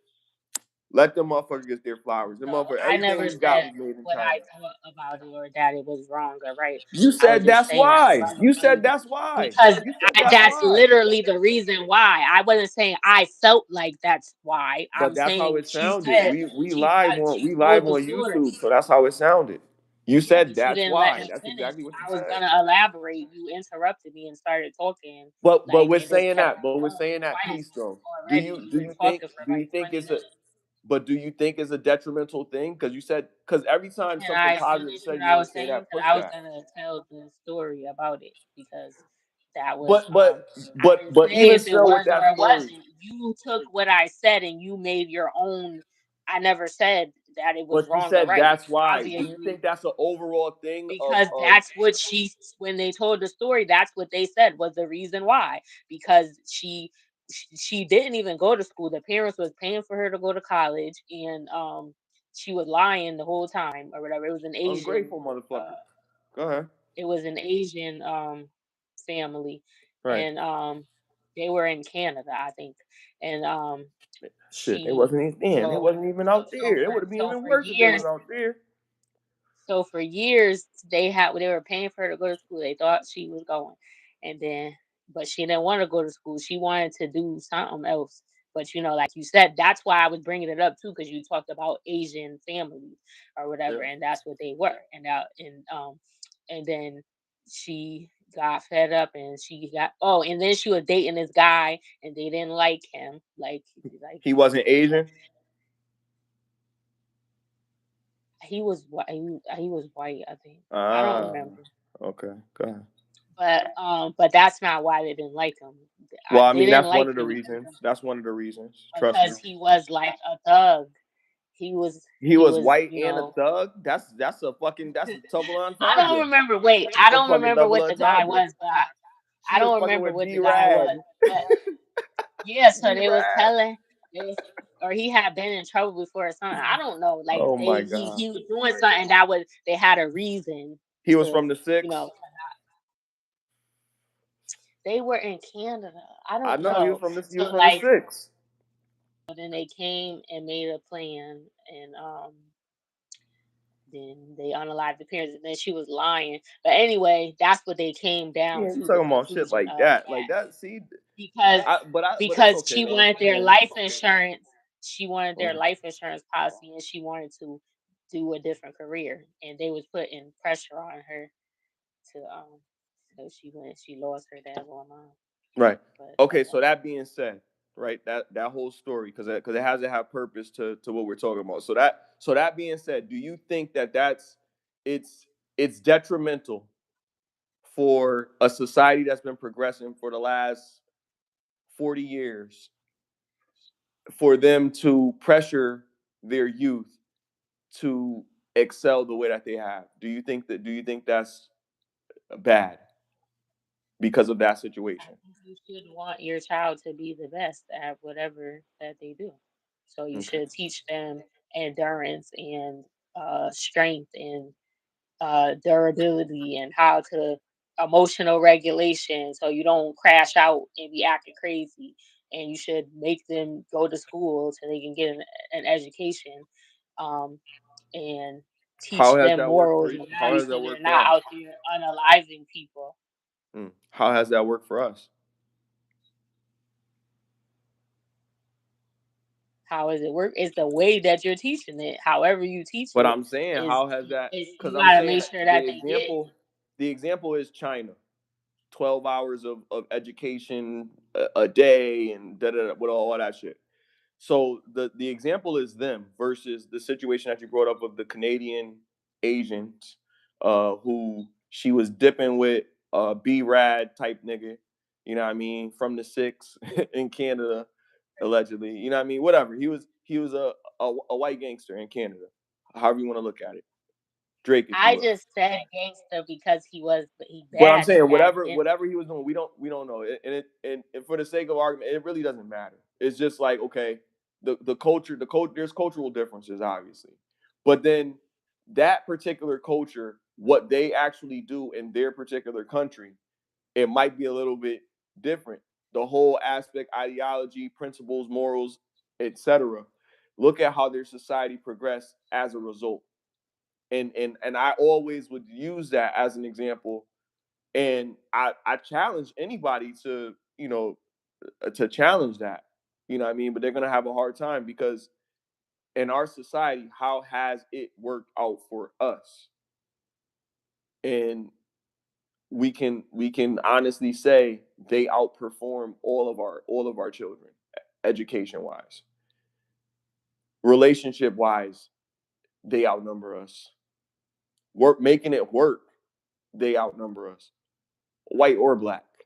So I'm just saying it would just take something to look at if you actually know how they are. And now what's going on in China right now is like the men are not fucking with the with the women, so they're like paying like black dudes to to marry them and shit, to be their man and shit, because they want a man that because they want a society kind of like how it is over here, and the men don't want to do that. They want a woman that's gonna do what they tell them to do and all of that. So they messing with like Philippines and different Asian groups that have harder time in society, that have more of their societal norms and traditional views. But the Chinese demographic of women have become very modernized as of late because of how successful their societies are. The women are extremely successful. So because of that, they expect more. You know what I mean? And they don't want to cook. They don't want to do none of that shit. And whatever. So it's like it's crazy. And some dudes, it's funny, right? They're talking about the passport bros. The guys are leaving to go to different countries to find women, and still having issues because the women thinking they got money, but these dudes just took a few days off of work. You know what I mean? And went over there. They gotta come back to work and shit. They got a little bit of bread that they have. They got, what I mean, whatever, the hotel, and they coming over there, and these women thinking that they got bread like that, and they don't. And either they scamming them or it's not what they thought. Then they go back home after they had a nice night of passion, and they've been paying for them to come over here and shit, and they swindle them the whole time. That's what the fuck they get, man. I'm sorry, man. I feel sorry for dudes that's doing stupid shit like that. Like, if you don't got the bag, don't say you a passport, bro, and be going over there doing that shit. And then when you do it, when you go over there and you do it, you thinking that you really gonna be like having a better outcome than you have over here. If you got a bag and you can't get a chick here, it ain't no reason to go to no another country and try to get no chick. But Money can't afford it. right, because what they want is they really want a man to be able to take care of them, but the dudes that's doing it is broke, so they can't take care of themselves. So they go over there, and the bread is better. The money that you got over here is better when you go to those countries because you could spend a Yeah, lot more bread. Thailand good. You They know, be yeah, you moving could in you could Thailand. build a house out there with your bread. You know what I mean? Yeah, And live nice you know what as I mean, and fuck move on them somebody in rich there. ass But up here. them niggas ain't doing that. Them niggas is going over there like a little vacation, trying to scheme, going to the little whorehouses and whatever. And that's what they doing. But they not doing nothing big. But then they getting fucked up situations while they doing that shit. Tricking. And they wondering how they get in these situations like, yo, when they want no nigga, it's not for you. The high value men are the ones that are doing that. And high value men supposedly they got the money to spend and do that shit. But I'm saying to them, still, if you can't get a woman over here with your brand, ain't no reason. It's women over here that you could get. It's just it's challenging because of the way that women in America think. Because women in America, they pretty much they've been taught to take care of themselves most of the time. Yeah, women are just, I don't know. I mean, I'm a woman, but I feel like I half mean, we that love stuff. women. We love women. That's why we put up with the shit that we put up with. Cause we know. I mean, Yeah, and but you talk I about get. like, yo, a nigga shouldn't have to a woman hitting them or nothing like that. Niggas will stay with a woman that hit them because she cooks, she cleans, she does everything, she smashes, whatever. But she got upset. She put her hands on him.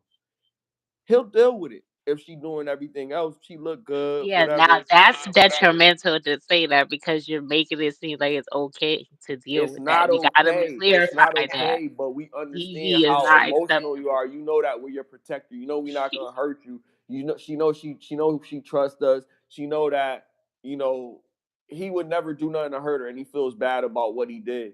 I'm saying in the situation, depending on what it was, like say he cheated on her or something like that, and she's overwhelmed or whatever, she put her hands on him or some shit like that. I could understand why she would be so upset and try to fight the nigga. Cause a nigga would probably try to fight the dude if he caught the dude in there with his woman or some shit like that. And everybody be like, why you fight that nigga, man? That nigga ain't wrong. Like he was doing what a dude do. Whatever. I don't give a fuck. Like, nigga, this is fucked up. And if I'm gonna deal with you after this, it should be some repercussions. I think, yeah, it's not right for her to go hit the nigga with a pan or throw some hot grits on this nigga or some shit like that. But I can Hot grits understand is how she's crazy. so mad. I can understand how she's so mad because she trusted him and he would never break her heart. He would never do nothing like this. So how you do it? But the thing is, when they get to a level of success, beautiful women throw themselves at them and shit like that. They get access to all of these women. And I'm not even saying that they should. I'm not justifying or anything, but just for a further understanding, why the hell would this nigga say no if his wife not doing this, if his wife not doing that? When this beautiful woman once in a lifetime, he don't care. His wife not never gonna find out. Then all of a sudden she go on his phone and see that it was a text like it was a beautiful night, lover, or some shit like that. Now she really like, whoa, what the hell? What's going on? What was this? Now you got to explain it. I feel like he should tell the truth, and then a lot of dudes not gonna like this. I feel like he should tell the truth, but if he not a nigga that's taking care of home, if he not a nigga that take care of his family, if he not a nigga that got a good job and his family is relying on him and shit like that, he need to keep it to himself. Because if it's really not something that's gonna fuck the relationship, it's gonna fuck the relationship up. You saying some shit like that, you know you taking care of home. You know that it was just I fucked up and it'll never happen again. We'll get counseling. We'll do whatever we got to do. She could choose to leave or accept him if he in that condition.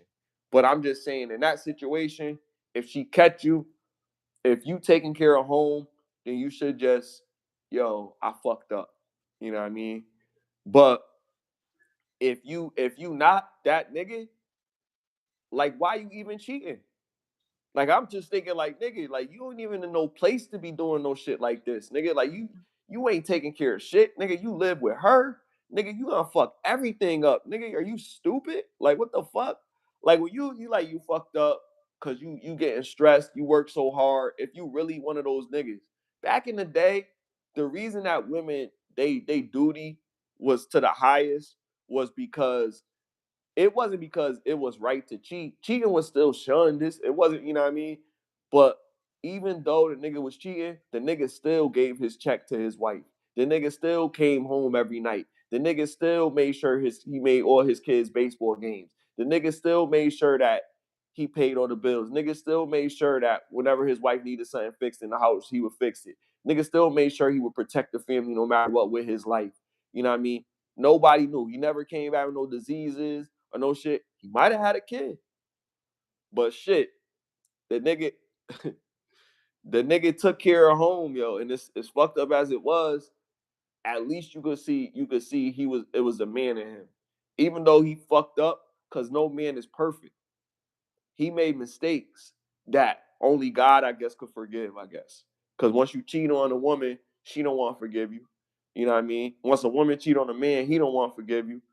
But I'm saying like if you really can find it in your heart to forgive a dude after he cheats you, then you have to be willing to accept whatever comes with that. If he cheats on you and he's not remorseful of it, he's probably gonna cheat on you again. If he cheats on you and he is remorseful of it, he might cheat on you again, or he might have seen an error in his ways. But it depends on how much effort he puts in after that happens. If he arguing with you all the time after he cheat on you, that nigga really don't care. That nigga like this nigga on thin ice, nigga. Like nigga, you just cheated. Like why you arguing, nigga? Like shut the fuck up. Like you don't care, nigga. Or he just like standing on his shit. Like I take care of this shit. So you know what I mean? Like you're not gonna talk to me any kind of way because I cheated. I fucked up. You accepted that I did what I did. It is what it is. Shit. I won't do it again, but you're not gonna hold this over my head. But it can't be that easy because y'all always gonna be thinking about the other woman. What made you do it? Why did it? You know what I mean? It's just all of that. But it's very simple. She was just there, and he needed her at the time, and you wasn't there. And sometimes it could be that simple for women. Do that make it right? Nah. I mean, it's just one of them things where you just look at like it's not really a right or wrong thing. It's just like, do you have discipline? Yeah, so I think it's two different things. Like if your forgiveness and access is different. So like if I'm saying I'm still gonna stay with you, that I'm going to, it doesn't mean that I don't want to forgive you. If I decide to stay with you, then after you've done that, then I do want to forgive you. But forgiveness is a process because you have to, is not, you can't just snap. If you can choose to stay and work through it, but that's a process of forgiveness, being able to trust you again. You can't just click that in your head and say, okay, tomorrow after it happened. But you should have a conversation initially, like you said, if he lets the girl know, lets the woman know that, okay, I messed up, babe. I'm sorry. I'll do what I got to do. Whatever. I'm sorry. I was just, you know, whatever explanation that he gives. And then if you have questions, if you want to know more or whatever, you talk about it.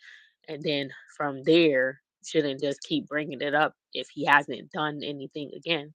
But that you have to realize once in any situation, not even in a romantic sense, when you deal with certain things, that creates some trauma in you. And now you, every time, there might be things that trigger you and make you go back to that moment when you found that information out or when you experienced whatever happened. So, like, if you're noticing they're starting to do certain things that they were doing before when you found out that they were cheating, and now it looks like they're doing it again, and it may not even be that, but you're going to think it. That's just, it's not on purpose, but this is what you caused when you disrupted my trust from you. You have to earn that again, and it's not on purpose. It's, I need to heal and get over this. yeah, I'm agreeing to stay with you. But if you agree, also for the woman, if you agree to stay, or whoever, the man too, if you get cheated on, don't keep, like I said, don't keep bringing it up and throwing it in their face and say when they haven't done anything to give you a reason to keep bringing it up. If they're actually trying to move on and they're doing better and they're showing you that they're sorry and their behavior has changed, it, you notice that the things that may have stopped doing before, when they were stepping out or whatever, now they're more attentive to you, and like you said, they're not arguing, uh, you know, they're trying to be extra nice, but don't be being fake. Like, still be yourself. But I mean, if you got something to say, but being extra aggressive when it's like, yeah, you want thin ice, like you said, like. But I think it's gonna take time for that to pass, and that's different on each person. But I think it's a difference between someone that's trying to forgive you and they're doing the work and they're trying to let it go and put it behind you because they want to forgive you. But like I said, it's a process. And then someone that's saying that they don't they through with it, but they not want to let you go because they don't want to be by themselves, or they don't want you to be with nobody else. So they gotta just stand there and be miserable and keep you miserable because they not even trying to get over it. Like, there's a difference. Like, the person has to be really willing to forgive and try to put it behind them. Because if you don't do no effort, like, which is fucked up because they're not the ones that did it, but it's a collaborative effort. Like, you have to be able to see that he is trying or she is trying to make it up to you, and she's being a better, or he's being a better um man or woman to in the relationship. Like, but I don't know. It's just some people, some women are just not good women. Some men are just not good men in relationships. They might be a good man or woman overall, but they don't do well in romantic relationships. Or maybe not any relationship. They might, if they somebody that's always, you gotta look at how they interact with other people sometimes too. Not in every case. But like, if they don't get along with nobody in their life or whatever, and they always argue. And maybe then some people just be arguing just to argue too. Like, they'll just say something and it's like, you just, like, you just want to say that if you're a person that is naturally uncooperative. Like, to me, sometimes I'll be having energy. I might sometimes I'll disagree with her and not say nothing, 'cause I'll be like, I don't even feel like having that, because like it's not even worth it. All that yelling and loud back and forth, it take up too much energy. Like, and you don't got that time. You lowering your life force worrying about little stuff. Sometimes not. If you left the toilet seat up, or I don't know, like little stupid stuff that don't really matter. Like, life is short, and you worried about things that you can't change. Like, they were saying that women be complaining all the time, and then I realized that that is true.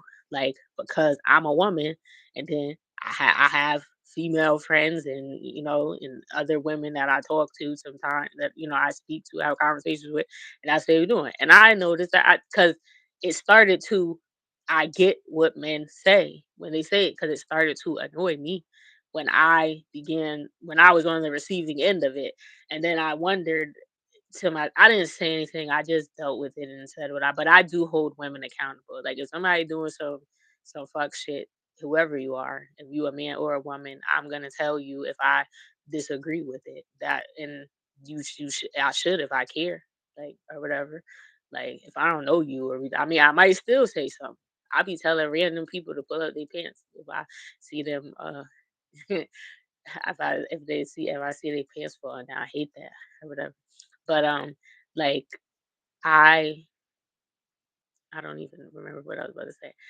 Um yeah, I think sometimes women just be being extra, like, cuz and I was, and that made me, like, that's what I was going to say. Listening to people saying stuff to me, like telling me about what they got going on and stuff like that, over the last few years. And then when it's repetitive, it's the same thing. And I'm like, then I started to look at myself and I'm like, do I be doing that? Because this is like crazy. And then sometimes I would just say something, like say something back, like like enough, like this is the same story from like the same, like you saying the same thing. Well, like I don't know, like it's like if you can't, I just feel like it's pointless. But I guess it's just that they need to get it out. 'Cause I think that's what I've established now with some of my friends, that they don't even they're not looking for a solution. They don't want the problem to be fixed. They just want to get it out. They just want to vent. And to me, I've come to a point where I feel like it's no point in doing it. I may do it if I'm if the topic comes up or something, or maybe once I might bring up something or whatever, but I'm not gonna keep going on and on about it for days or with different people and saying the same, because I don't feel, if it's something I could do about it, do something about, then I'll change it. Or I'm in the process of changing or whatever. But if I can't, it ain't no point in discussing it and having long drawn out conversations and complaining about it, because it's just a waste of breath. Like, I mean, if you vent, it's like vent one time. Don't keep saying that shit for weeks and months and doing all that. And that's what guys saying. Women be complaining. They be, and I am a woman, and I'm saying that. And sometimes I will catch myself, or like I said, people have said to me before, heard these songs like um I was talking too much, because I will be telling a story sometime and then I'll be like spazzing, but I'm not spazzing at the person that I'm talking to. I'm telling a story. But if it's something that I'm excited about, whether it made me angry or whatever, then it's, you can hear it when I'm telling it. It's like, all right, enough. Like, geez, because it's the same thing. They want to fix the problem, but I'm not. There's no solution, or there's nothing. It's a situation where it is what it is. So it's like I'm saying it for nothing. So why? And I think that's something you got. I mean, people still gonna do it, but I be trying not to do it because I'm more aware of it now. Because I'll be like, it don't. And then it's like every time you keep yourself in a perpetual state of like your whatever that is, because every time you're ruminating about something, you're back in that emotion that you felt whenever you experienced it the first time. So it's like, what's the point? Unless it's like a good rumination. But if it's about something negative or something that it's going to be, you can't do nothing about, or it's going to take time to do something about, and you're like, then just shut up, like, because I can't. I like, I don't know. I feel like I'm a woman, but I understand men to a certain extent of why they say the things that they say about women, the negative things, sometimes, because I feel like that's not a thing where women just do it to men. It's They do it to everybody. Like, they do it to, so it's like you get the wit, and then the way they talk to them sometimes are just rude. Like you're saying, now I want to cook, want to be lazy, or be like, I don't. Oh, you better. Or even like, man, I'll take my man on a date if it's his birthday. If he's my man, now I think in the beginning, because that's just what has always happened. Like, I've never, like, I don't know. I guess I would shoot my shot at this time but I never did it before. So it's like weird. Like, and I'm shy and awkward with men or whatever. So like, if I don't know them, like, I don't know, I'd be uncomfortable. So for me to like walk up to somebody, I'll probably trip and fall or something. Like, I don't know. And you know I'm clumsy too. Like, so, but yeah, but maybe that's something I will try going forward or whatever, to like, but I never, every time I talk to somebody, they always approach me. So it just happened that way. But I don't know. I think that's another thing too. They like, oh, I'm not doing that. I mean, I think it's a little weird. I'm not used to it, because that's, I feel like that's like proposing to a man. Like, I would never propose to a man. But I would, if I would take my man on a date. Like, I would do things for him. I have done things for men, like bought them things or whatever, like financially. I don't care about, like, if you're reciprocating that, or you initiated that, and we're like, you, when we met, you're taking me out and you're doing stuff for me and showing up for me, and not just monetary, but you're supportive, you're giving me advice. If you're older, maybe you experience something that I haven't, or you can, or whatever. Like, if I'm learning stuff from you and I'm getting something out of it too, uh, then I don't. I think that's something that naturally I'm gonna want to do that, because you don't even have to ask me to do stuff like that. That's gonna be automatically a desire because you're playing your role in the relationship. So I don't know. I feel like women are selfish, and that's another thing that they say that that I've experienced with other women too, and they don't even realize it because I've had conversations with people that I've pointed it out or whatever. I mean, the people can be selfish in general, but I think a lot of women are more. And like I said, they don't even seem to be aware of it sometimes. Like and it's like you can't be like that when you're dealing with other people or whatever. Like you gotta be like everybody going through something in life or whatever. So you have to be aware of that when and if you're selfish and you have kids, if you want to have kids, you can't be selfish if you have kids because it's not about you no more. If you're deciding that you want to do that, like um, and you like I said, you have to realize that everybody has a separate life outside of you, and that you know you don't know. You have to be mindful of that when you're having interactions with people. Like you can't go out and just crash out on people and because of whatever you don't know. They could be on their last straw. They might go you said something crazy to them because you was in your feelings about something that had nothing to do with them and then they went and jumped off a cliff or something because that was their last straw. They done took everything they could take and now you said something and took them to the edge or whatever. So it's like people the main thing to take from this is what I'm saying. People in general, but I'm speaking specifically about women. You need to learn to get a handle on your emotions, like emotional regulation. Like, and oh, it's funny that you said about the hitting because I was watching the podcast, the Truth Hurts podcast, and the guy said, it was a clip. He was like, if you're a woman, and if a woman is putting her hands on a man and a hitting a man or whatever, that's a thug. She is a thug, and she's a masculine woman, and she doesn't need to be like you don't need to be there because that's not acceptable. That's not okay. Shouldn't be doing that. And I do think that I don't know about that thug part. That was just funny, but I do think that nobody should be putting their hands on nobody in that way, like hitting them and stuff like that, whatever. Um, and then if the dude go upside your head back, then you're gonna want to call the cops or whatever. So it's like, and I've done that before, but I realized that I know that it's wrong, but it's like yeah, in the moment you're angry, whatever, and then it's just a reaction.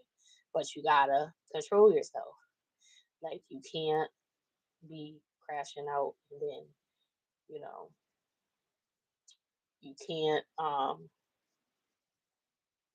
everybody because it's crazy stuff going on in the world like people I don't know we need help we need mental health care like for people and stuff because it's just sad situations in the world but yeah women just be more cooperative and lower your standards sometime because if you 400 pounds Smiley's right. If you're 400 pounds, if you're not going to lose the weight, then don't be thinking you're about to get Omari Hardwood. Maybe you will, but he probably just staying with you because he don't got nowhere to live or something. And if he get on his feet and you 400 pounds, then he probably gonna leave you. And when he get on, he leave you for a white girl. No, I'm just kidding. Nah, but he gonna leave for somebody if he look like yeah. I don't know because Omari Hardwick his wife, people are saying his wife looks like a man. And he's bad too. He defended her. This was a few years ago, but he stuck up for her. So I was saying that that wouldn't happen. They wouldn't be with someone, and a lot of people were saying that she looked like it was like they were writing it in the comments, which is so rude. Because it's like if you think that, keep it to yourself. Why would you write? Would you just walk up to somebody on the street and tell them that they look like a man? Why would you do that? Like that's so rude. Like I don't understand Candace people Owens like would. that. No, she wouldn't. That's what I'm saying. I don't think people don't do that. You put stuff on the internet because they're like internet gangsters. And you say like people are so crazy. They're crazy. Like I don't. That's not right. Like leave people alone or whatever. Regardless, but well, I guess that kind of disregards what I just said because, but in most cases, that's why people say that because that is a thing. In most cases, somebody that looks like that would not be with someone that's 400 pounds, um, unless it was a reason why. It wasn't love in most cases because they could have anybody, and especially for men, they prioritize looks over everything. So they're not about to be. You don't even have to be 40. You be 2 or 150 if you like, or if you don't got no butt, they might ask, or you don't got no titties. Some people will say like I can't be with a woman with no ass or with no titties like at all. That's not even an option. Like, and it's like that's not nothing you control. That's why you got these women out here getting BBLs and stuff like that. But it's like it is what it is. You gotta recognize that. And if you, like you said, if you're overweight or if whatever, there's things wrong with you, and not just on the physical, internally too. You gotta learn how to. And then when you're alone for a long time too, you gotta realize that since you've been on your own for a while, you have to make sure you know how to interact with people like in a romantic sense. If you've been single for a long time, you get set in your ways. You get used to sleeping alone, and it's not so bad. It's not so bad. But yeah. So it's like you gotta get prepared for that. Me and my friend talking about that one day. Like she's like, if I even had a man, like it would be weird. Like if they come over a lot or something like that. Like I go to bed at this time is gonna disrupt my sleep and I gotta get up and and I thought about that too. Like at times when I was dealing with someone and so I would have people around because I have dated or whatever. But like then I would have thoughts of like if I'm thinking about further, like, dang, now I don't even because I'm crazy. Like I don't like going to the bathroom if somebody's here. Like take doing number two or whatever. Like I feel I feel like I know that's stupid because it's like what like stuff like that. Or if I gotta uh pass gas or something like that, like I would be mortified. Like I'm not like I can't do that. Like I just feel like it's not ladylike, or it's like because so I would have to get up and go in the bathroom or something just to do like I'll be doing extra precaution for like normal stuff that when I'm by myself it doesn't matter because like you know what I'm saying. It's like you gotta adapt now. There's somebody here. Like now you have more to clean up because before it was just you. Now you're cleaning up somebody else too, or you know, like so.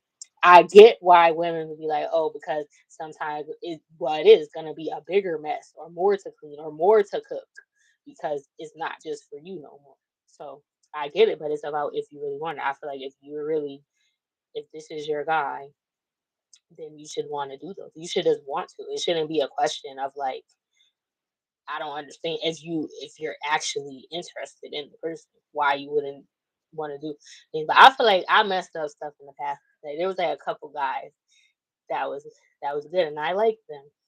But like what that girl said that you said was on Kevin Samuels, What? she went back to the other person that didn't have it together. Oh, what That's the what I what are you talking about? Ray Ray and Pookie and Ray Ray. I mean, not necessarily that, but the other person would have been better. So it wasn't to that degree, like not nobody, no jail or no nothing, nothing crazy. But it just the other person was better for me. And I did like them, but it was like I wasn't over the other person. And it was they were still like so. I and I sabotaged something that would have been better, and I actually did like the person. And probably, and it's not like I didn't, but it was like I chose the one that was not uh the best option long term, and then wasted my time. So that was saying I ruined like two probably. There was this boy at Job Corps. They said he left because of me. I didn't. I don't think that that's what happened, but I was stupid. I was young.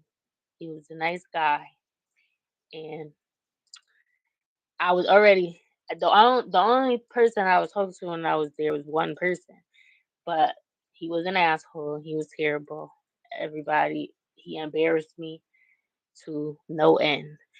And then this other guy came, and he was attractive. He was a nice guy. He was um he was very sweet and everything, and I liked him. And he was playing basketball. They had a basketball team, and then he got hurt. He broke his leg or something. I don't know. He had to wear crutches, and he had to go home on medical leave. He lived in Rhode Island, but he had came up here to Job Corps. So he went home on medical leave. We were talking on the phone, had to chirp the Boost Mobile free after 9, and um, we'll be talking for a couple of nights. We'll be on the phone like while he was gone or whatever. So then, but the other person was still there, and then we started talking again, and then I stopped answering the phone of the guy that went on medical leave, and so then he came back, and people were saying like, "Oh, he's calling you," he said to call him, or like, "What's going on?" And then this girl, she was his neighbor, like she actually lived near him or whatever, and she was like, when she had told me about him, she was like, because everybody knew about the other person. It was like, don't, he's a good dude or whatever, don't, whatever. But he came back anyway. I stopped answering the phone. Eventually, he came back. It was like a month or a couple months. He was gone for a while. Then he came back, and then I didn't say anything. Like he just looked at me, and I didn't say nothing. So then I think I just walked away or walked past him, or I don't know, because I didn't know what to say. I felt bad because I just ignored him. I didn't tell him what was going on, and like he was trying to send me messages through people before he came back, whatever. So then he left. He was supposed to be coming back to school, but he left. But they said he left because of me, because he was sad because of what happened. And I'm like, oh, I don't think that that's why he left. I think he was going back. Like, don't put that on me. But you know, that was an example of what the girl said. Go back to the other, and this guy was terrible too. The other person, like, I don't know what I was thinking. Like, it was just like I don't know. It's because he left. That's what happened.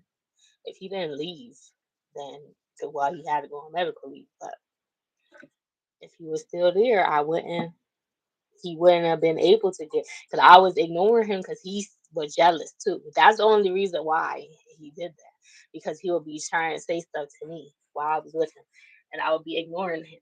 He would be calling my name, and then it's like, how are you sitting here calling me and like, that I'm with this person. He was with someone. She's standing next to you, and I'm standing next to my person. Like, just toxic, and you're calling my name, and I'm just acting like I don't hear. But then after the guy went on medical leave, and the girl went on medical leave too. The hit she so they both were gone. So that's what happened. But nothing even happened with me and that guy. Though. I mean, we were supposed to be a couple. The guy that went on medical leave, we were saying that, I mean, I was young, and but it wasn't too deep. Um, so I really feel like he shouldn't have been. I mean, I don't know. That sounds insensitive, but that's why I don't believe that. Oh, he just left because of me. Because like, we didn't even we didn't even know each other for that long, and um, I mean, we were getting to know each other, but I feel like I don't know. We wasn't in love, like, but I felt bad because he looked sad, like, so I don't know. But that's motherfuckers on them. And then somebody else, like I lied and made up a whole story to stop talking to them to talk to somebody else. That was never gonna work. That was the two times where I feel like I dropped the ball. I could have been married with kids with one baby daddy, possibly. They was a nice men and I liked them, but I was dumb. So yeah, don't be dumb, ladies and women.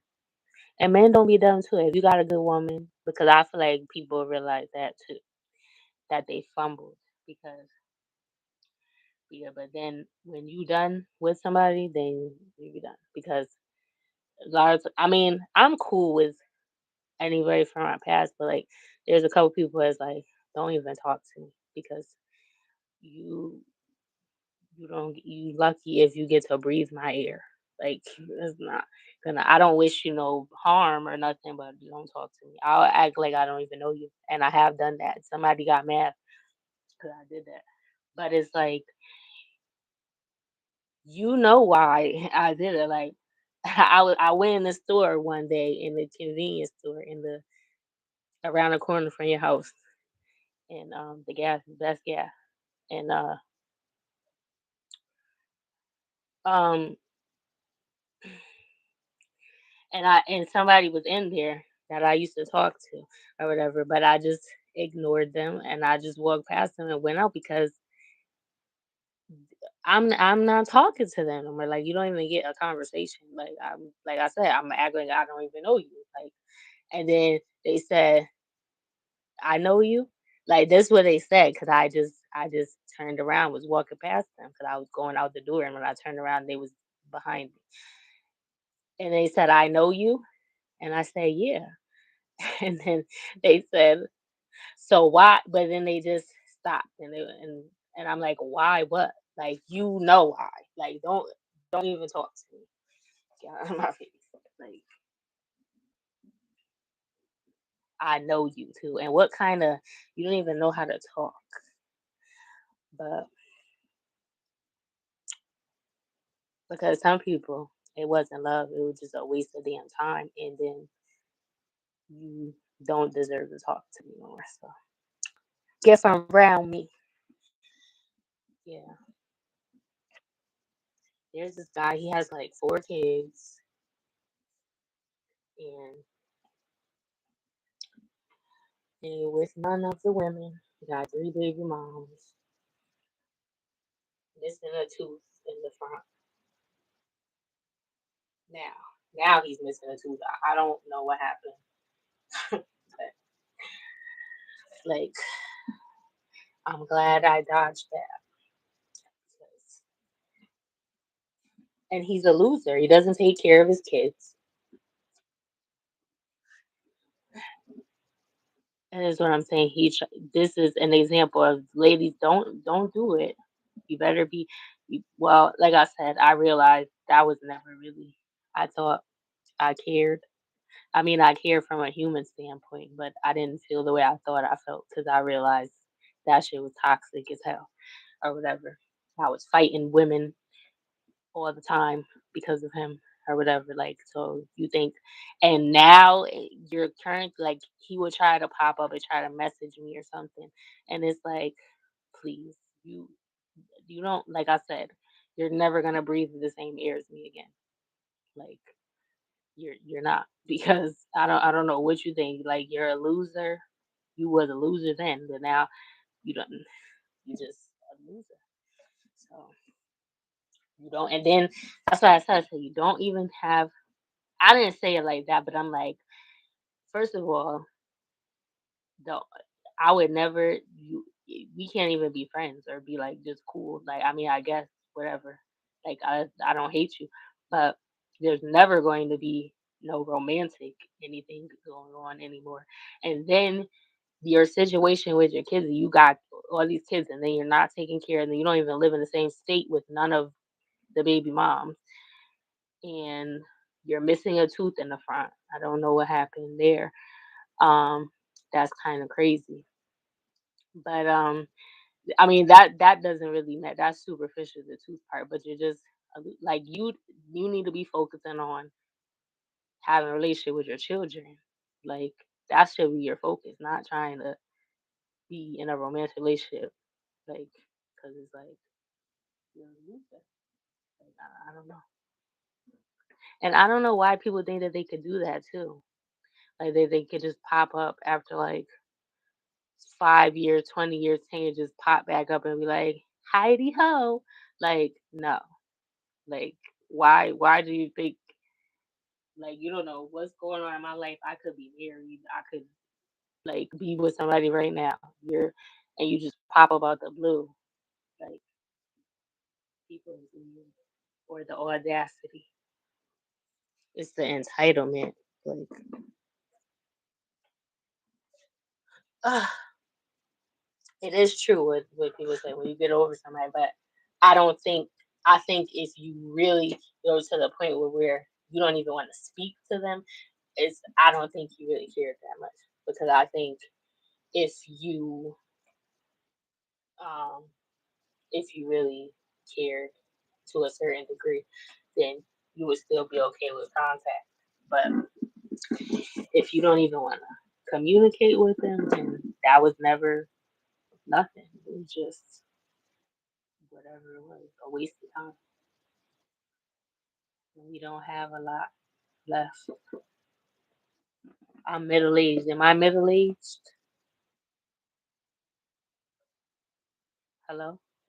Are you Am middle I? aged? Yeah, Well, that's 50 well, or mid 30s. that would mean Middle age. yeah. I mean, we live to be 100 years old. Oh, you said it's 50. Nah. Um, Mm, our life expectancy, I think, is like 78 or 82 or something. yeah, So I would say maybe 38, 40 will be middle age. that's what I So I, said. so God. I would be middle aged. But I feel like this. I think what people are sorry from chewing. I got some I know. pizza. I got weird flavor of pizza. Um,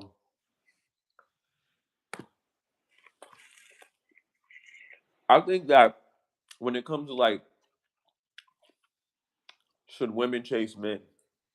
Do men like to be chased by women? Right? Right. I think to a certain extent, it's okay for a woman to be an aggressor in certain aspects of the relationship, and not so much as like always in the initial meeting up with a person or making a next step in a situation or proposing to a man. Not always in those cases, but I'll tell you when those cases can be acceptable. So in the event you're in a room with a whole bunch of men and there's some women, beautiful women, none of the women are talking to any of the men, but they're communicating with each other that one man is the man. And all the men are like, damn man, they all look good, man. I didn't dress that good, man. Like, like the not the 20v1s, but when they have the smash or pass contest or whatever, and they got all the women across and they got all the men. And all the women go, and the one woman goes up to this guy and tries to talk to that one guy out of the whole group. And she's the baddest out of the whole group of women. That's where women win. The pick me, as they say, because this woman went to go to go be to go hunt instead of being hunted in that situation. Or we could look at it as what Kevin Samuels would say. And again, I've been watching some of his videos, so I'm quoting him a little bit. But as he would say, women have to compete. So does that mean that women have to always go out and make the first move on a man? No, you shouldn't have to, but if he don't see you, you might have to make yourself seen in other ways. And not by showing a little skin or something like that, but if the man asks a question or he's being polite, to be eager to be polite, to seem like you have to smile, and even if he doesn't acknowledge you, say, if he is a handsome man, how you doing today, sir? Give him a smile. I remember how it felt for me as a young black man myself. I remember, and I'm not gonna shout the girl out because she was crazy. Um, I remember I was on my way to school. I was on my way to school, and I was on the city bus going on my way to community college, and I came across. I was like sleeping because I worked or whatever, so I was like falling asleep on the bus on my way to school, and this girl, she saw me and she was like, "You could put your head on my shoulder if you want." She was sitting next to me. I was like, word. I looked at her. I was like, word, because she was bad. I was like, word. I put my head on her shoulder. I was like, oh shit. Now, mind you, I didn't know she was crazy yet. You know what I mean? I just was like, damn, this girl's gorgeous. You know what I mean? Just a random girl, and she told you to lay on her shoulder. Yeah, let me finish my story. Yeah. So I laid my That head on. sound crazy already. I mean, listen, I was an attractive young man. I'm gonna give myself my flowers. But anyway, I lay my head on her shoulder. You feel me? And we on our way to school, and she like, we here. And I'm like, oh, thank you so much. What's your name? What's your name, girl? Like, you know what I mean? I was waiting for you to ask me. Like, I'm like, yo, chill. She told me her name. She said, yeah, my number, whoop de whoop doop. Give me your phone. Put it in there. I'm like, bet, like bet. He's like, so you gonna walk with me into the lunchroom and shit? I'm like, she ain't saying shit. She was very feminine. I'm just adding my own little flair to it. I was like, yeah. So I walked in there. Mind you, this was like a whole like 3-day relationship with this joint. You know what I mean? She came to the crib, everything. So and I was still living with my mom, so it really had to be real critical about this because my mother really was strict on me bringing people into her house, especially me bringing a girl into the house. She ain't never seen me bring no girl into the house. Feel me? It's like, so whenever I do it, it had to be sneaky. Nobody could be in the house. There had to be some condition like that. And somebody was always home. So for the most part, once in a while, my sister would be at my aunt Valerie's house or some shit. So I'd be in my room by myself. I don't want nobody in this house. That somebody coming in this house. I'm about to go get this girl from Waterbury. But be like, yo, what's good? Come through. You know what I mean? Whatever. But in any case, in this particular situation, this was a girl from community college school, and my mother was actually home. Shorty come to the crib, and it was so fast. Like she was very aggressive because she was mature. Like you feel me? Like as cute as she was a no game type of chick. Like she was gonna give it up one way or another. She was gonna give it up. She was gonna have a kid in the next 5 years. Like all of that. Like she was on it and she knew what she wanted. If she wanted you, like, and I'm not even and all my boys that probably one day watch this video or whatever when they see it, y'all tell me if I'm lying. Did this shorty that I'm talking about look like Myra from Steve Urkel? Rest in peace to Myra. But she was that fire, like, you know what I mean, she looked it like her, little tiny joint. But she was crazy. but she did everything right.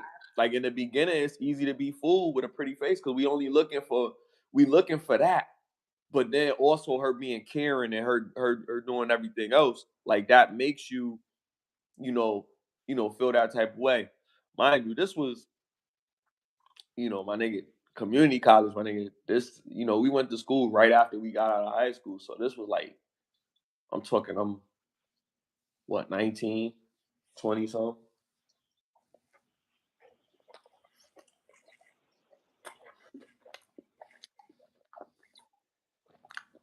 That shit was crazy. What did she do? You never said what she did that made her Oh, was crazy. you there? Oh, yeah, yeah, damn. My bad. Uh, You are ruminating and shit. nah, nah. Okay, so Shorty came to the crib. We in the room. I closed the door type, and Miles in her room, and she like, we watching TV, you know, and she like, yo, let's, what I mean, whatever, let's, whatever. I'm like, yo, my mom's right there, my nigga. Like, wow, oh, let's do this now. My mom's right there. Girls always be the one. They be grown.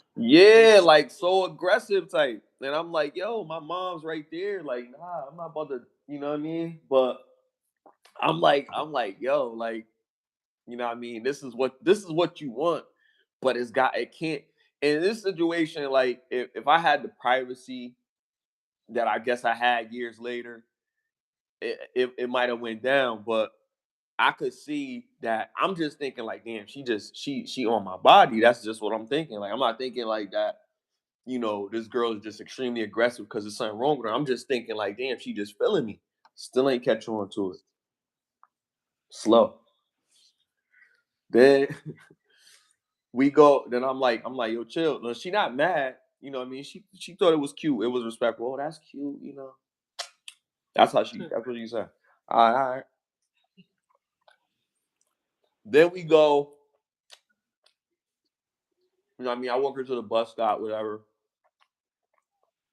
Next day, she want to buy me something from the convenience store. I'm like, nah, I got it. Cause even when I was young, I was on that. Ain't no girl gonna be buying me. You know what I mean? But it was something stupid, like a fucking pickle. It was something stupid. No, a beef patty. a I was like, pickle. You be I was eating like, pickles. I do like pickles. I ain't gonna hold you pause. Like the ones that be like flavored. I'm sure be good. Well, Oh, I anyways, didn't know you liked it. I yeah, it's wasn't great. saying it like that. I didn't know you. I never seen you eat a pickle. Just eat it. Nah, I'm not. I don't Like, be just like, yo, let me get three pickles. Like I don't be just going picking up pickles at the store and shit. I guess I'll have one. I guess. I don't know, but that was the thing in the '90s, though. Not to go into a whole nother little you topic, got but a flavor one before? Those are nasty with the fruit roll mm-mm. up on it. Nah, nah, nah, nah, nah. I'm saying pickles, like buying pickles out the jar. You get them in a sandwich bag. Like that was a thing. Like people used to just they used to get them like that at the corner store or whatever gas station. Yeah, I know they sold them in there. That's why I said I never seen you just eat a pickle. That's why I was asking. Yeah, it was back in the day. I don't do that shit. But yeah, um, she wanted to pay for it, and I paid for it myself, and she got mad. Like, yo, like, what's up? Like, what's going on? We got on the bus. It's like roll reverse though. She was just mad aggressive. When we got on the bus, I'm on my way back to the crib. We got some unfinished business, you dig? So I'm like, I'm about to go to the crib, cause here's the thing. A lot of my boys probably gonna talk shit to me about this, but my mom used to be wild, my nigga. I didn't really want to hear her mouth, and I had to do my shit when it was a opportunity. Like if I'm at my grandmother's house or whatever, then it don't matter. I could stay at my friend's house, tell her I'm at my friend's house, whatever. But when I with my mother, she act like I was like 12 or something. Like I'm gonna be moving. You know what I mean? So it only came to when I had to, pay rent. That's when I was able to like, be a little bit more free. And that's when, I was paying rent for my grandmother. Then I was out. You know what I mean? I'm staying at Shorty's cribs and whatever. But at first I wasn't able to do that. So I was like, I had to figure out how to get around it because I was smashing stuff, but I was doing it the schemey way. Like I'm outside, I'm what I mean, wherever I could get it, type shit. At other people crib, let me bring Shorty over here. And then people would be like, yo, like, damn, how you bring a girl to another house? I mean, these women have very low standards, I would assume. It was either that or I was just really smooth with it. You know what I mean? Now we could go with the first one, but then again, most of the girls that I talked to was they look good enough for you to want to cheat on your girl with them. Like, you know what I mean? Like they was at least, if we gonna be honest, they was at least 7.5 to 8. You know what I mean? I'm not even gonna say dime because I don't want to be like, oh nigga, you wasn't you know what I mean, how people be doing it, but just to keep it fair, like, yeah, it was because we was athletes. I mean, I wasn't like, chiseled and a diesel nigga, but I wasn't fat. You know what I mean? I'm still not really fat. I was an athlete. I was with popular people. We was dressed, you know, for our era, the way that people was dressed at that time. Everybody was fresh. Everybody carried themselves a certain way. We always got our haircuts. We was always groomed all the time. Never, you like the way that I am now. Like I got my beard out and all of that. I never used to be like this. Like right now, I'm comfortable because I don't have to impress nobody. Like I pay my own bills. I take care of myself. Wherever I want to fly somewhere, I have money to be able to do it and take care of myself and pay whatever bill. Yeah, sometimes it's hard. Sometimes but that's on me. I gotta take care of that. Ain't nobody. Even then, I had to take care of myself with certain things, but I was younger, so it's different. Got a lot more responsibilities now, but before, like I didn't really have too many things to worry about. So I was free. I had mad freedoms.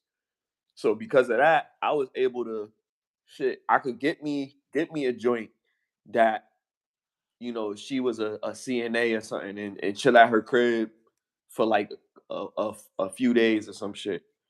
If I really wanted to fuck with her like that. Or I'd just be with my shorty. Like I had a shorty, I'd be with my shorty. Like you feel me?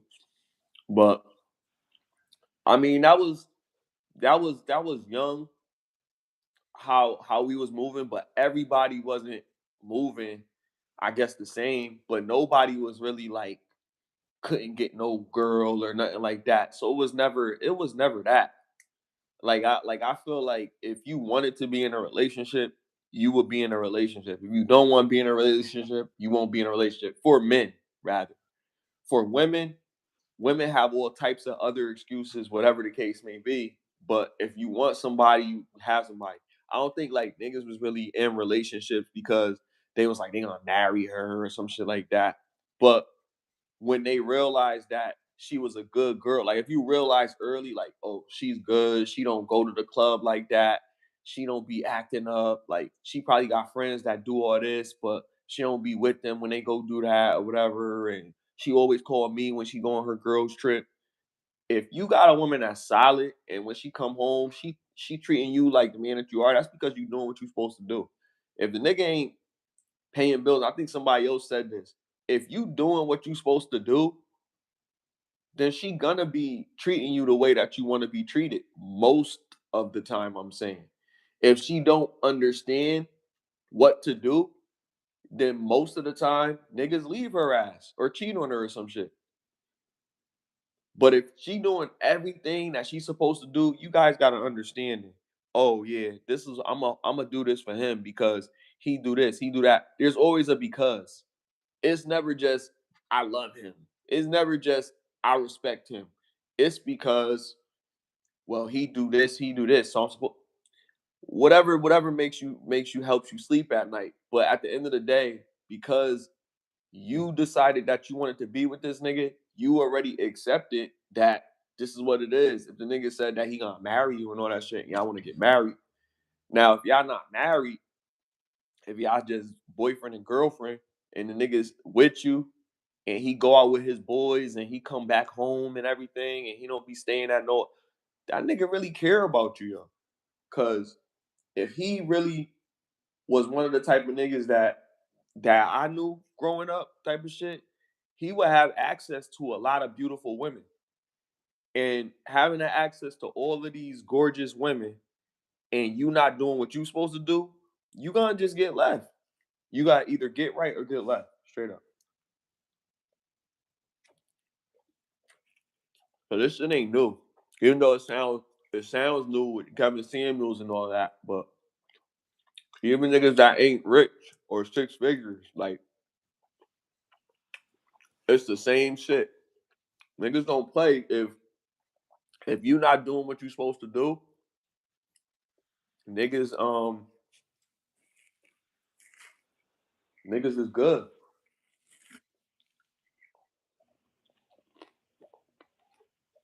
but they gonna get another woman, and you gonna talk mad shit. Not you, but oh that girl stupid. That girl this, that girl that. Mm, maybe that girl smart. Maybe she figured him out.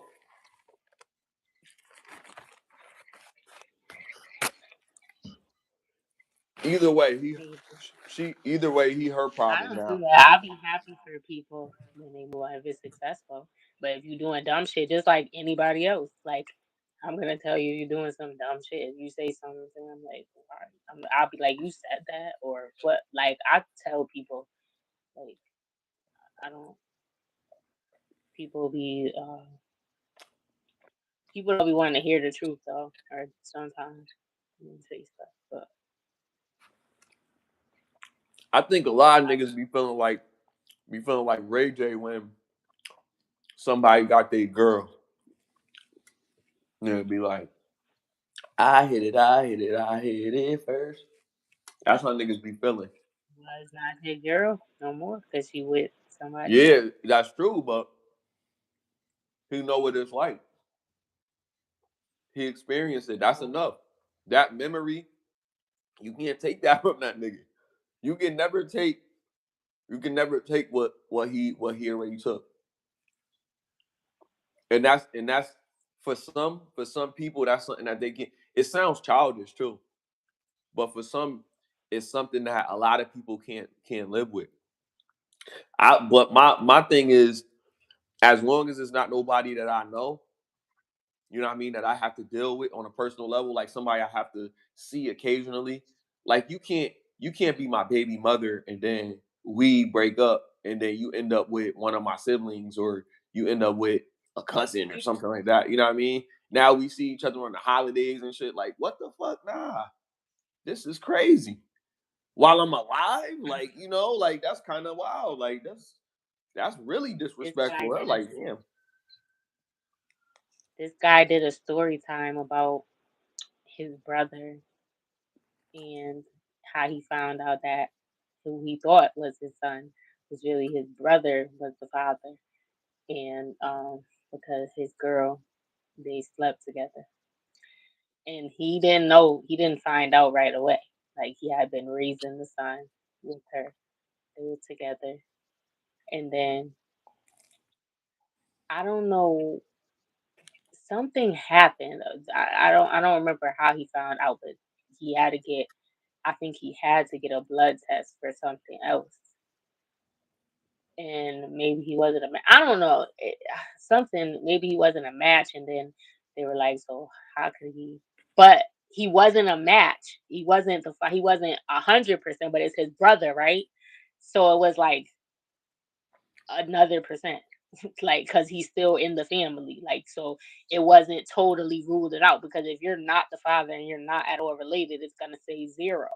There's a 0% chance that you're, that you're paternal or whatever, however it's worded.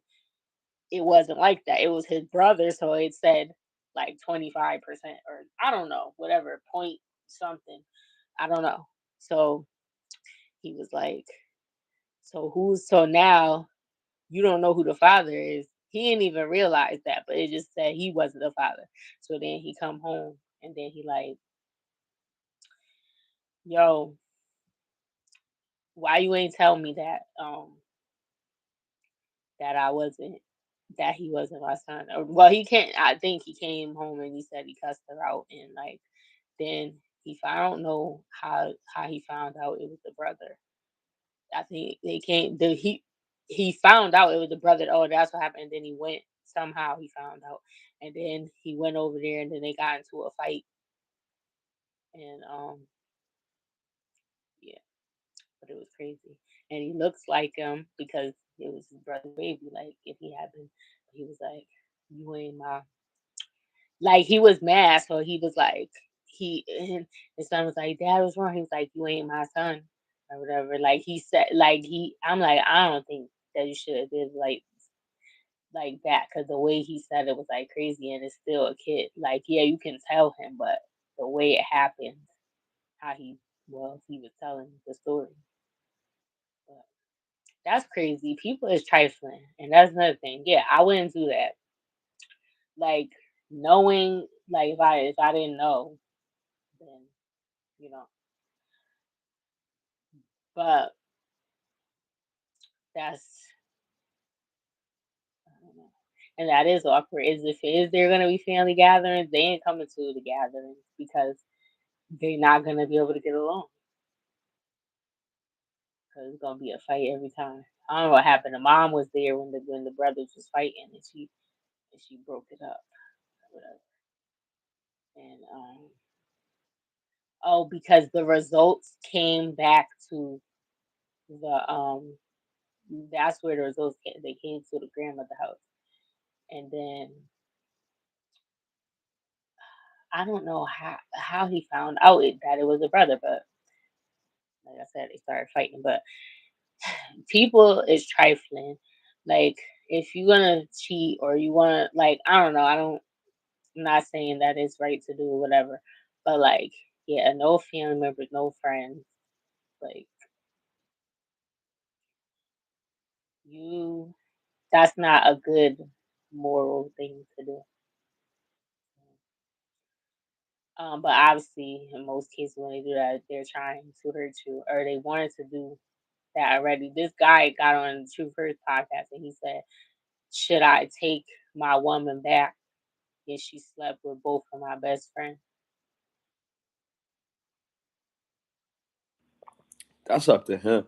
If he want to do that, see when you see if you a man and you ask a question like that, that says a lot about you. See, I'm not gonna ask Which is anybody that question. I already know what answer I would make for myself as a man. But as soon as you tell people this is what you need to do, you gotta understand that person's mindset. Like the reason that they don't want to do it is because they love that person more than they love them. So they don't want to do it. They just want to hear you're tough enough to be like, I would leave. You know what I mean? Oh, you would?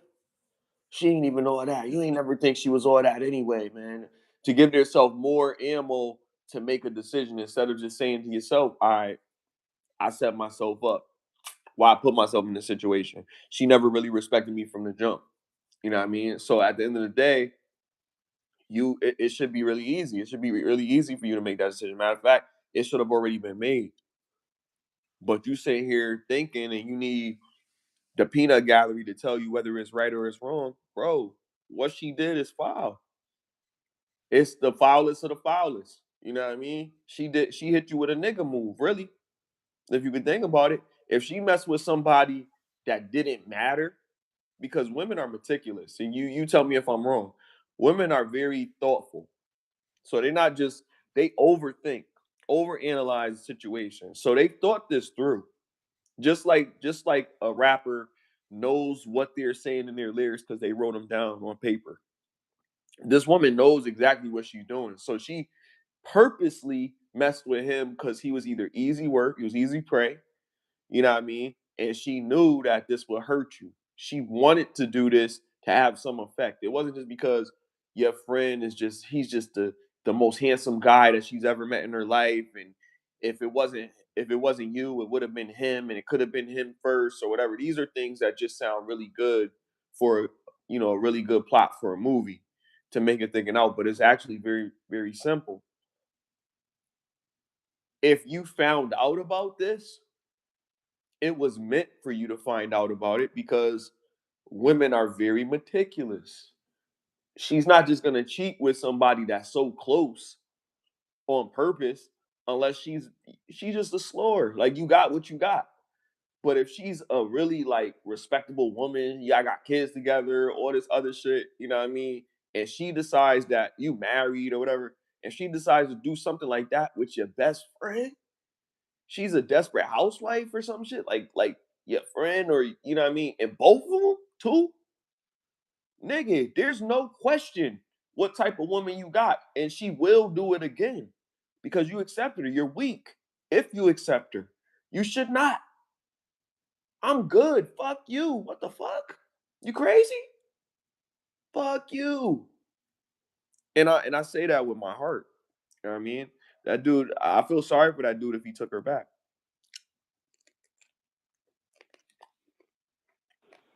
He said he think that she liked them already, like she was waiting for an opportunity to do that. 304. But yeah, definitely he should leave because that's crazy. And I know how he Crazy. feels. I know he's hurt.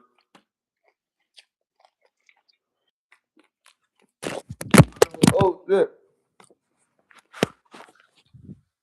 I dropped my phone. I know he He ain't hurt. even talking. I know his heart broke, but he'll get over it. Bless you. Thank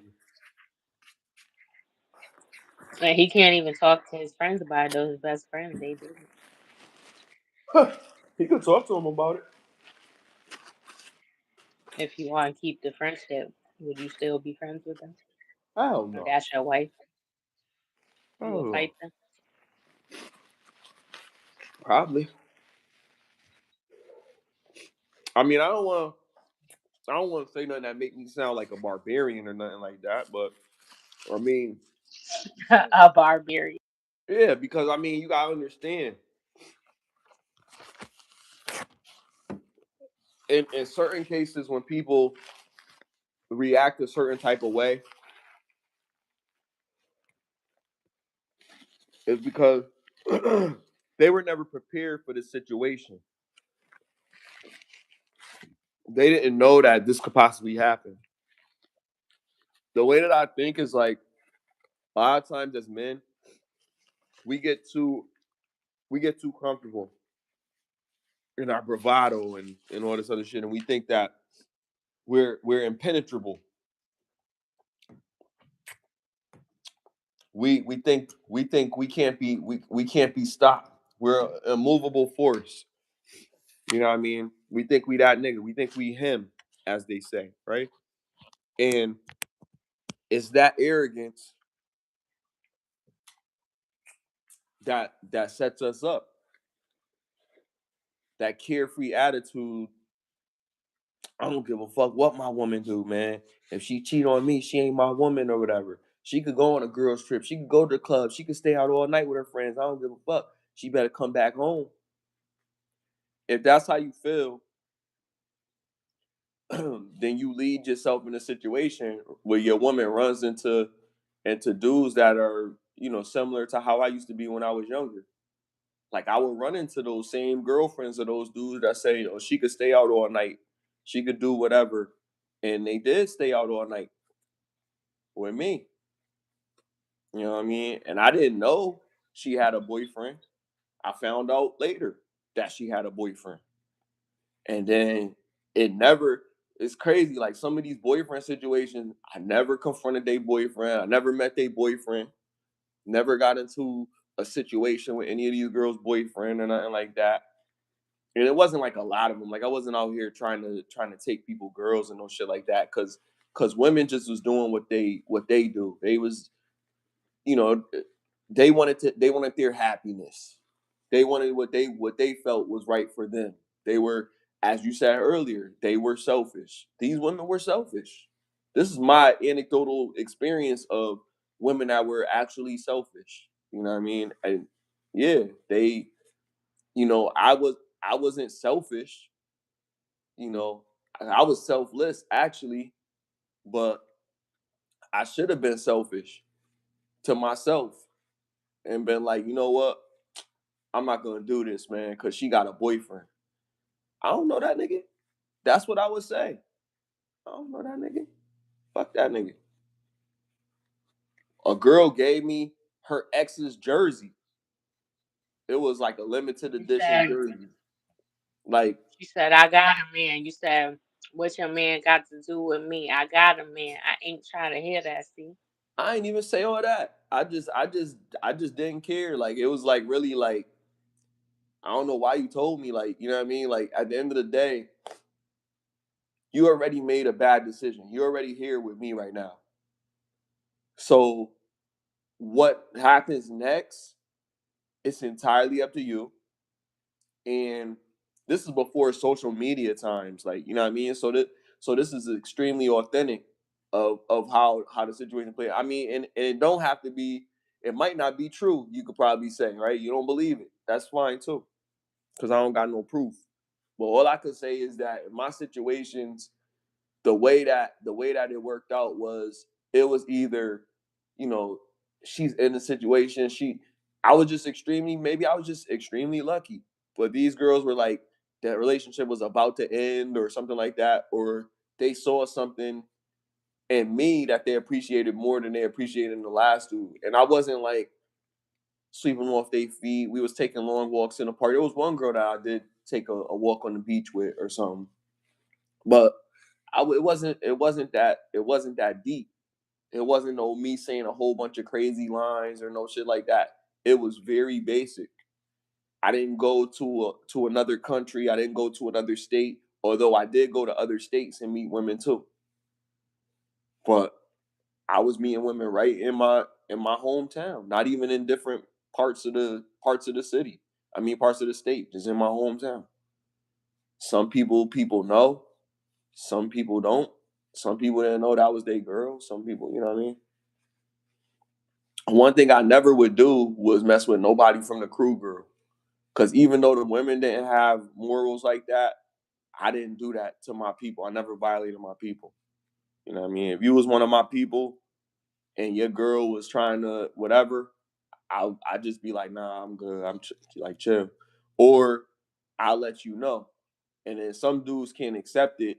You know what I mean? So they feel like you the enemy and shit. Nigga, I'm telling you, nigga, I could have just smashed. I ain't have to say shit. I could have just smashed and kept my mouth shut. She probably would have been like, "That's why I let your boy fuck," or whatever. You know what I mean? But that's your fault for being a fucked up nigga. Because if I was grimy, yeah, I could have did that, but I ain't do that. You know what I mean? But some niggas is, like I said, some niggas selfish, some niggas is whatever. But me being a stand up person, I'm not like that. I don't do that. That's woman shit. Women shit. Me. But in any case, when those things happen, looking back on it, I'm not glorifying it, but I'm saying this, that I think a man probably would appreciate if a woman chased him, because it would make him more it would give him a heightened sense of self-esteem, self-worth. It would empower him as a man. I think a lot of men today need that shit. They need to feel that encouragement, especially if you feel like they're worth it. You're not gonna try to shoot your shot at a nigga that you think is a piece of shit. I'm sure if you really did think you were shooting your shot, you would be shooting your shot at a man of quality. I think you should still look at it like that. Or the other things, him possibly being a serial deleter, him possibly being a psychopath, all these other things, it could possibly happen, but you never will know until you get to know that person. And if it's that easy to detect or not that easy to detect, I don't think you looking hard enough. Like if you see a dude and he seemed like he got himself together, stop. I mean, sometimes we be like, oh yeah, well, he could go to the gym. You trying to see things beneath and all that other shit. Nah, men have a whole part that we got to do on ourselves that women should be able to recognize to see our potential. Women also, if a woman is not taking care of herself and her body is not looking right, I don't think, you know, a man that is doing the opposite, taking care of himself, doing certain things, should shoot his shot at that woman unless that's what he's attracted to. If that's what he's attracted to, then yeah, he don't have to just because she a woman and she, you know, quadruple digits. You feel me? And weight. And that's not his obligation to do that. But if he does, and she is a big girl, she should acknowledge and be feminine and be a nice woman to that dude. I'm saying she should act like a lady. I'm not saying that she got to give him anything, but shit, what the fuck you waiting for? That's your chance right there. That's your knight in shining armor. You don't deserve that. I don't give a fuck what he look like. You don't got many choices. So like at that point, yeah, you need to just realize, all right, yeah, he worked it, whatever. But then you a man that worked very hard. Yeah, you should be able to get a beautiful woman. Now, I'm not telling dudes to go out here and spend money on a woman, but if you take her out and you got the bread, if you spend a couple dollars when you taking her out to eat, ain't nothing wrong with that. It's not simping, it's not tricking.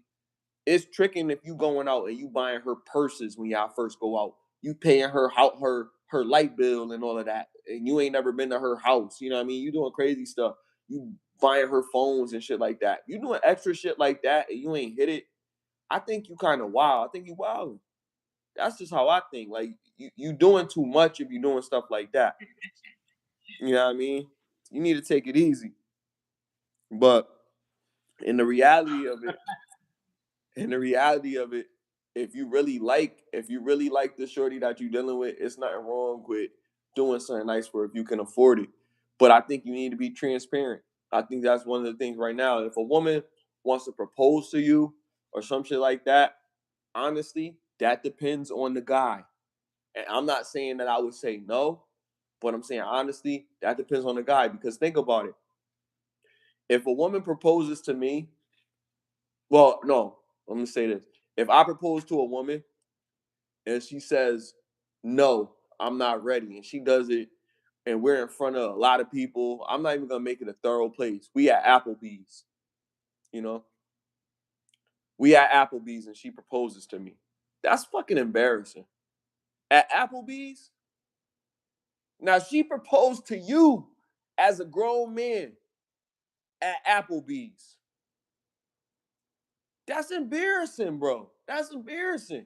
Now, You gotta say what I'm with you, what are like you Jim. what are you supposed to do? You know what I mean? Because if you a man and you propose to a woman, it's just supposed to be sacred no matter what. You propose to her, y'all been together, it's long overdue, whatever, whatever. But it's traditional for a man to propose to a woman. But then a woman just, I mean, if you're gonna do that, that's something you do private if you're gonna do that. Cause really you emasculating them and then you have Applebee's. I hope he paid for that meal at least. Cause if y'all went Dutch or she paid for that meal at Applebee's and she proposed to you, nigga, that's your husband. She's your husband, my nigga. Like, the fuck? He's your fucking husband, my nigga. Like, what the fuck, nigga? You Hear crazy. that, Jim? That's Yo, it wasn't terrible. at Applebee's though. It was, That I don't know where they was, that's terrible. but Jim said I'm with you. That was his answer. What does that even mean? Like, that's not yes or no. She asked. He said, "Will you marry me?" And he said, "I'm with you." And he let her put That's the a ring. no. The fuck? But That's a no. That's a no if a woman say that. he let her put the ring on though. But he That's was crazy. That's uncomfortable. You could crazy. tell. That yo, that You could look, tell he man. was uncomfortable. Look, man. He probably would never She admit been that, running. but She been running him from day one. She been running him from day one, so it ain't no mystery. I But mean, we never I'm got I'm married. just saying I don't think like because I'm not that like I'm saying I ain't no fucking crazy thinking nigga, but I hope she don't want to break up with me if she try to propose to me in public in a fucking public place. Like at least if you do it, like it's gotta be crazy. Like if she really proposed to me, like I want it to be. I don't even know why I'm saying this. This shit sound crazy me saying it, but look, if a woman were to propose to me, it's gotta be crazy. She gotta propose to me for me to say yes. Cause if we at Applebee's and somebody pulled their phone out, so now I'm about to be viral and shit. You know what I mean? With this chick proposing me at Applebee's and shit. And did she take a knee? Like how'd she do it? She reach over the table? Like then I gotta think about that and everybody looking at us like, yo, this nigga a bitch if he say yes. Like, hey, like niggas just looking at it like, yo, this nigga a little bitch. I think just for me, I wouldn't do it because I wouldn't feel comfortable. But I don't. If somebody else wants to do that and then the person says yes, like if another woman proposed to a man and it works for them, different strokes for different folks. But for me, I I would be too scared to do that. Like, and then what if? And then that's another thing. Either person could say no, so that's already a fear. Right. Like, so it's I like mean, look, that's and at least it with is me as a embarrassing, man, like you said. but like, look, at least with me as a man, I accepted it. Like, I accepted, like, yo, if I say if I propose to her, look, if I propose to her and she say no, I'm just saying it off the muscle. I will never propose again to her. You know what I mean? I'm not saying I'm never gonna propose to a woman, but I'm never now. Do that mean in that circumstance, is it okay for her to propose to me? Well, I don't know, but we might be together for a minute. But that proposal shit, because I don't know when it's time. Like, what the fuck you mean? Like, I'm not ready. I bet. Cause shit, I thought this what y'all was born for and shit. Y'all motherfuckers talk about this all the time with your girls and like, oh my god, did you see how Margaret looked in her gown? Oh my god, she was so adorbs. Her mother Mm. was such a glamour. Oh my god. Like the Shit. fuck out of here. You know what I mean? But like she was so happy about her friends and everybody else. Then you propose to her and she tell you no, and you supposed to wait a little bit.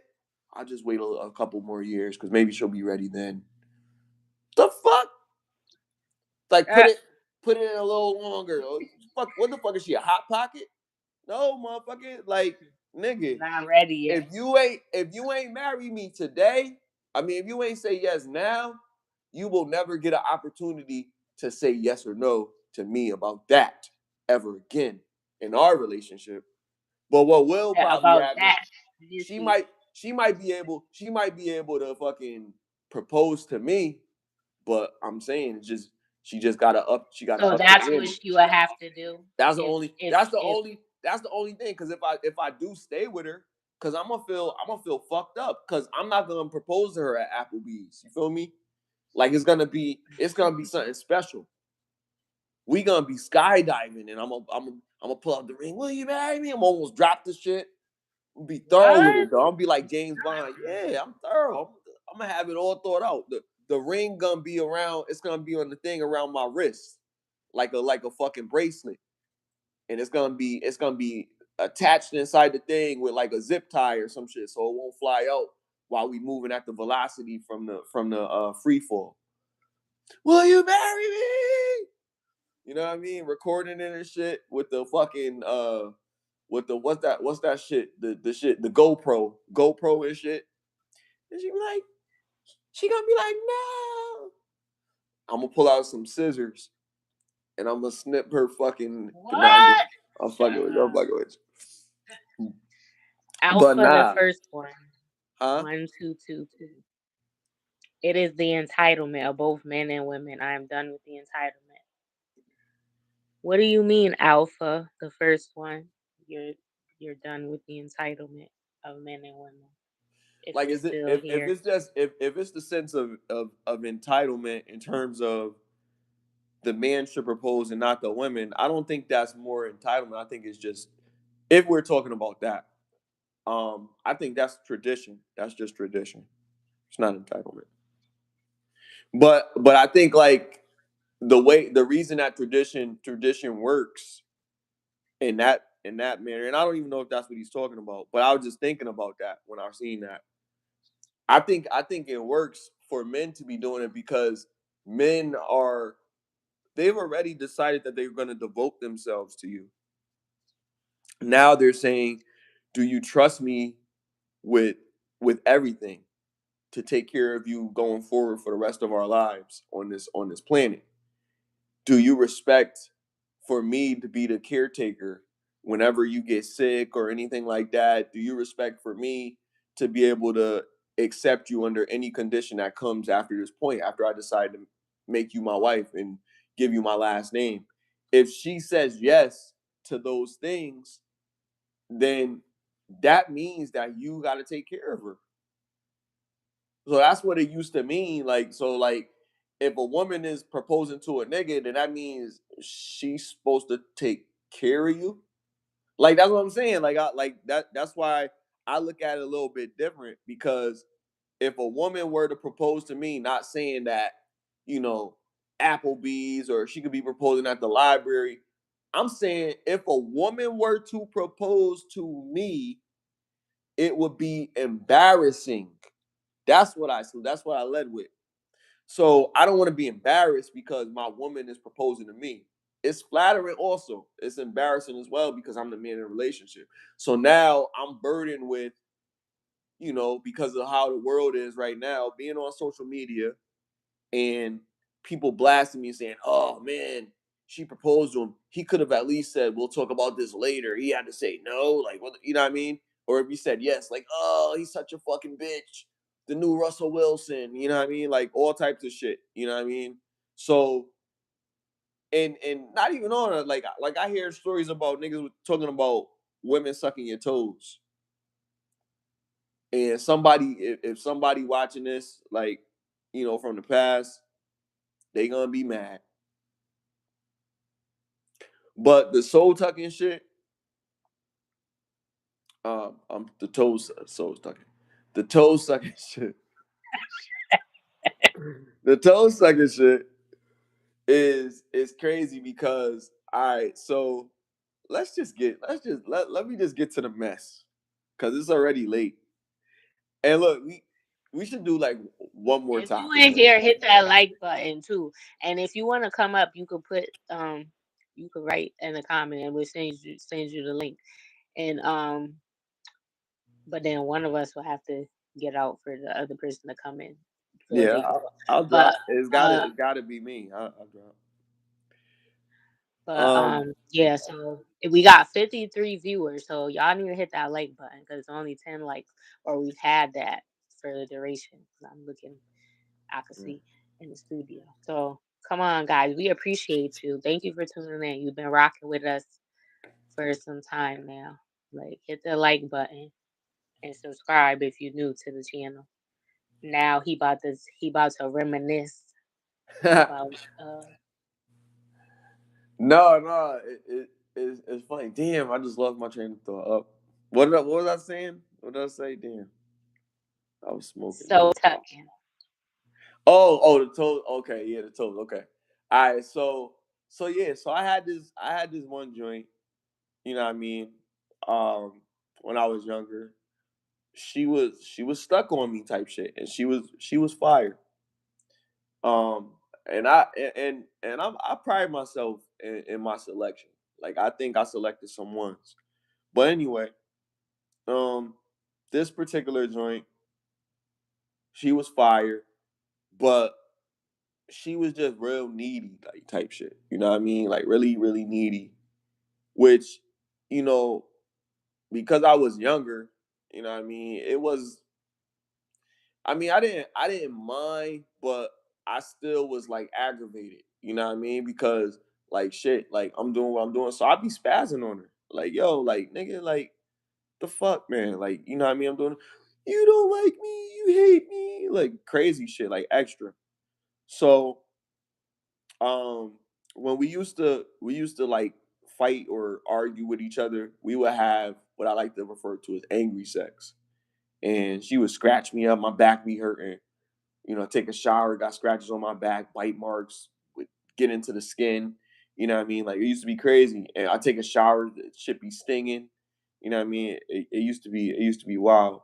But I kept going back because it was different. It was exciting. You know what I mean? And I remember, I had to explain some of these passion marks to my girlfriend, and she was like, "What happened with there?" And I was like, "Because I used to play basketball often." And I'd be like, "Oh, I was playing ball." You know what I mean? Motherfuckers You hear crazy, that? scratching like That's where you went wrong. scratching like Cause you chicks. said you had to explain it to They be scratching like chicks out here, man, playing ball, man. So I was, so I was like, yo, I used to, hickeys. I used to tell the girl, yo, don't do that. Don't leave me no, you know what I mean? She be leaving me hickeys and shit. And I have to like come up with a good one about the hickey. Like, oh, that must be a rash or something. I had to wear the because I had a girl, like, you know what I mean? I had to wear a turtleneck or some shit, cover it up. Like, I don't wear turtlenecks. Wear the zip up joints or the zip up all the way to your neck shit. You know what I mean? And I ain't have a beard. So, if I have a hickey, you gonna see that shit. Feel me? So it used to be like that, but um yeah, this chick, she was real kinky, wanted me to record her when we was doing it and all this. And I remember one time out of nowhere, she just started sucking my toes type shit. And I was like, what the fuck? Now I was younger, my toes was a little bit more attractive than they are now, but toes are not attractive. I don't think they are. And some women have pretty feet. But anyway, she was just doing it. I was like, what the fuck? So I just think about that when I think about people getting their toes sucked, like dudes getting their toes sucked. Like dudes put it off and be like, oh nigga, you nasty. I don't think a nigga really got a girl that would really just do it. Like I think really they just hating. Because I feel like a lot of niggas, and they might say they not, I don't give a fuck what they say. I think niggas is just hating. If you ever get a girl that will wanna suck your toes, that girl really likes you, nigga. That girl really fuck with you. If that girl wanna fulfill your every fantasy, she really fuck with you. That girl just give you top without you asking her to do it, or you wake up in the morning. That's how you wake up in the morning. That girl really fuck with you. You can't find that everywhere, but if you that dude, everywhere you go, you find it. You understand what I'm saying? If you messing with a chick, she gonna do that because you give her that energy where she feels comfortable doing that to you, doing that for you. You know what I mean? But I don't particularly like this shit. Like that's not my thing. Like I wouldn't tell a girl to suck my toes. In fact, if a girl asked me to do it, I tell her no. Matter of fact, I told my girl not to do it. Like you feel me? Like out of respect for her. Like nah, you ain't gotta do that, baby. Like, you good. But she'll do it if I ask her to. But I won't ask her to do it.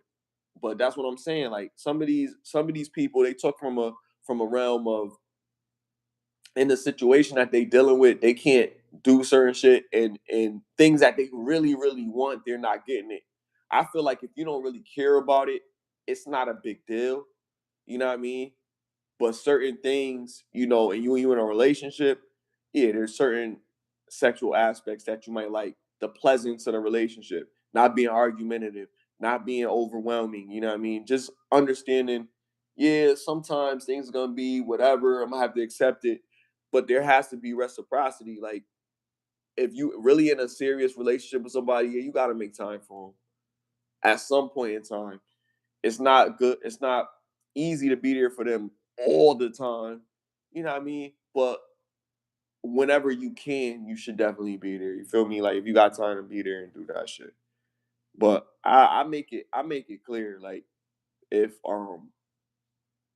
if I'm not happy or some shit like that, I'm telling you why I don't like this or why I don't like that or whatever. And that's what it is. If you don't like that, then you know that's that's on you. You know what I mean? But I'm definitely gonna make sure that you understand, you know, what it is. But with that, with the toe shit, like that's not something that I'm just like, oh yeah, I need a girl that's gonna do that. And I was saying that to say the the whole Blueface Chris Sean joint. So I don't know if y'all know, Soldier Boy and Blueface, they beef is back on. You know what I mean? And it's in full effect. I think it's because Blueface really need attention. So so now they back mixing it up. Oh, I got some more mess too. So they back mixing it up. And um Adam 21 is set to have a celebrity boxing match on January 23rd. Um it's gonna be with Jason Love, who's a corn star. So that's gonna be interesting. And yes, that's the guy that smashes his wife twice. Right. So yeah, twice Absolutely. recorded. Twice recorded, matter of fact. And cream pie, matter of fact. So that so Adam 22, they made a video. They were trying. She was saying she wanted Blueface, and yeah, I know. Blueface was I know about that too. Blueface denied it, but I guess they tried to spin it and saying, oh, he doesn't want to get tested or something like that or something crazy. But I mean, eh, I think it's a relevance thing. They said that to get some relevance, and now they doing this. So this was like really to spark some attention. I think this is an attention getter, if anything. Like, why are you fighting this dude? Like, what is going on? Like, is this something? Is I know it's a money guy because he been said it. Yo, he about getting the bread, and you know how much bread he could get from this boxing match, the celebrity boxing match. Celebrity people are already saying they're gonna go see it. So it's probably gonna be something they want to see. They done seen Jake Paul get his joint wired up. So they want. I mean, a lot of people. Some people don't like Adam 22. Some people do like him. Um, I still think he's a culture vulture, just like Vlad. Shit, just like DJ Academics. But the thing is, they're what you would call, I guess, media journalists or some shit like that. So I mean, just like what we doing. I mean, they made it available for a space to be able to do that and the siphon off of it. But the thing is, when they're highlighting all the negative norms and all these different things, they're not highlighting it in a way that it's like, oh no, no, no. It's more like attractive. Like, oh, like yo, like how long you been a pimp? You know what I mean? Or you've been doing, you know what I mean? Like it's really just making it like, wow, like this is amazing. Like I never heard about it. You know what I mean? They're glorifying it, you know. So I don't like that. Um and this is what's been going on for a minute. And like we was talking about, when people get online, they do this because they want the views, they want the clicks. It's money in there. You know what I mean? So when you realize that there's money to be made surrounding these talking points, talking about these specific things, then you know, yeah, I got to get myself in here. I got to get some of this money. That's all it is. You can't knock them because it's there, it's available. People gonna do it, and people got bills. People, you know what I mean. Some people do way worse to make money. You know what I mean? Because that's what it is. It's become this thing. And I said it before. If you doing it with the intention of doing something good, like if you have a podcast and you're making money from your podcast and you pour that money back into your community, I don't care what you talk about. Honestly, Charleston White is talking about all the stuff that he does and helps the young boys in his community and shit. So I don't give a fuck about what he talks about. I know he says crazy shit about people. Sometimes he says good shit about people. But even still, with the bread that he gets from what he's doing, he pours it back into his community. That's commendable. It doesn't disregard him saying certain shit, but I don't want us to get flagged for this, but like look at Charlie Kirk, bro. Like he wasn't helping black people, but he was so quick to say shit to him, say shit about him. Like that's the thing. Like, you know what I mean? And you know, and my heart go out to his family. I gotta say that after making that comment, but I'm just being real. Like, you know what I mean? Same thing with Candace Owens. Like if you saying anything about us, at least reach out and help us. it don't always have to be monetary, but there's really no other way you can help us. You talking shit and telling us you should do this or should do that and pointing the finger at us, that's not shit. You know what I mean? Like if you really want to help, get yourself out there and roll your sleeves up. Reporting how bad fucking what's the nigga name? George what's his name? The dude that the cop killed, George Floyd. How bad George Floyd was. Um just highlighting how much of a terrible guy he was doesn't negate that excessive force was used to any degree. Like it was what it was. It was still excessive force. He could have been a heroin addict. He could have been all types of shit. But excessive force was used on video. He could have been a criminal. He could have been whatever. But you gotta also hold accountability in every aspect of the situation. You know what I mean? The cop is here to protect everybody, including make sure that he's protected so he can go home. The dude was unarmed. Put the handcuffs on him and put him in your vehicle, bro. Like you did too much and was recorded doing too much. So I mean, shit like that. Like I see a lot of shit happen to us, and we the first people to report on it because it's better when it's coming from us because nobody's really gonna scrutinize it. Nobody's gonna say anything. When a when a white person say something about us, it's like, oh shit, they racist, they da da da da. When we say something about us, we look at it like, what the fuck? Don't we got enough problems? Cause nobody really like try to help. You just want to point the finger. And that's the only problem that I have with it. Clean up that community. Get some more rehabilitation places out there. Get more people on rehab. Clean up. Get the drug unit out there to bust the people that's on. You know what I mean? If you really want to do it, or open get more jobs so they don't gotta sell drugs. Like figure out a solution. You know, for them because we knew what the problem was in 1978. Where the fuck you been? You know what I mean? We don't need to keep hearing the same shit. Tell me how to fix it and do it. Put me in the right direction. Put me in the place that I need to be at. Fuck you giving me a pamphlet. Click this online and go here for more information. No, let's have some shit where we can meet and you have other people at kiosk or some shit like that, and you have an expo set up and you're giving out pamphlets in face and you're shaking hands and you're talking to people and you're giving those speeches that you're giving online with your security so you feel more comfortable instead of throwing out these fucking conspiracy theories talking about somebody wife is a man and all this other shit and they got like 4 kids or some shit. Like you crazy. Doing too much.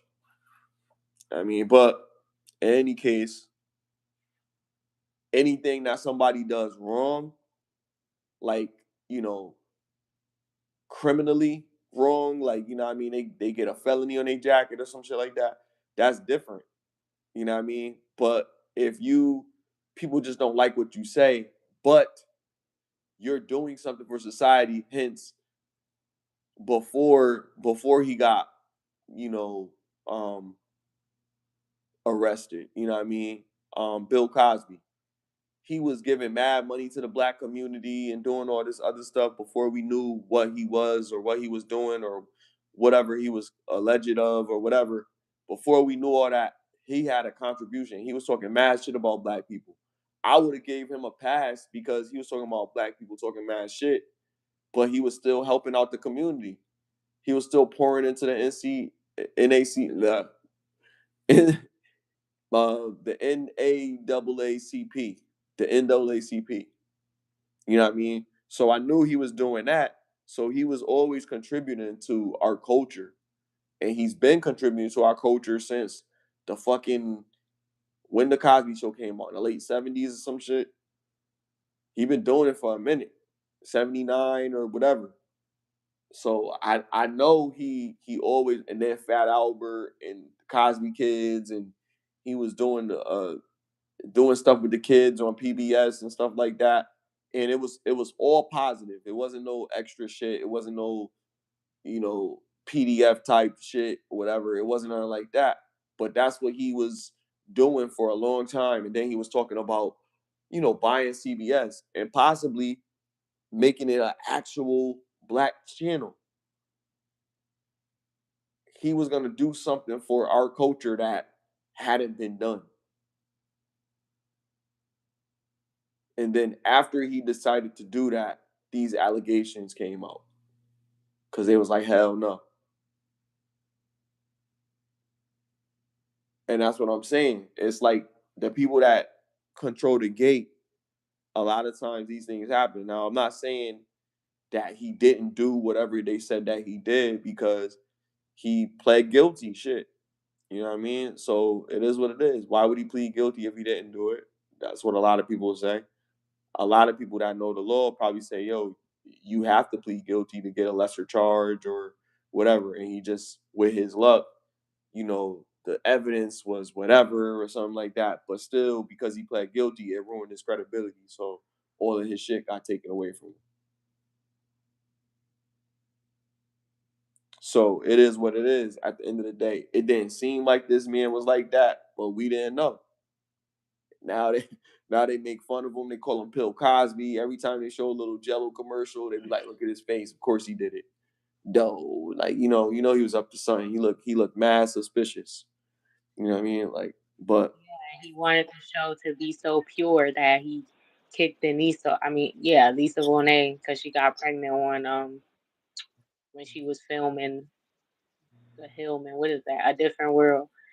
mm, Like he was the writer. He wanted it to be, she was in college. He didn't like that image for, and if she pregnant, they was gonna have to be a part of the show because she's gonna start the show. So, so that's why it ended because I mean, she had Olivia. that wasn't her. That was afterwards. She Mm. didn't have. She wasn't dating. Yeah, I'm saying when She wasn't. she came back, and then Olivia was her daughter. Yeah, but she was older then. She Yeah, wasn't I'm in saying she was college. older, but I'm saying you said they kicked her off. I'm saying she came back and she had her she was they brought her back as a mother. Yeah, he brought her back. I'm not. I'm saying it's funny that you wanted the show to be pure, and you made her leave. You canceled the other show because of that, and you out here doing Yeah, it doing this. made because it made sense. It made sense It made because sense for business, but you should have followed that in your real life. Like, what the fuck? I mean, but You got that's what I'm bills for saying. the But TV I show. said, but with everything that I said, I still hold it because I don't know because of how they manipulated that situation. It's been so long and whatever. Yeah, is he really this heinous criminal like this criminal mastermind? I don't think so. I think the things were set up in a way to make it be perceived that this guy was like this. You know what I mean? Because of the way the society is. And maybe that's just my naivete because I'm like, man, I hope that this guy wasn't that. But we also understand that the government has done many times in society ways to manipulate things to make it seem what it's not. So why not believe that? Because we're talking about grape. Every time we're talking about that, we forget everything else. Every time we're talking about that, we forget everything else. We forget about the Kobe Bryants and the Mike Tysons and people that have been accused of stuff that they didn't do several times over, but we always reserve it because we don't want to believe it. And I think a lot of black, probably not you, but I think a lot of black people probably want to talk shit about Bill Cosby because of how Bill Cosby came at the black culture as a whole because of some of the things that was recognized by several doctors, not just him as an entertainer, but several doctors identified that the black families is destroying. In the 80s, they started to recognize that. It was like, there's no more black families anymore like it used to be. Like nobody's growing old and having all these kids together and having all these grandkids and stuff like that. It's not happening like that anymore. Families are becoming less and less and less and less. And it's because that those traditional values that held the families together, they were strong because They were divided in the country, so they became stronger together. It was a whole black power thing. You know what I mean? And then all of a sudden, poop, nobody gives a fuck. So that's why the Cosby Show was so important to our culture, because it showed that you could have two successful black parents and have a successful black family, and all the kids go to college, and all the kids are successful, and all the kids get married and have kids and all of this other stuff. And we continue to create generations of successful black families. That's what he wanted to portray. So to keep it pure, probably to keep up that identity, because nobody knew that he was possibly giving out uh, Mickeys to women, or giving them whatever drug he was roofies. Matter of fact, roofing, giving women roofies back in the 50s or whenever this happened. You know what I mean? Because for all these years, possibly it doesn't negate this took place if it did. But for all these years, for this to have happened, and then him to just be like, you know what, I'm not that man anymore. I'm gonna start a family. I'm gonna do this. I'm gonna do this for kids. I'm gonna try to change the black culture. I'm gonna try to help all of this shit. And then talking shit about black people like he never did nothing wrong. That is what made people like, nigga, you ain't perfect. Look at what you did, nigga. At least I ain't do that, nigga. Shit. You know what I mean? So it seemed like it was okay jab, but then I'm saying you also got to take into consideration the system, like how this shit is set up against us from the jump. So what if a successful black man in the 50s was rare, and it was a Jack Johnson type of shit? Like bitches wanted this nigga because he was that nigga. He probably wasn't the most handsome man to black women, but to white women, he was exotic. He was that nigga. He was in good shape. He was on every entertainment show. He was a comedian. He had sold out shows. He was accomplished, and he was getting even more accomplished. So he probably was getting more pussy than he could want. Why would he need to do anything to these women? He was still able to smash regardless. They probably would have been willing to smash regardless. So it just makes me feel kind of, it makes me think kind of crazy, like, damn, you really was. And then at that point in time, you really was in a fucked up state, because if they found out that you was fucking with white women, your whole life would have been through. But at that point in time, so how did this not come out then? They would have want anything, because they hid it nothing until more. until something went wrong. But They they would covered it want up nothing until, more. But I'm saying they would want nothing more. But as soon as he but they decides needed him. They were making money that off of part, him that because he part, was on and now everything, and like now you you want said. to and now you want to do shit for yourself, nigga. Fuck that. That's the same thing that I You think got, with yeah, you Diddy. gotta follow the law. You gotta follow the. Cause when Diddy tried to separate from the Ciroc people, all this shit started happening. It literally happened like a month or so after. It's crazy. Like I'm not saying Diddy not no fucked up dude. But fuck, I'm not even talking about this fucking shit with 50. Fuck that shit. I'm talking about him in court right now, or him in jail right now. Like all of this shit came after the whole thing. Him trying to become global with liquor and shit, and get away from all these particular devilish people. Kanye West had to go crazy to get away from fucking his brands and shit. And now he back to billionaire status, supposedly, allegedly. Like, I don't know, like it's crazy, nigga. I don't know. The only way that matters is if they're innocent. If they didn't do anything, then that's one thing. But if But they then we did, don't then it know if doesn't. they innocent, because it's a war on the black man. Like it really seemed like that. Even if it's not figuratively. It just feels like it is. It seems like every single black celebrity, power person, they always get brought down from some type of shit. And it's like, is it so easy for them to fall victim to it? Like Russell Simmons, for instance, with his situation. He fled, he in another country. Supposedly he was doing shit with little kid. Everybody's saying it. Everybody know he was messing with Kamora Lee Simmons when she was like 15. He was grooming her, all of this stuff. And that's how he ended up having kids with her and all that other shit. I'm not saying that it's not true. I'm not saying it's not true. But isn't it crazy? So It's that's it. crazy. No, It's they're crazy how crazy. is They're it, crazy. All the people in Hollywood are weirdos. So mm, and the black ones, unfortunately, they don't do the proper, which good thing they don't do the proper thing because you're getting caught.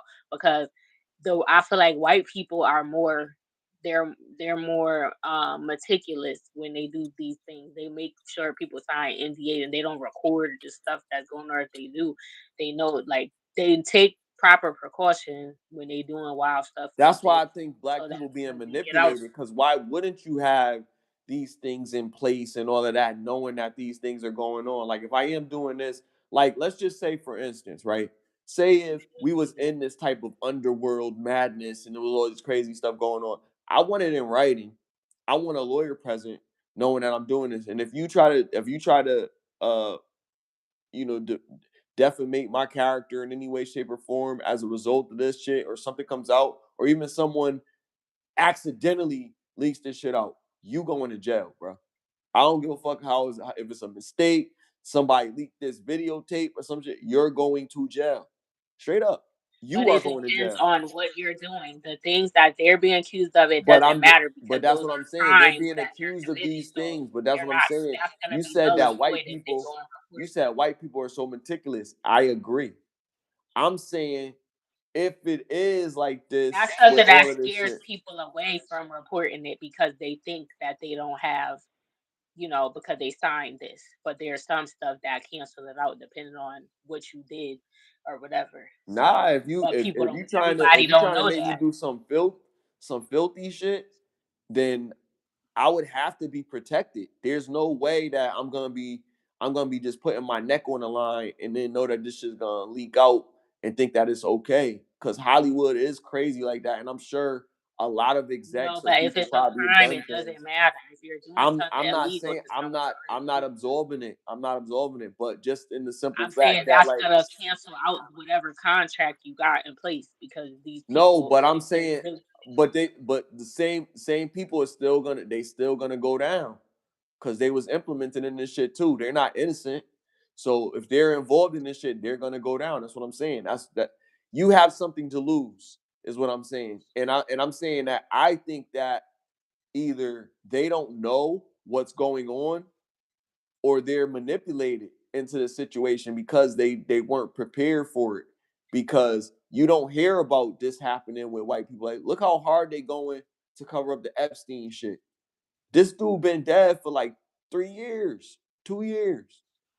So it's like even after he's been gone, they still trying to cover it up and say, look, like, yo, this didn't happen. These people wasn't on the list. We don't got the manifest. You got it. You just don't want to release it because people names up there that they don't want out. And it might not just be Trump. Because everybody be coming hard at Trump. He not the only name on that in that book that they don't want They revealed. said Bill was there. They Mad said people in Bill was that shit. So it's like Jay Z damn. and So it's Beyonce. gonna really fuck shit up because it's gonna make people look at America different as a whole, and probably just rich people in general. Because it might be some people from other countries, other world leaders. It might be something crazy with that list, like, and they feel like, yo, the people got to know whatever. But that could be some shit that makes the world's head explode, bro. Like it could turn people into like just wilding out in their own city, and people don't want to consider it because people are just, like I said before, people want the drama. Nobody wants a better world for real. People be saying they do, but like if you do, you know what it means. You know what that means. Stay with the fucking dude that you had a kid with. That's what it means. Just do that at first. That's the most simple fucking thing ever. Well, he smacked me. So what? Make a better world. Get smacked a couple times. But That he shit sounds smacked me, fucked so up. It what sounds is fucked up. It crazy. sounds fucked up. But listen, the lesser evil than you fucking allowing the world to fucking be doing nuclear explosions everywhere. Fuck you. Fuck your feelings. Fuck your feelings. We got to get to a point where we like, fuck our feelings. We got to get to a point all should go to prison. Yo, you know what I think? Like, Daryl, like, I agree that people that's doing some fucked up shit, they should go to prison. I don't think Trump is the biggest fish. I think Trump is the biggest fish now because he's the president of the United States. But I bet you Putin is on that list. You know what I mean? I'm just going out there, but you saying biggest fish. The president of any country is the biggest fish because they're world leaders. Who knows who's on that list? So at the end of the day, when we saying all should go to prison, who's gonna run these countries?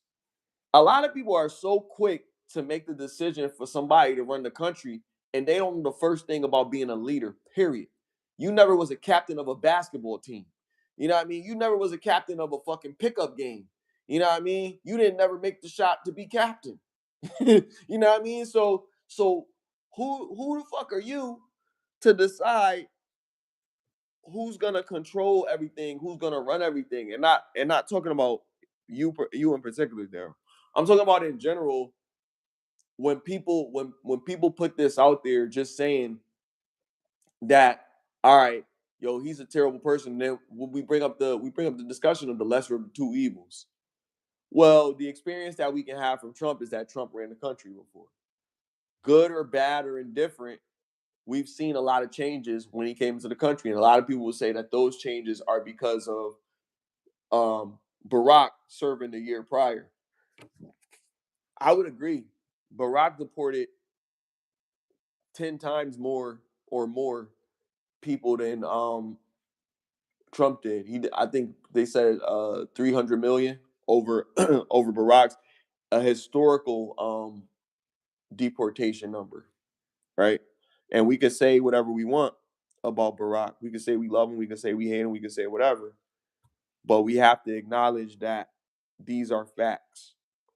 So at the end of the day, I'm not a supporter of a president at all, really, because presidents don't really help with black people. The only president that we could say actually probably did help us and didn't really help us for the reason that we want, but at least we got the help.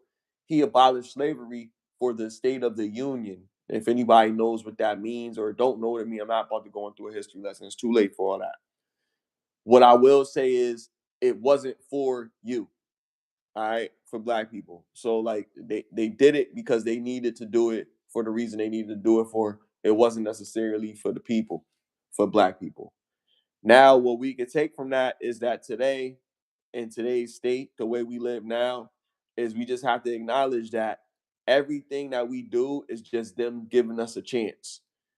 It's not really like we're equal or something like that, but we got a chance and a chance for them to let us go as far as they're willing to let us go.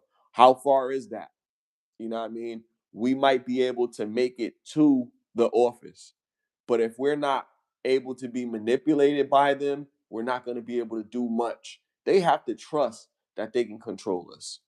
If they can't trust that they can control us, then they're not going to let us get in that seat. The problem that a lot of people have with Trump is they cannot control him. You hate that shit. You can't control this motherfucker. And that scares people. It scares people a lot. Anything you can't control that's that powerful is scary. And I'm not saying he's great because I'm like, fuck what's on that manifest right now. Seriously. Like at this point, I don't care. It's been so long. They don't be wanting us to know shit. I don't be knowing what's in Pandora's box, and I don't know why. But I could see better out of keeping the information to yourself than releasing it if you know that it's going to be destructive to the mind of what we think of our leaders. We already know our leaders suck, but to have the truth, when people came out and said aliens exist, what happened? Did people quit their job? Did people buy spaceships? Did people decide that they're going to at least buy more self-driving cars? No, people just did whatever they did before they found that shit out. Because people still heard it and still didn't believe it. I'm gonna tell you this, and this will be my last statement. I don't know if we got any other topics, but this will be my last statement pertaining to this. I think that people put too much pride in politics and to a point where it affects their life. I hear people say that my if a dude that I'm dating tells me that he's a MAGA hat Trump supporter, then I'm gonna break up with him. And I said, why is that? Because he's probably in the community, or he's probably gay. I'm saying, oh, okay. Why do you think he's gay? He's probably gay and he's probably racist. Oh, okay. So why do you say he's gay and he's probably racist? Because anybody that supports Trump must be gay or must be racist. Doesn't make any sense because the Democrats support gay marriage and all this other shit. So how does that even make sense? Right? And then the racists, um, I mean, I guess you could say the conservatives are racist, but he has helped to give more African Americans jobs. I don't know, like it just was crazy. But then like everybody was leaning on that DEI and what the other shit was, affirmative action or whatever. Like affirmative action when it first started, it didn't really help black men, it helped black women. And the DEI really didn't help black women anymore. It helped um the LGBTQ plus community. So like I don't know what people be thinking when they agree to do all this shit, but they just like some of this shit is just it's just extra to me. Like everybody, every man and every woman should have rights. I don't care what your sexual orientation is. Every man and every woman should have rights. It don't matter what your race is. Every man and every woman should have rights. That's where I land my plane on that because I think that's just the premise of it. It has nothing to do with what you like in the bed. Now, land there. Right, that shouldn't even be a part of the conversation where it's speaking politically. It should, like you said, it should be. And then the people like to break up with your man because or your woman because of their political affiliation or whatever the party they're on. Like that's that has nothing to do. That doesn't necessarily mean that their character is a certain way because they voted for Trump or whatever. That's a separate thing that you need to analyze to see how they move and what their characters like. You have to know them to know what their character is like. It shouldn't be automatically assumed that because you voted for someone that you're a certain way if you don't even, you know, that you've that removed everything else about me that why we're even together in the first place, but because I'm mad that I'm gay. And then she never still never said why he's gay. Just said you just have to be because you support Trump.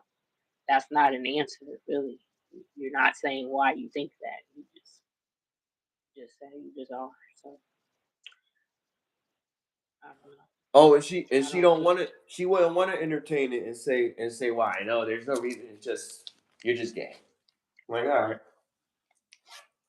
not me, because I don't give a fuck about none of them. But she's saying like in general, and I'm like, yo, that sounds retarded. I just gotta call it what it is. I know we can't say that word, but um, it just doesn't make any sense. Like if you really feel that way, then um, you have no depth as a human. Like I feel like you don't deserve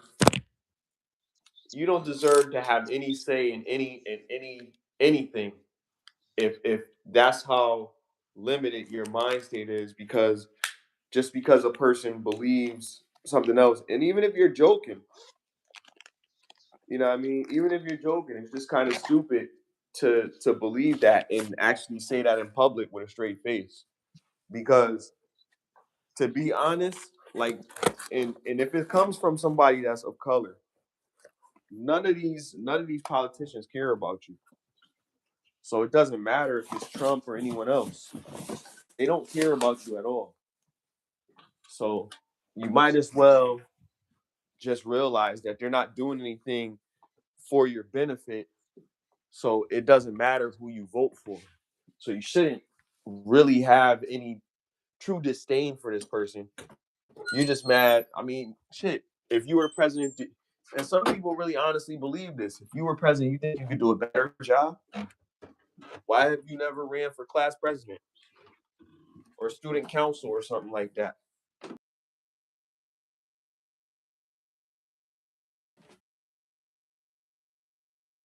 Make money in life. I mean, I look at that as like, yo, this dude did something to get there. But even Barack or anybody else, their family was successful enough to put them through school to make sure they got the right education or whatever they needed to be able to progress in society, and they was able to do it. But you don't have that, you know what I mean, to fall back on. You don't have those things. So at least I could say about these niggas, they at least had somebody pushing them in their life for them to get to a certain point. That's commendable. You know what I mean? I don't really like Trump neither, but I respect that this dude, he stand on whatever it is.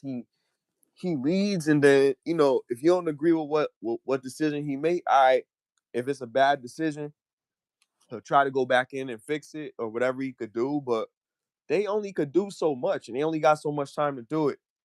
I think him trying to get rid of some of those people, like some people was complaining, but some people was happy about some of the shit that he did. Getting rid of some of the people because they was saying people was making it real hard. Um, you know, in certain states where all of the people that was coming from different countries and stuff like that, they was taking over certain areas and shit like that. So some people was happy with what he did. So I don't know. I give him some credit.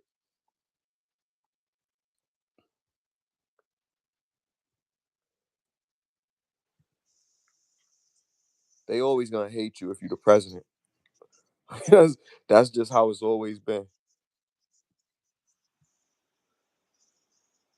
Yeah, he done something like signing the executive bill to get to change the schedule of THC. He said for to help people, medically to do more research or whatever, and then signed the executive order for fentanyl to get considered a weapon of mass destruction. And then, yeah, he has done other things within the workplace. That, uh, but he just an asshole. That's just why he's like arrogant and people don't like the type of attitude. Like,